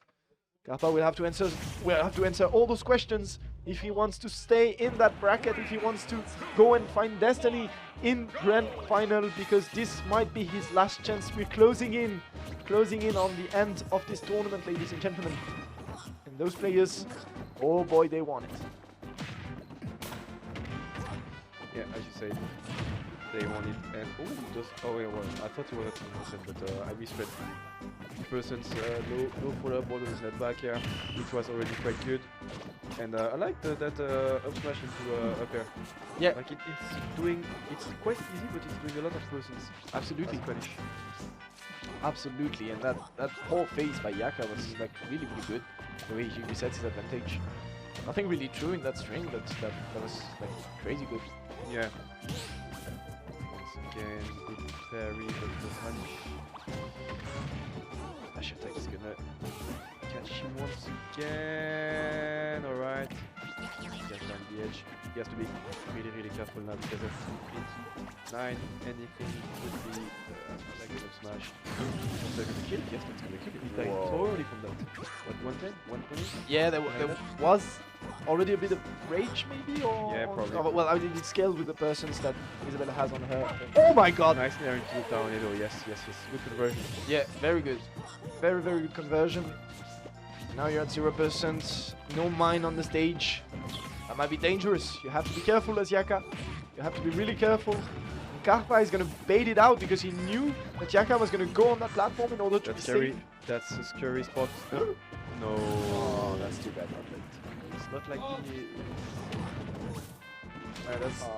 That's too 45. bad, and it might be his last stock. He's gonna have to find his best resources, his best internal resources here to get a clutch comeback against Yaka. It's looking tough. That's looking tough because Yaka, he's looking composed as ever. But oh my God! Bait. What bait? Oh my God! Yeah, It looked like he was gonna get out of the platform Yeah. twice. In the end, stayed and just evaded. yeah. That was, as you say, crazy bait. And now Okay. everything comes down to the wire. One grab away. Oh! One grab away for game 4 from game 5, and he wants it. You know he wants it. Is he Yaka. gonna get it though? Is he gonna get it though? Because Yaka won't let him. He's sticking to that platform. What course he can will. you do? What can you do? What can you do if Yaka just decides to wait like that? Well, you have to hit him, but if you hit, there's no more grab. Yeah, you have to. Ah, okay, yeah, he good decided. Oh my God, but that's a good Well, conversion. that's still a good person. Oh! Nair once against the up smash? Yeah, that was crazy. What was that? And if that up tilt connected, I think there might have been a. Oh no! Ah, yes, that's gonna kill. Oh, good edge guard once again from Yaka. Reminding everyone that it is not that easy to get back to stage if you're playing against Isabel. The slingshot, Yeah. the fishing rod is gonna catch you every time, Absolutely. as it is played for the whole set. Absolutely, and Carpador trying his best to come back, but Yeah. that won't be enough, sadly. The Luigi player from Lausanne Sport is going to end up on the 3rd place of the podium here today. Props to him, though, because that was an amazing run. Yeah, Great really, tournament really on his great. side, and he showed us some really convincing Super Smash Bros. I agree with you. He took some names with him. as Yeah. well, so, Yeah. you know, 3rd place, still in the money, so it's probably still fine. Maybe wanted a bit more, but not too shabby from him. And now we will have the grand final. Yeah, it is on, ladies and gentlemen. Yeah. Yaka and Destiny are going to be facing each other. Obviously, it's going to take a while. They just have to, to get in place. Yeah. Yaka is just gonna breathe out a little bit before going in to face Destiny again after getting obliterated by Destin in winners final. Obviously, a very convincing trio. Of course. A few 2 stocks in that, so that was hard. Let's see if it goes the same way this Yeah, time, because like Destiny has not been playing for a while now, sitting on the edge of the venue, just waiting for his match to come. I don't know. Yaka has been playing 2 matches, so he's a bit more eager to warmed up, I would say, for the grand final. Yeah. So Absolutely. maybe it will take a few games for Destin to get back into it. Absolutely. We'll see about that. Yeah. And before we go, I just wanted to point out a little thing about Carpador first again.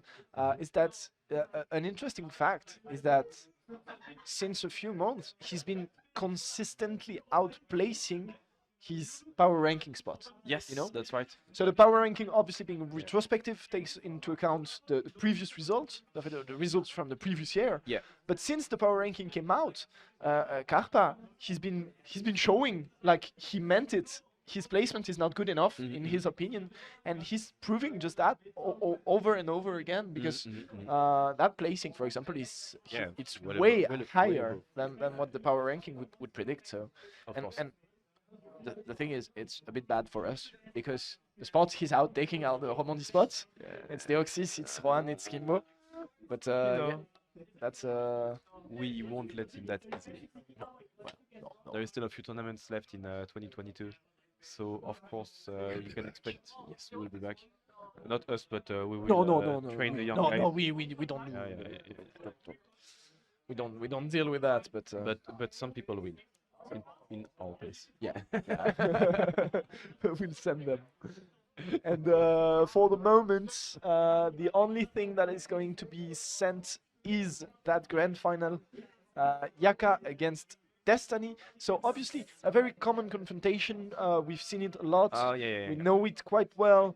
And the matchup, I mean, the matchup has always been the same, obviously, or for the past few years. Since Destin has been playing Terry at least, and that hasn't changed. But what has changed is maybe the grasp that Destiny has on Isabel's bullshit, you know? Because Isabel, at some point you have a ceiling above which you can't go because that's the limits of your character. And Yaka, he's been pushing that so much. So he's been like flirting with those limits. But at some point you're limited by what your character has to offer. And obviously Terry does not have the same to offer than Isabel. Isabel, she's not considered the low tier by most for no reason. She has clear flaws and clear limitations. Yaka has been denying some of them, but with others, he just can make magic at some point. And Destiny, he's been, calling on to that. And slowly, yeah, for the past year. So and that's really changing the dynamic. And the question is, the situation I feel like is that Yaka is gonna have to put in so much more skill relatively to what he's gonna gain from improving, in that precise matchup. Because I agree. when it comes to Terry, you have new cheese, new setups every week. Yeah, every week exactly. And on Isabel's spot, it's not quite. It's not looking so shiny. Well, he has to develop the meta by himself. Yeah, there's nobody that's gonna help him. So yeah, he's been carrying it. But that's a tough spot to be in because obviously the ratio between the effort you put in and the rewards you get in game, I think it's starting to get lower and lower on Yaka's part. So so that must be I can only imagine it's very demanding, for him. But yeah, it is. He's a crazy competitor, really good, of course. and he's gonna do it. He's gonna. As you always say, it's just you have to have fun. That's crazy. He's like winning everything. Yeah, like, yeah. Oh, no, I'm just here to have fun. It's cheap. It's like, Are you happy about your first place in Smash World Tour? Oh, just having fun. All right. Players are setting up. Destiny. Yeah, almost ready. Still talking a few things out with the technical team here. Yeah, We're gonna go right into it, guys. Yeah, it's do not wait. There is there is no more wait left. It's Waiting coming. left. It's coming to you. The grand final of Orcus Smash 7. Yaka against Destiny. Swiss Incredible Rebels against My Insanity. Two great structures here fighting it out for the first place today in Basel. It's gonna be an interesting one for sure. 3-0 in the winners final in favor of Destiny, and it's starting strong in his favor again. But Yaka, as you said, Archivana, he's warmed up. He's been playing all this time since the grand final, and he's been winning in convincing ways. So let's see what he has to offer. All right. Oh. Yeah, it's the new stuff that is not trying to walk this time, but still scary situation to be on the edge against Destan. He will kill you if you have the occasion. Absolutely. Oh, that's gonna send Isabelle quite a bit far off stage. But the pocketed fire will help her get back to stage. Oh, the tech chase. I really like how Destan use the balloon when you get back to stage, you know. So they pop and they go up to reach the ledge. Yeah. And you can use them with the down air to extend the box. So if you jump into, well, if you jump from ledge, you're gonna jump into the hitbox that is gonna be extended.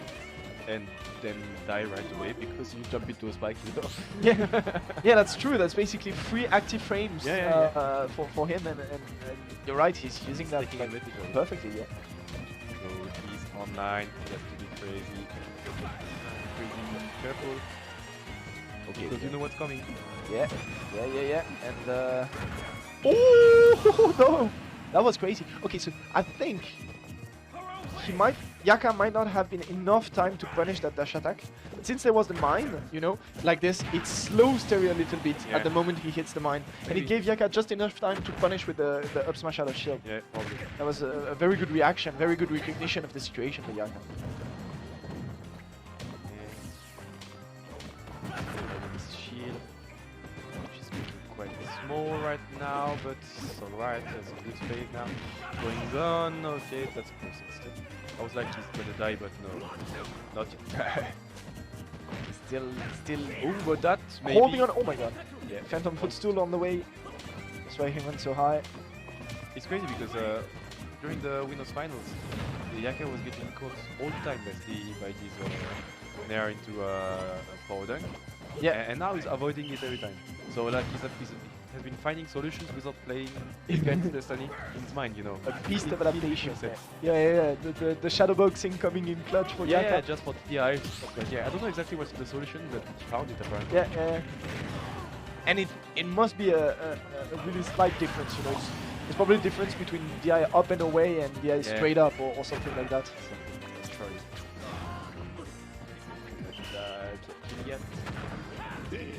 Yeah. Now About everything. now it's Spike in. trouble. It's still a bit of trouble because you have to get rid of that Terry, you have to get rid of that go. Meanwhile, you're taking a crazy amount of damage, and now that's kill first. Ooh, Oh yeah, nice. Your favorite. Yeah. Sorry, I interrupted you there. Oh no! I was just saying that we saw that setup quite a number of times already. Yeah. I would say so. It's no surprise that it kills. He went for the kill. He went for the. Yeah, he wanted it, but Isabelle has go, so be careful. Oh, that was nearly it. Yeah, but so many persons. Look at that. Uh-oh. Isabelle. Yeah. Just like this, 1-0 for Destiny already, which is sitting on the winner side of the bracket. So you have to win only one set if you want to, well, win the tournament. Yeah, absolutely. Only one set, so that's 3 wins, 2 left, separating Destiny from victory here. Yeah. Meanwhile, Yaka has to work as hard as he can to reset the bracket first, and then he's gonna be faced with another challenge, as he might have to take a last set in order to finally a bit tired, but yeah. Stop battle, Isabelle! Terry!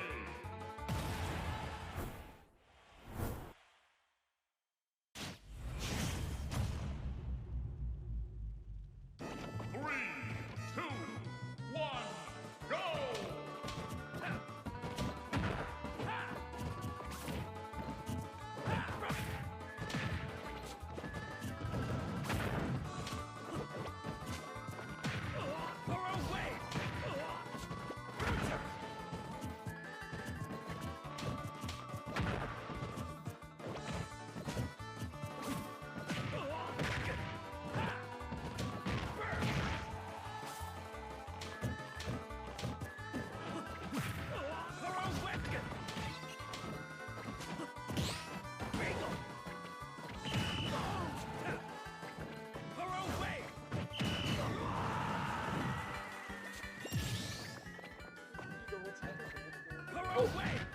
finish it up with that?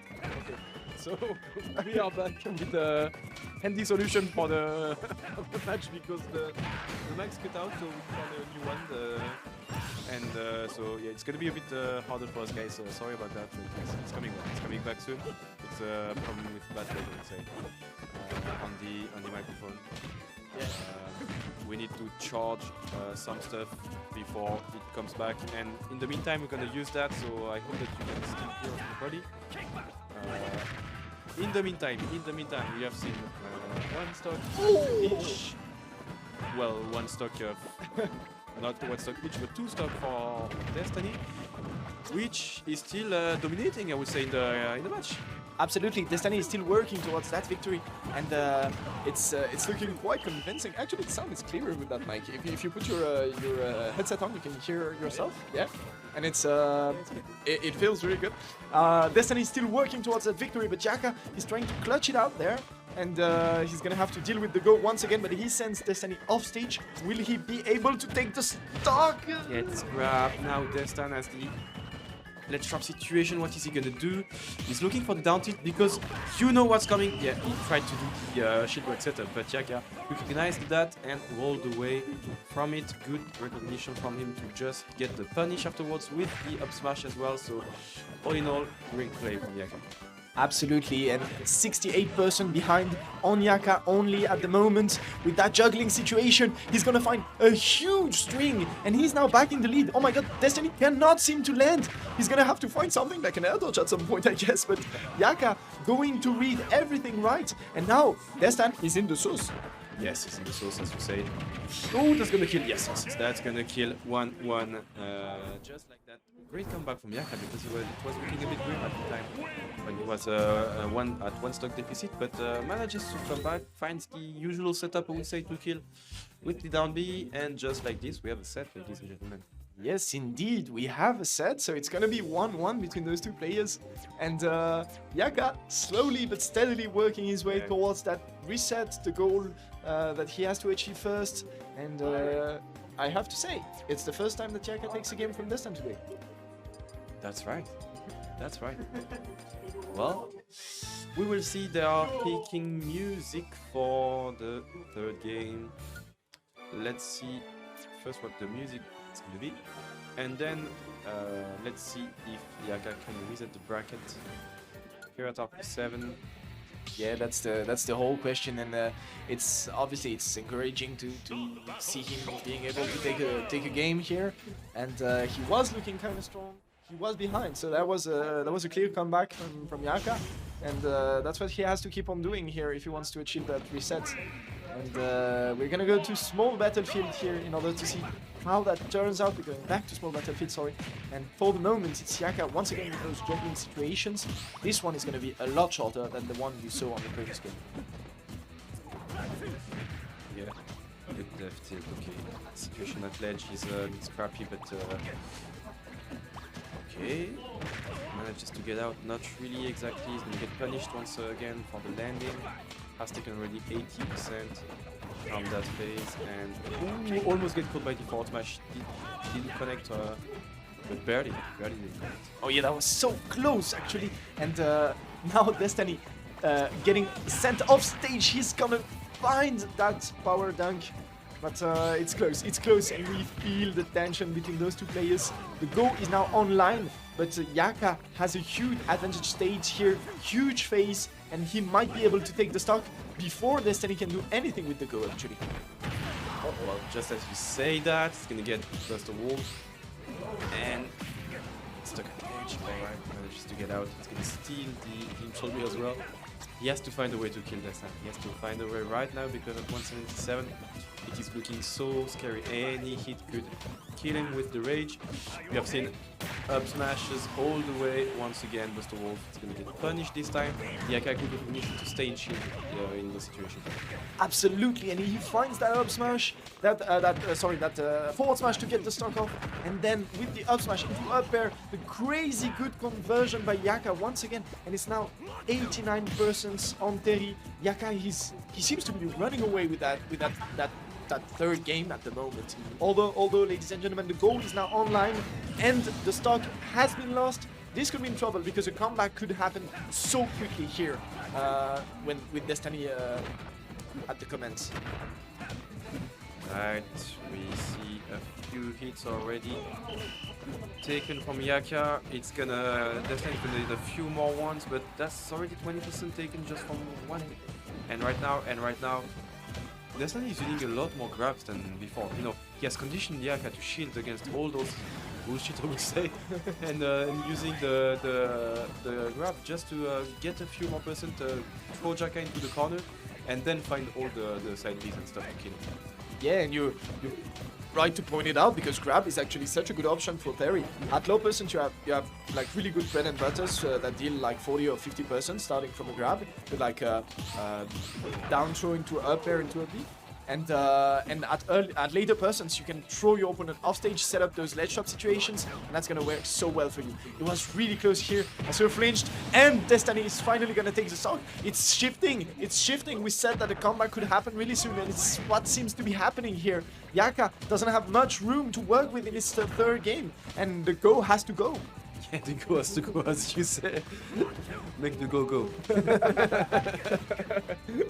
But, well, you know, slingshots as usual, taking a few percents. He has to find a way to kill, but with those slingshots it's gonna be quite hard. He's at center stage. Destan is looking for the kill. You know he's looking for the kill. Alright, he's still off. Really good patience by Yaka using that 4 tilt just to get the other full edge. Go is gone, which is a good thing, and now it's bullshit time. Yeah, indeed, he made go-go, and now he has to find a great comeback. I mean, Yaka, if he wants to get that reset, otherwise he's gonna be facing a really... Oh! Down from the rope. That was crazy. Yeah, like I've never seen that in the air. Yeah, neither have I, but that was a cheeky, like, okay, you should take this situation, and Destiny knew better, obviously.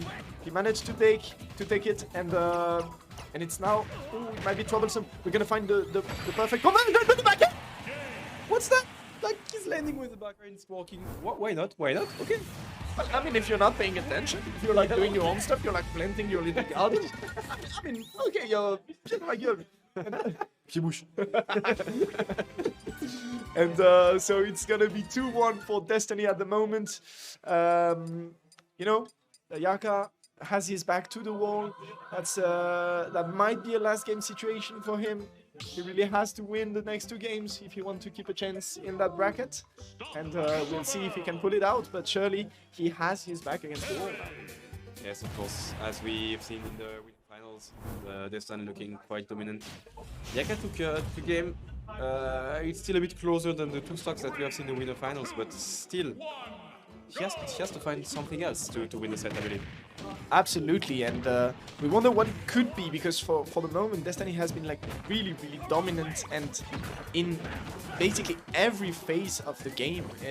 It's quite impressive actually. Maybe the only stage where Destiny has been struggling a bit, it's in those disadvantage situations where Yaka was sometimes able to find some huge phases. But I mean, you cannot only rely on that, especially when you're playing Isabel. So he has to find something. That was so close from a kill, we know it. Just in there into the side, they could have been it. This time it's gonna connect, and once again Destan taking the lead into the set. It's gonna get exploded by the mine, but it's not gonna be enough yet, and that's been a problem for Yaka for the whole set, and even in the wins finals. He does not manage to kill Destan early. He doesn't find those early kills as we have seen against Carpador in the last set. And especially against Terry, it costs you a lot. Absolutely, because then you find yourself in those situations where you okay, let's just juggle him with the up smashes. Walk once and try a second time. but as you said, you then find yourself in those precise situations. I mean, it's like when you play against Joker, for example. You have those timings. So if you don't manage to get the lead early on, you're gonna find yourself against Arsene, against Go, at very problematic timings, and that's what's been happening for Yaka. It's kind of weird, especially considering the fact that, as we said earlier, Yaka is so good at finding those early conversions, those early kills, and it's just, I mean, Destiny is just not letting that happen. Yeah, but Yaka managed to claim back from the early stock that Look, that's gonna be another one. No, really, really close. And now Destiny has to be really careful because anything will kill now. Sorry, Yak has to be careful. Obviously, he's gonna play patiently with the slingshot. Ah, that's gonna make him explode. And once again, Destan one stock away from winning the tournament. Yeah, and it's kind of the first time that we saw Destiny using that Buster Wolf as a defensive option or reversal option, if I might say so. And really good mix-up actually to use in maybe the most important stock of your tournament. Could punish with the falling 4 there to punish the fishing rod. That's early some person that he will need because if he manages to keep the stock at 50% you can die. Yeah. So he really has to find a few more hits and then he can close out the set. Absolutely, he has no room for mistake, no room for error here. He was going for that down air, that was actually so close. And now Yaka is gonna find the jab into down smash as you called earlier. That conversion that we really know and love. But for the moment, okay, it might be back to an even-ish situation, but Yaka has to bring out the A+ game if he wants to stay in this tournament. And he's doing it right now, he's doing it playing patiently with the slingshot.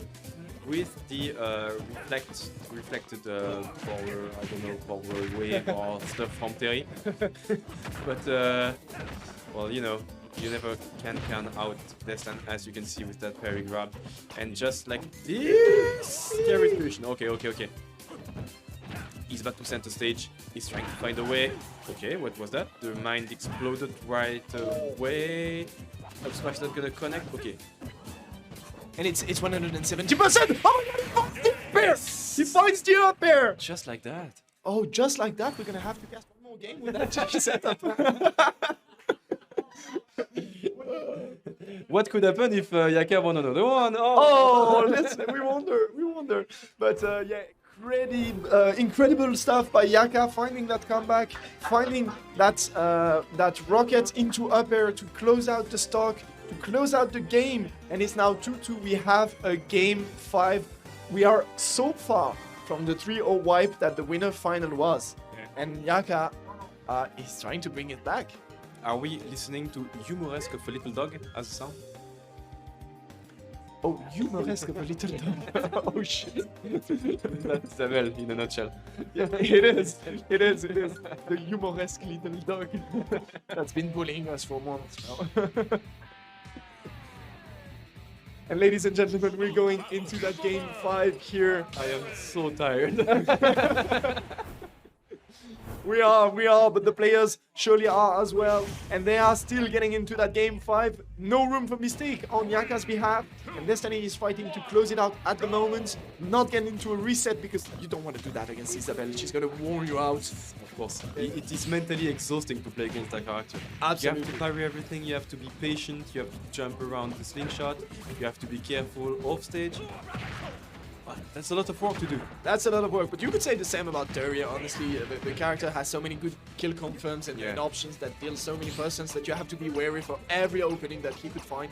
And this is going to be an infinite, ladies and gentlemen. This is going to be an infinite. He keeps on going if he doesn't mess up the timing. But that buffer He's going to do it anyway. Yeah. Buffer air dodge costing Destiny his life here. And, okay, I think we might be on the way to a reset, but Destiny has to find something, and bringing that Isabelle at 99% might be a way to begin coming back. That's gonna do it just like this! Finds the kill back, and 2 stock each, 0%. We have a game 5.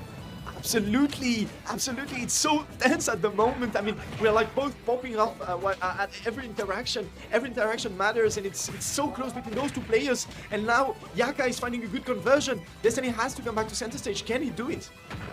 Well, it seems like yes, and has already taken 80% on Yaka.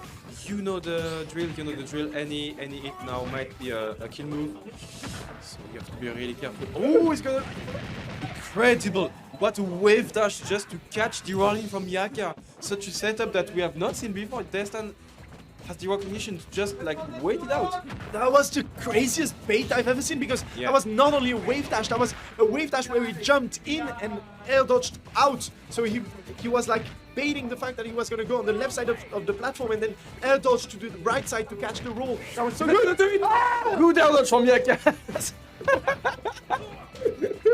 That was so close from the end.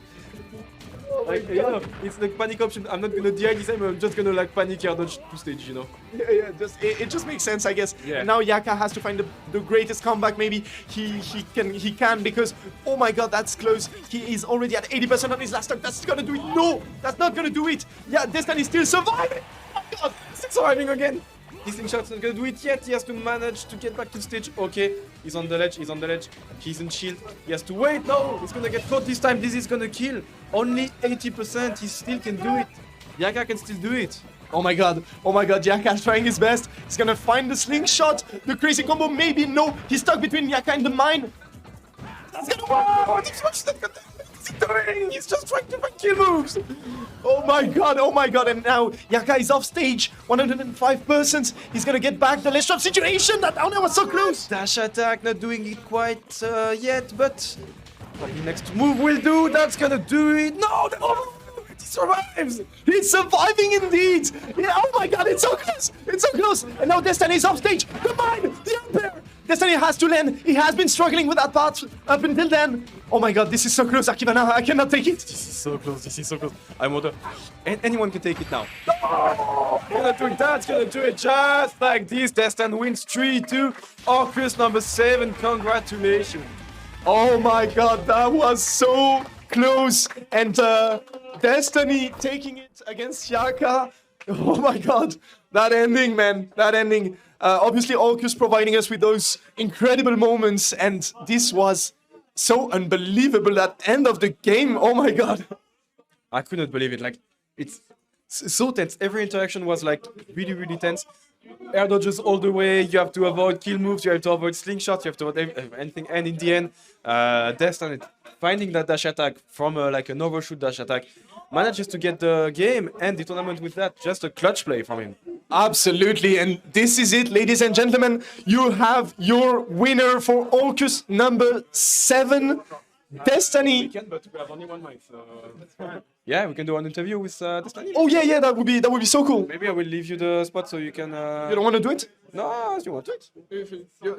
Yeah, I can do it. I can do it.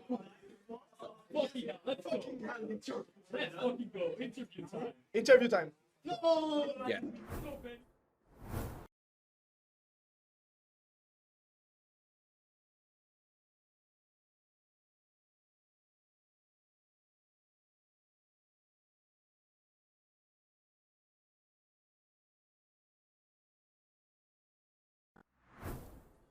Hello. Hi. How are you doing?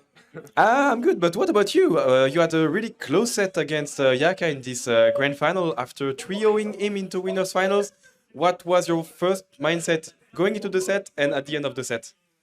So I don't know for what reason, but like I really wanted to play more aggressively in grand finals, just to try it out. But like I don't think that's the way to go because like I got impatient very quickly. Sometimes I cannot play as patient as I want to. For example, today I feel like my physiological level is a bit different than on any other day, and so you know, if I cannot play patient, then I will.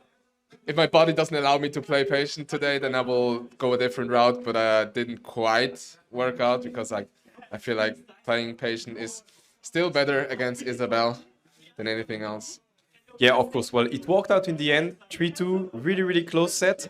We have seen quite a few new things, I would say, from you today, especially into the kill setups. Usually you do for the Nair into side B. Sometimes you do also the power dunk now, which is kind of a new thing that I've never seen before. What is something that you implemented into your game plan now? I mean, it has the same function.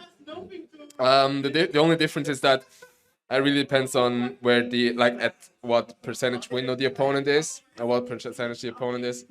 Because like if they're at the higher end, then I will go for power dunk. If not, then I will go for Yeah, how's it called? Bare knuckle. Oh my god. Yeah, of course. It has the same function, you know. Bare knuckle is even more powerful and connects better. But like, if I feel like it doesn't hit, then I will need to use power knuckle. Well, I think that's it for the interview. Thanks for the answer. Congrats again on your win for Orcus. Maybe taking back the first place of Switzerland next this year. We will see. We still have a few tournaments in 2022. Thank you, Destiny, and congrats again. Thank you. Thank you. Sorry? Okay, Jaka is coming. Maybe we can have Benu doing the Yaka interview. Who is... Tu fais ça? Ouais, vas-y, vas-y. T'as mieux que ton pro. Moi, je suis.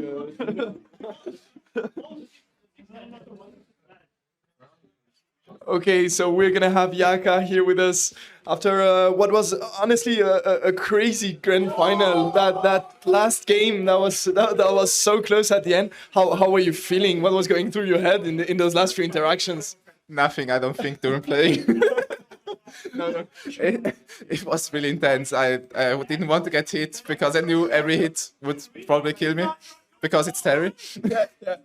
So I tried to play pretty defensive, but the dash tag went through the back air and then I just died. Yeah. Obviously, you know, as you said, everything was gonna kill. So at some point, it was probably gonna happen. But so you've been playing really well. You had a great run, and then there was like this winners final stomp a bit, that trio against Destiny. How do you feel about that? What was like your thoughts on this? I was just trying to like adapt and see what went wrong, and I think I did it pretty well. I try to read when he gets aggressive, when he wants to get away, and I think we're pretty well. Yeah, absolutely. The adaptation obviously came through between the winners final and the grand final. You guys surely are gonna have some great confrontations coming next. And you told us while you were playing that you're going to England next. Is that your next international planning? Yeah, pretty much. On the 30th of April, there is boss battles, and I got invited, so why not? Okay. Awesome. So, ladies and gentlemen, be sure to check out Yaka's performances on the international scene. Be sure to follow him if you don't already. Send him a lot of love because he's representing Switzerland abroad quite a lot.